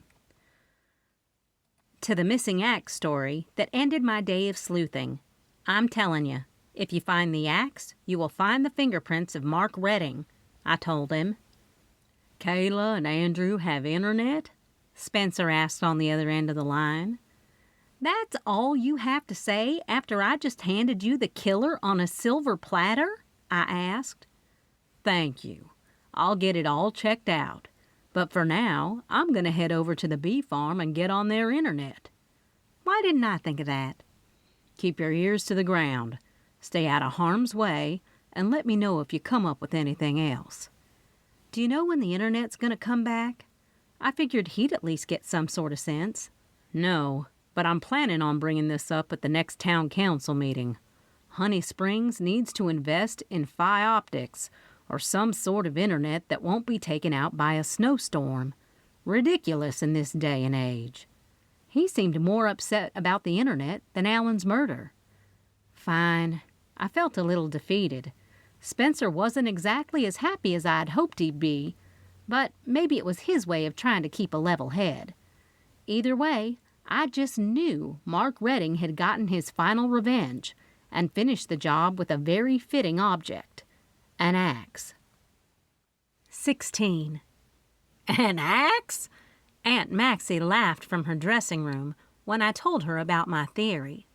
Roxanne Bloom, you've lost your mind. The sandbag is what killed him.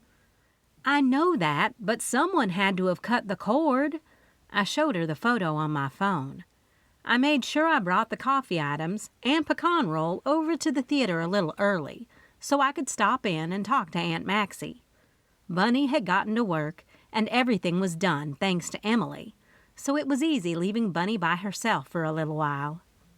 If what you said about Mark having a restraining order put on him by Alan because of an axe is true, I'd say you have something there. Loretta nodded. Did I hear someone say my name? Mark Redding curled around the doorframe of the dressing room door. He had his big camera strapped around his neck. Where's the axe you cut the cord of the sandbag with? Loretta was about as subtle as a screen door on a submarine. You think I killed Alan? His brows furrowed. He looked up and down the hall before he stepped into the dressing room and shut the door behind him. What are you doing? Loretta took a couple of steps backwards. You open up that door this instant. He lifted his finger to his mouth and said, Shh. I'm gonna scream, Loretta warned him. You come one step closer. Seriously? Mark didn't appear threatening, but I was cautious like Loretta. Why did you shut the door? I asked. Because I don't want the real killer to hear us. He shrugged, putting his hands up. How do we know you're not the real killer? Aunt Maxi asked.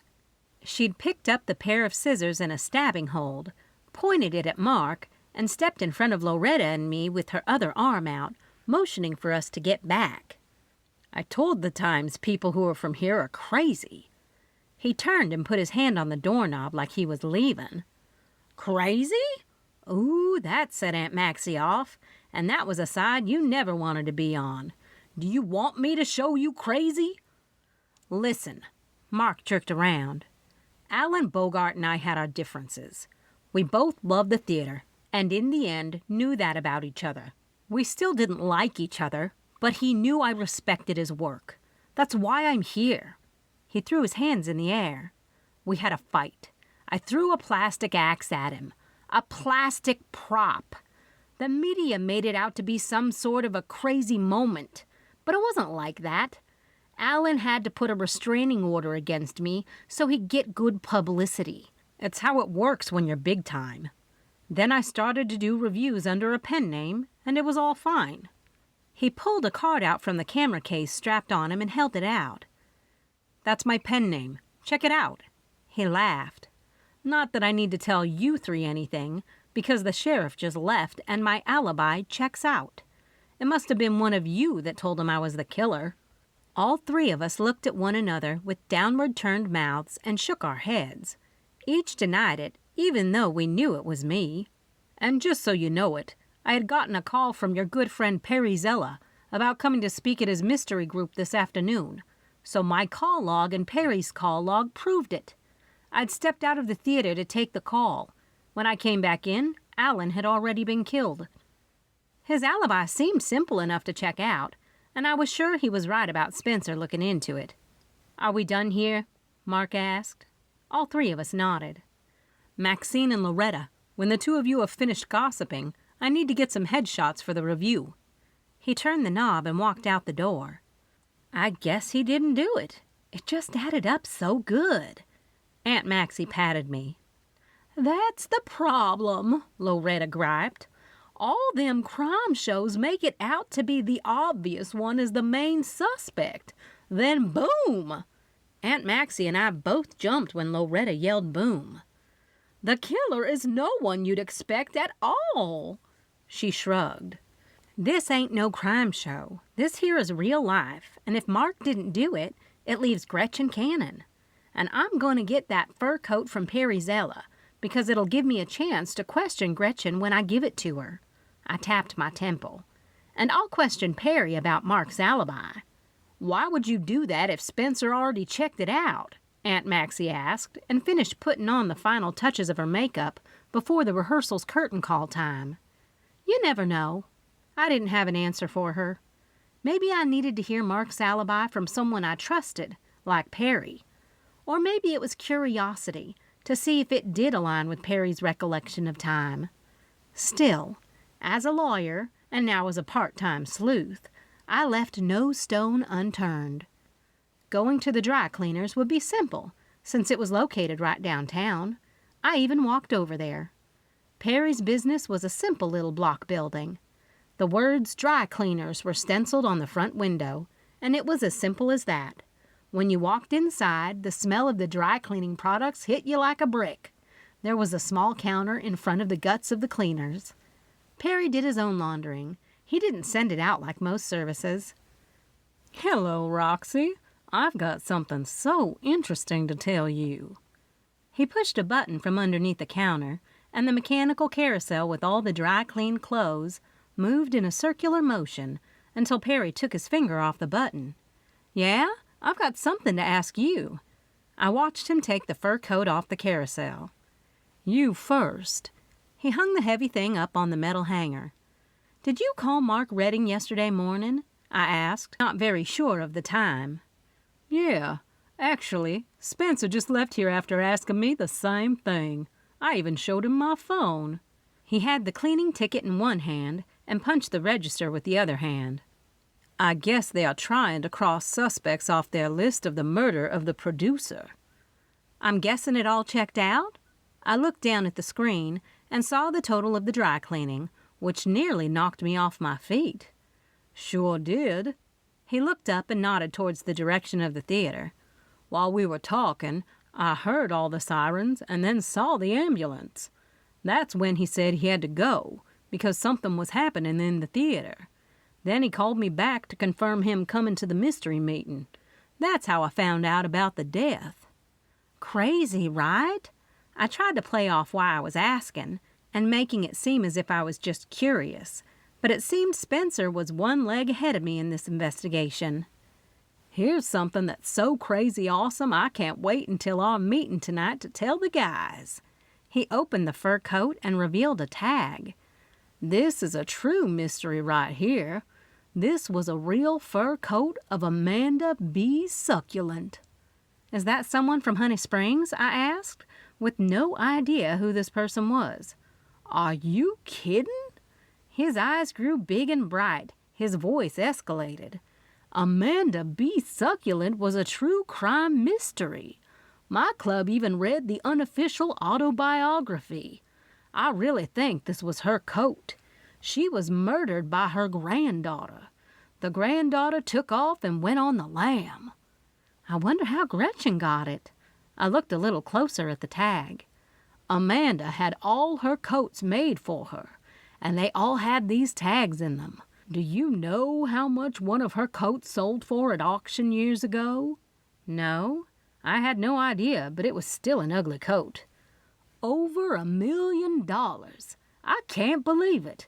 I took so many photos of this so I could show my group. He was like a kid in a candy shop over this mystery. They still never found the killer. I thought you said granddaughter, I asked and took the coat from him. They think it was the granddaughter, but they never found her. He held on to the coat, making me tug a little harder to get it from him. I just wish I could take this to the meeting. Well, you can't. It's Gretchen's. Maybe she's the one who bought it for $1 million big ones. It made sense because she probably could afford it. Plus, she'd be the type to drop that kind of money down on something like this. Just in case it was this $1 million coat, I told myself that I would lay it in the back seat of my car carefully when I got back to the theater, since I'd walked over to the dry cleaners. When I shut the door, I noticed Butch Turner, the inspector who passed the theater, was walking into the Moose Lodge. There was no better time than the present to go over and check out the space for Emily's see-you-later party. After all, it was my job to make sure the coffee was placed perfectly. The Moose Lodge was a staple in practically every town in Kentucky. At any given time of the year, you'd find a wide array of activities to participate in, both as an individual and as a family. The events ranged from holiday parties, dances, sports, themed dinners, and live entertainment. There was a membership fee that let you use the lodge for those activities, but the bar was open to everyone in the community. The bar was exactly where I found Butch, along with a pack of his cigarettes next to him. Howdy! I slid up next to Butch.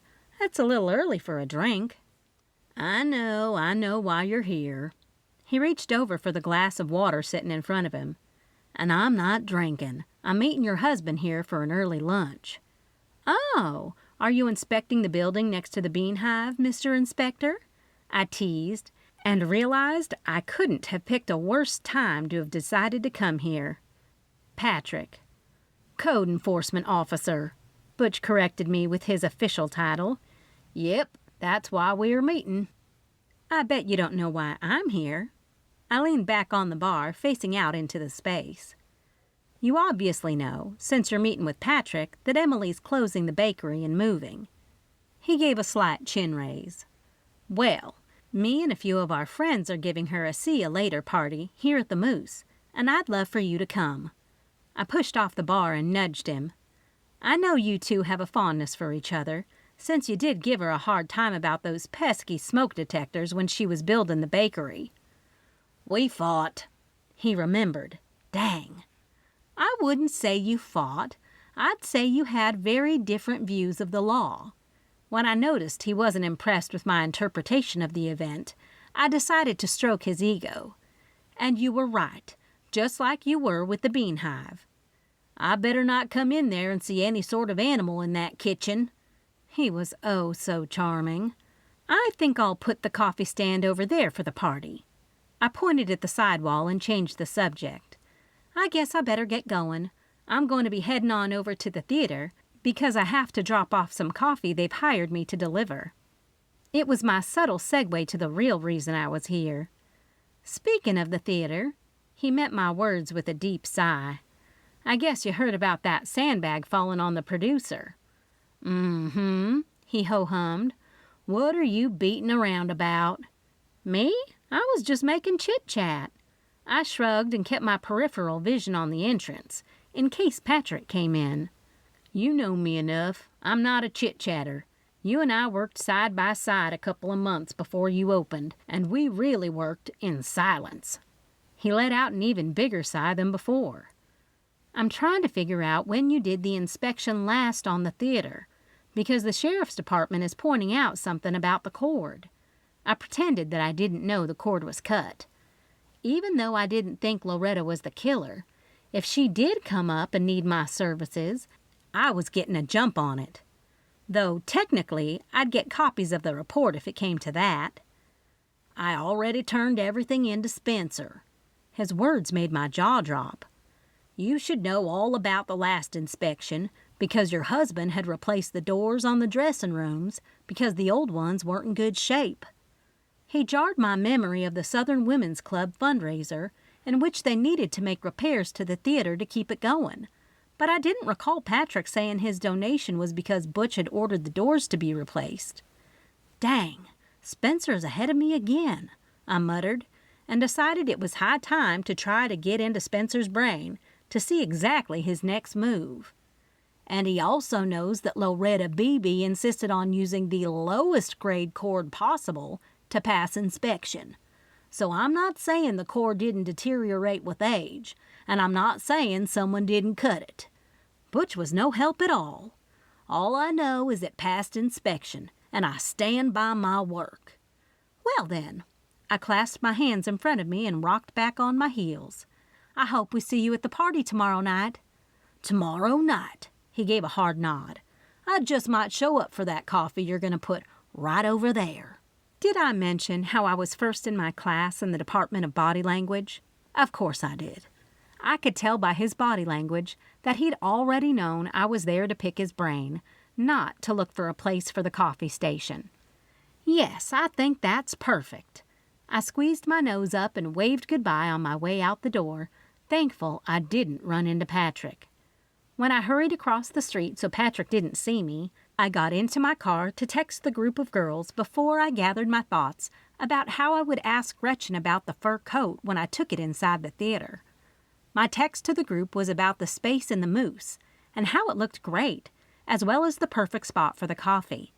My text started the follow-up text, with everyone giving updates on their progress on their tasks for pulling off Emily's party. All of it was coming together, and everyone pulled their load, which was a blessing. I was fortunate to have such a great group of friends who were trustworthy, kind, and all around good people. Checking to see if the internet was back was also a high priority. I wanted to Google Amanda B. Succulent and to see if Gretchen did waste that much money on a fur coat. I clicked on the internet icon and typed in Amanda B. Succulent, only to be met with the rotating wheel of death, meaning the internet was still down. The knock on the passenger side window made me jump. Aunt Maxi was standing outside laughing her head off. "I just scared you to death," she mouthed, then pointed and continued to laugh. She opened the door and got in, putting her big hobo bag on the floor. "What in earth is in there?" I asked. "The things I need because I've gotten a bigger role." Aunt Maxi beamed with excitement. "At first I was worried about Loretta agreeing with Gretchen to let Sydney take control, but now that I've got a bigger role, I'm all good." "What things do you need?" I glanced down at the bag, which overflowed with papers and tissues. "I've got my makeup bag in there, water, spritzer for my skin," she patted her cheeks, "plus notes on my performance." She shimmied her shoulders. "I had to do old school acting in front of the mirror because I was going to watch some YouTube videos, but that darn internet. It's ridiculous that we can't bring our town up to the technology to match the world." Suddenly, I pictured Aunt Maxi in front of her mirror, making stabbing motions or whatever the mystery script had in it. I pinched my lips together so I didn't laugh at the image I had in my head. Spencer said he was going to take up the internet issue with the town council because it really hindered the investigation. My phone chirped a text from Kayla. "Come anytime. I've already been to the mainland and back, so I'm home all day." "Who's that?" Aunt Maxi leaned over to see who was texting me. Her bag fell over, and she bent down and tried to shove everything back in her bag. "Kayla, We're talking about the party for Emily. I hope you're coming." "Chrissy told me about it, and I plan on being there as long as we are out of rehearsal." Aunt Maxi hoisted the heavy hobo bag into her lap. "Speaking of rehearsal, I better get in there before we start." "I have to take Gretchen her fancy coat." I pointed at the coat. "How much do I owe you?" Aunt Maxi asked. "Nothing." I didn't tell her the cost because it was ridiculous. She opened the door. "I'll be right in." I waited until she was inside the building before I got out of my car and opened the back door to get the fur. But first I wanted to snap a photo of the label to be sure that when I did Google it, I had the correct spelling of the name. I didn't want to go accusing anyone of anything if I didn't have all my T's crossed and I's dotted. With the coat slung over my forearm, I headed into the theater and straight down the hallway to Gretchen's dressing room. "Hi, Sydney." Sydney was sitting in one of the chairs in Gretchen's dressing room, looking over what appeared to be the play's script. "You got the coat back. That was quick." She smiled and stood up and walked over to get it. "Gretchen will be thrilled." She leaned in and whispered, "though she'd never tell you that." "How's it going?" I asked with genuine concern. "You know, since I saw you last night, it's actually a little better." I went back up to the room, and Gretchen had made some great changes to the manuscript and really turned it into a nice play that I think will not only be well received by your community, but even Broadway. She did seem much more relaxed. In fact, she's doing an interview right now with Mark Redding. I haven't seen her do any press junkets for years. She's offered Mark a job as her press secretary to get some gigs with different media outlets, since he knows so many people. "Really?" I questioned.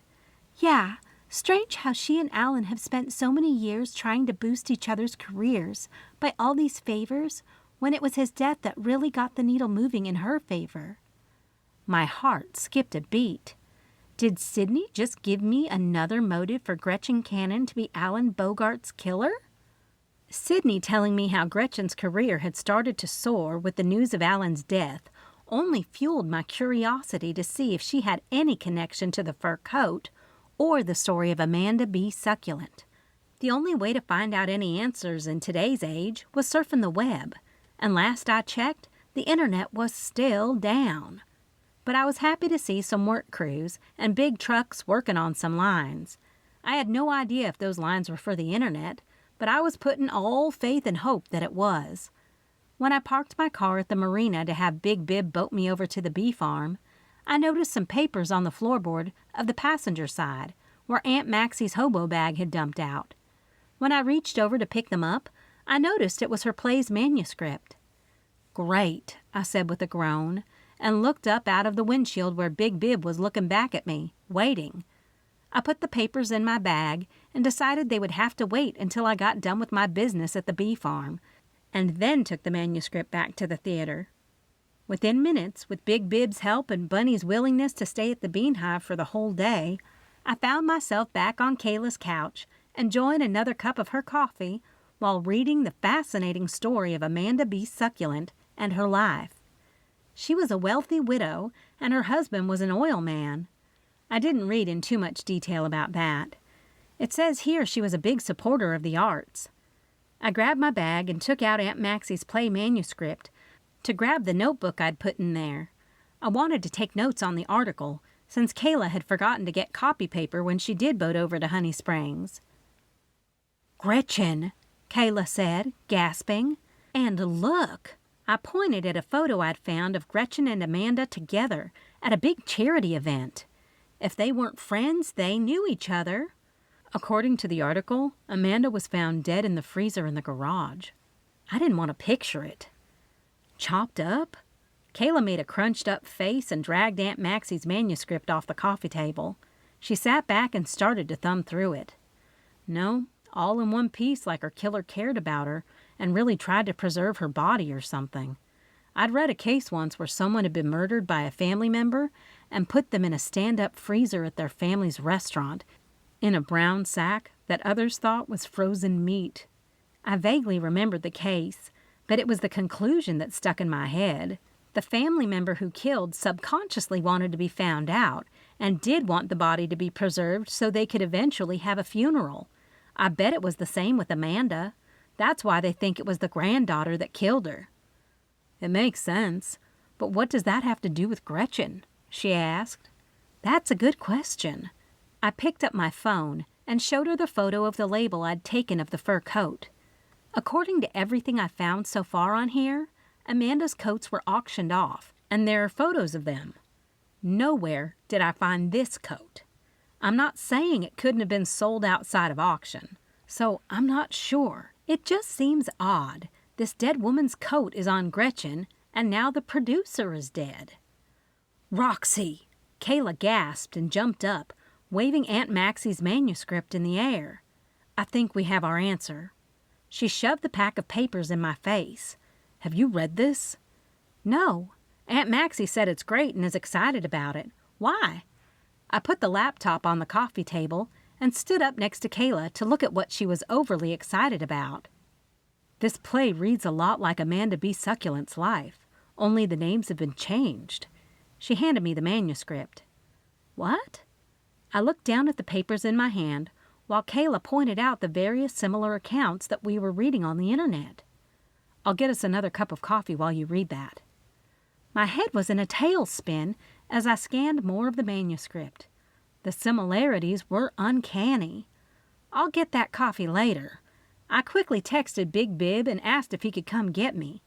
I knew it wouldn't take him long since the temperatures were up. The snowstorm had long passed, and the ice on the lake was melting. I need to get Aunt Maxi out of that theater. It does all add up. Gretchen came here cashing in on her favor. She and Alan had all those fights. Kayla blinked several times, recounting all the things I'd told her. "But don't you think it's dangerous for you to go in there? Don't you think you should call Spencer?" "I want to get Aunt Maxi out of there. Then I'll call Spencer." I gathered all my things, shoved them into my bag, and walked out the door. Down the path I went. 17.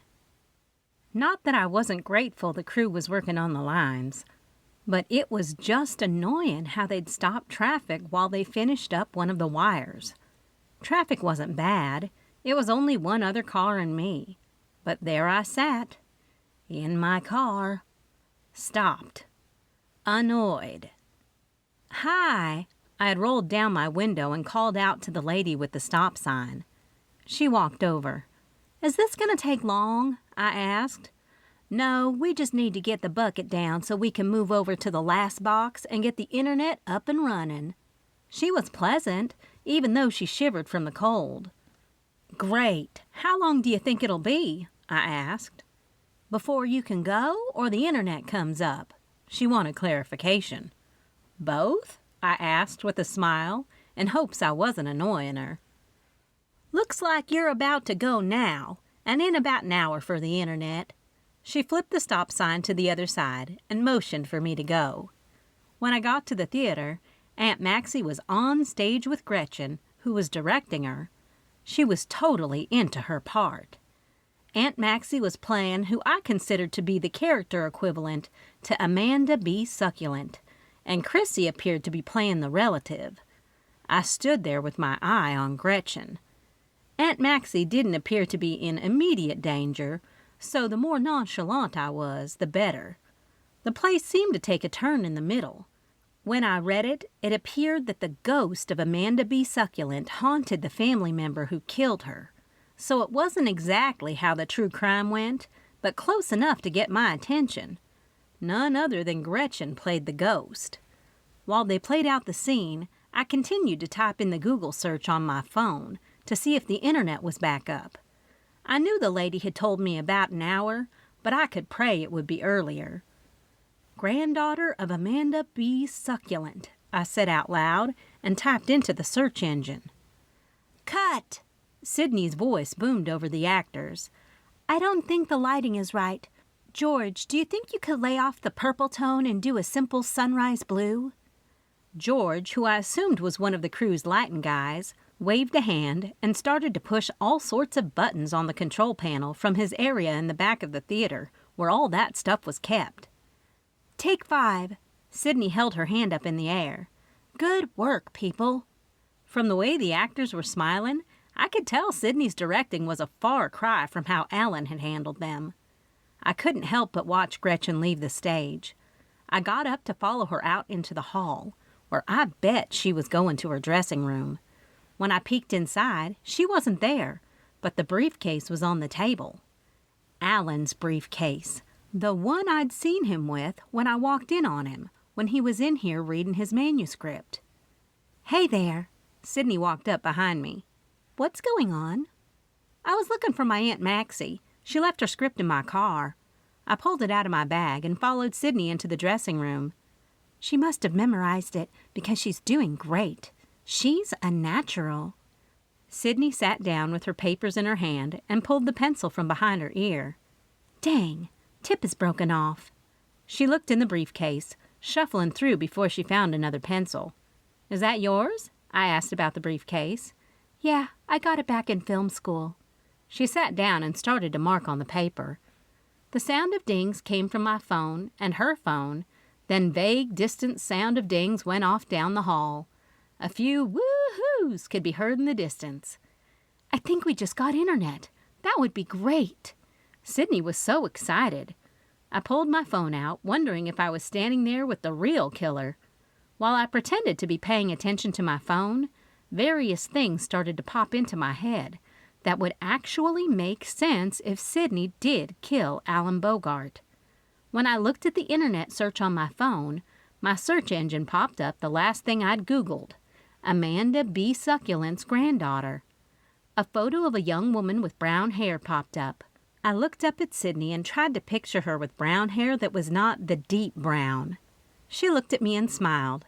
"The internet is a good thing." She went back to her phone. I looked back and forth a few times between the photo on my phone and her. The granddaughter's name was Caro Succulent. The girl in the photo didn't seem as meek and as quiet as the woman sitting in front of me. "Are you okay, Roxy?" she asked when she looked up, and I was just staring at her with a blank face. "Why?" I knew it was her when I noticed the eyes were the same. "Why did you kill your grandmother?" "What?" She laughed. "This." I wagged Aunt Maxi's copy of the manuscript.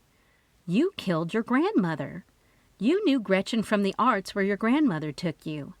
I'm not sure how you got to working for Gretchen, but somehow you went to college for film, then wrote this manuscript where you detailed the crime you committed, but tweaked it enough with the ghost to throw people off." She started to laugh.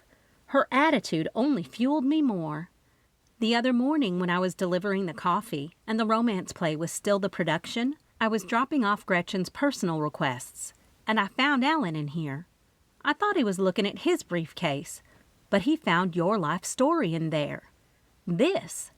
I wagged the papers even harder when I recognized her facial features had turned a little sterner. I knew I was on the right track. When you found out Alan had stolen your manuscript, you killed him.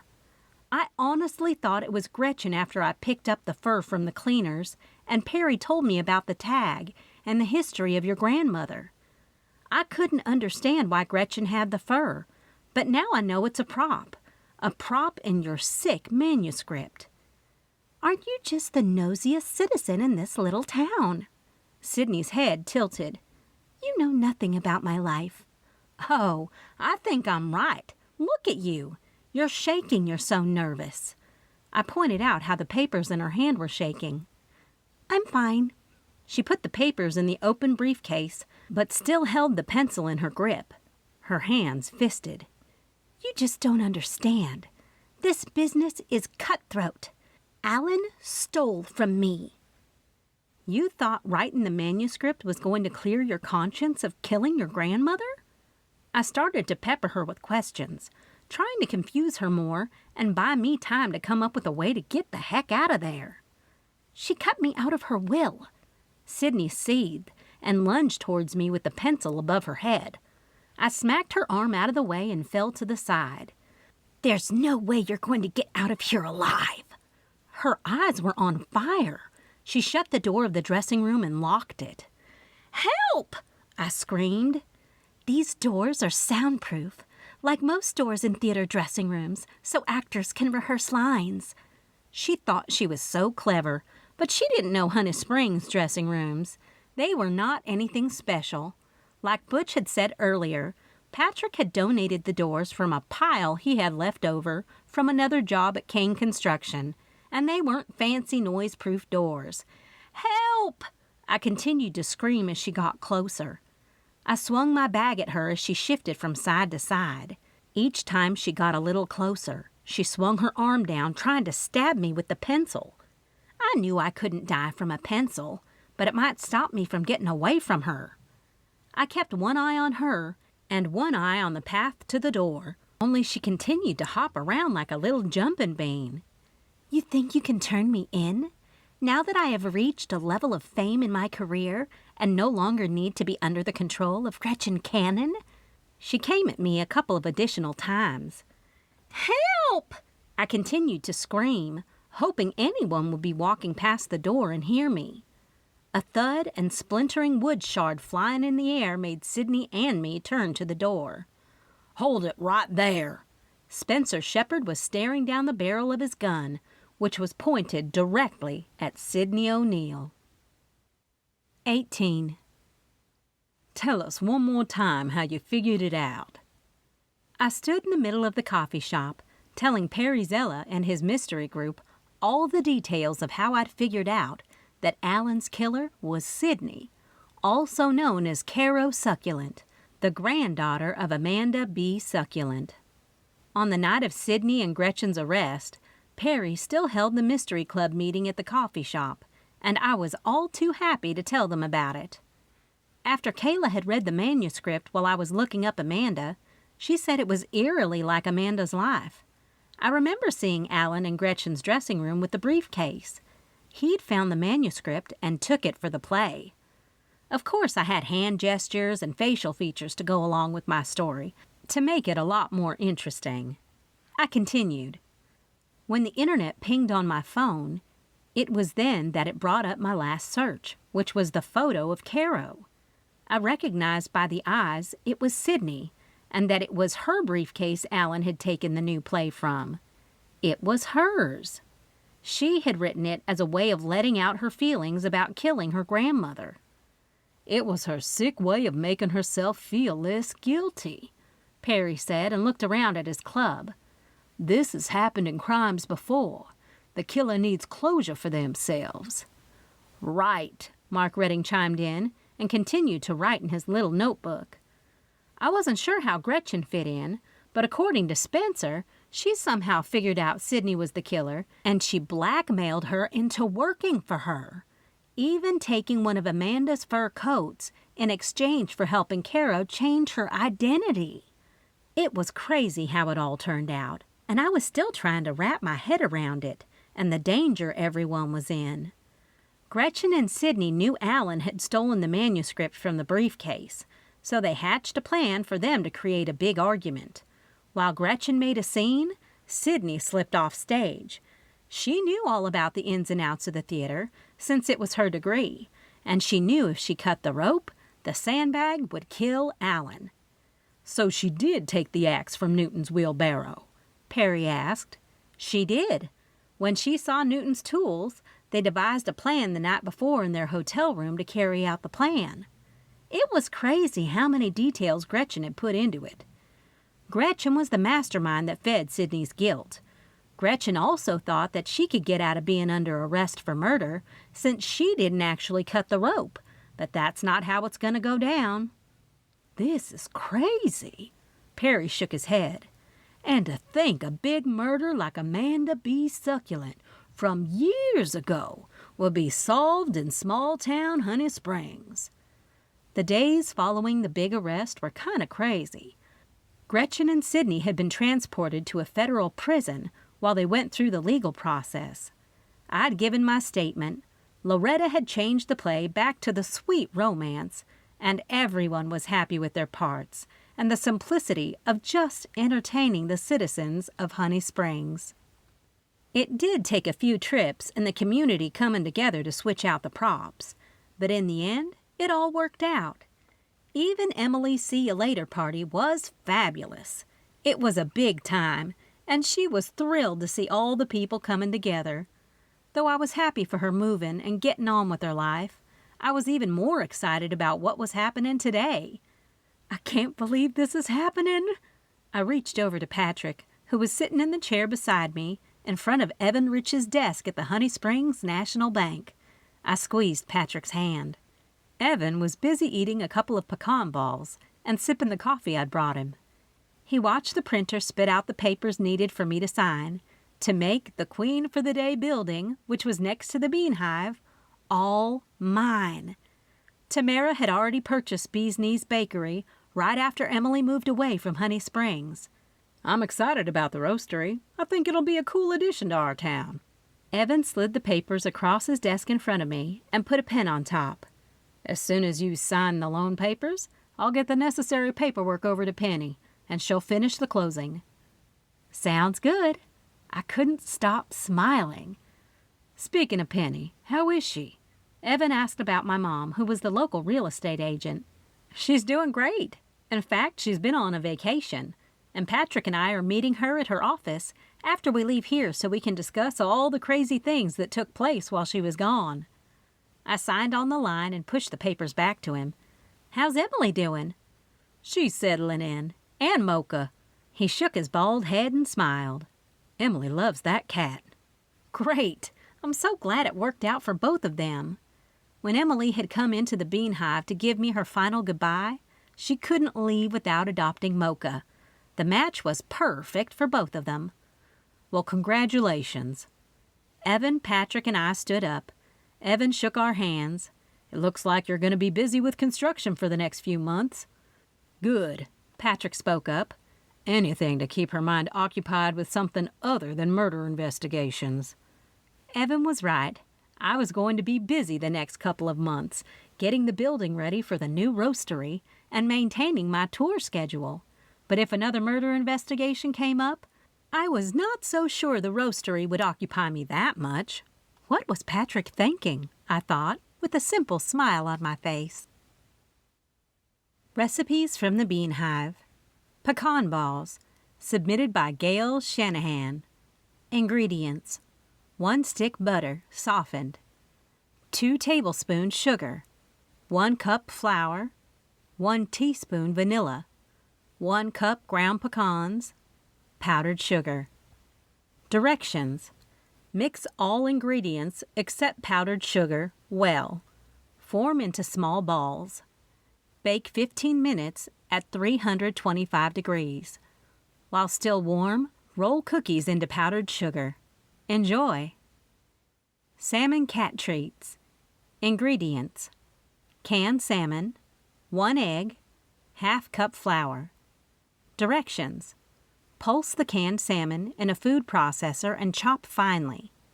Combine salmon, egg, and flour in a stand-up mixer until it forms a dough. Roll out dough into 1/4 inch thickness on a floured surface. Use a cookie cutter, I recommend a 3/4 inch cutter, to cut into pieces.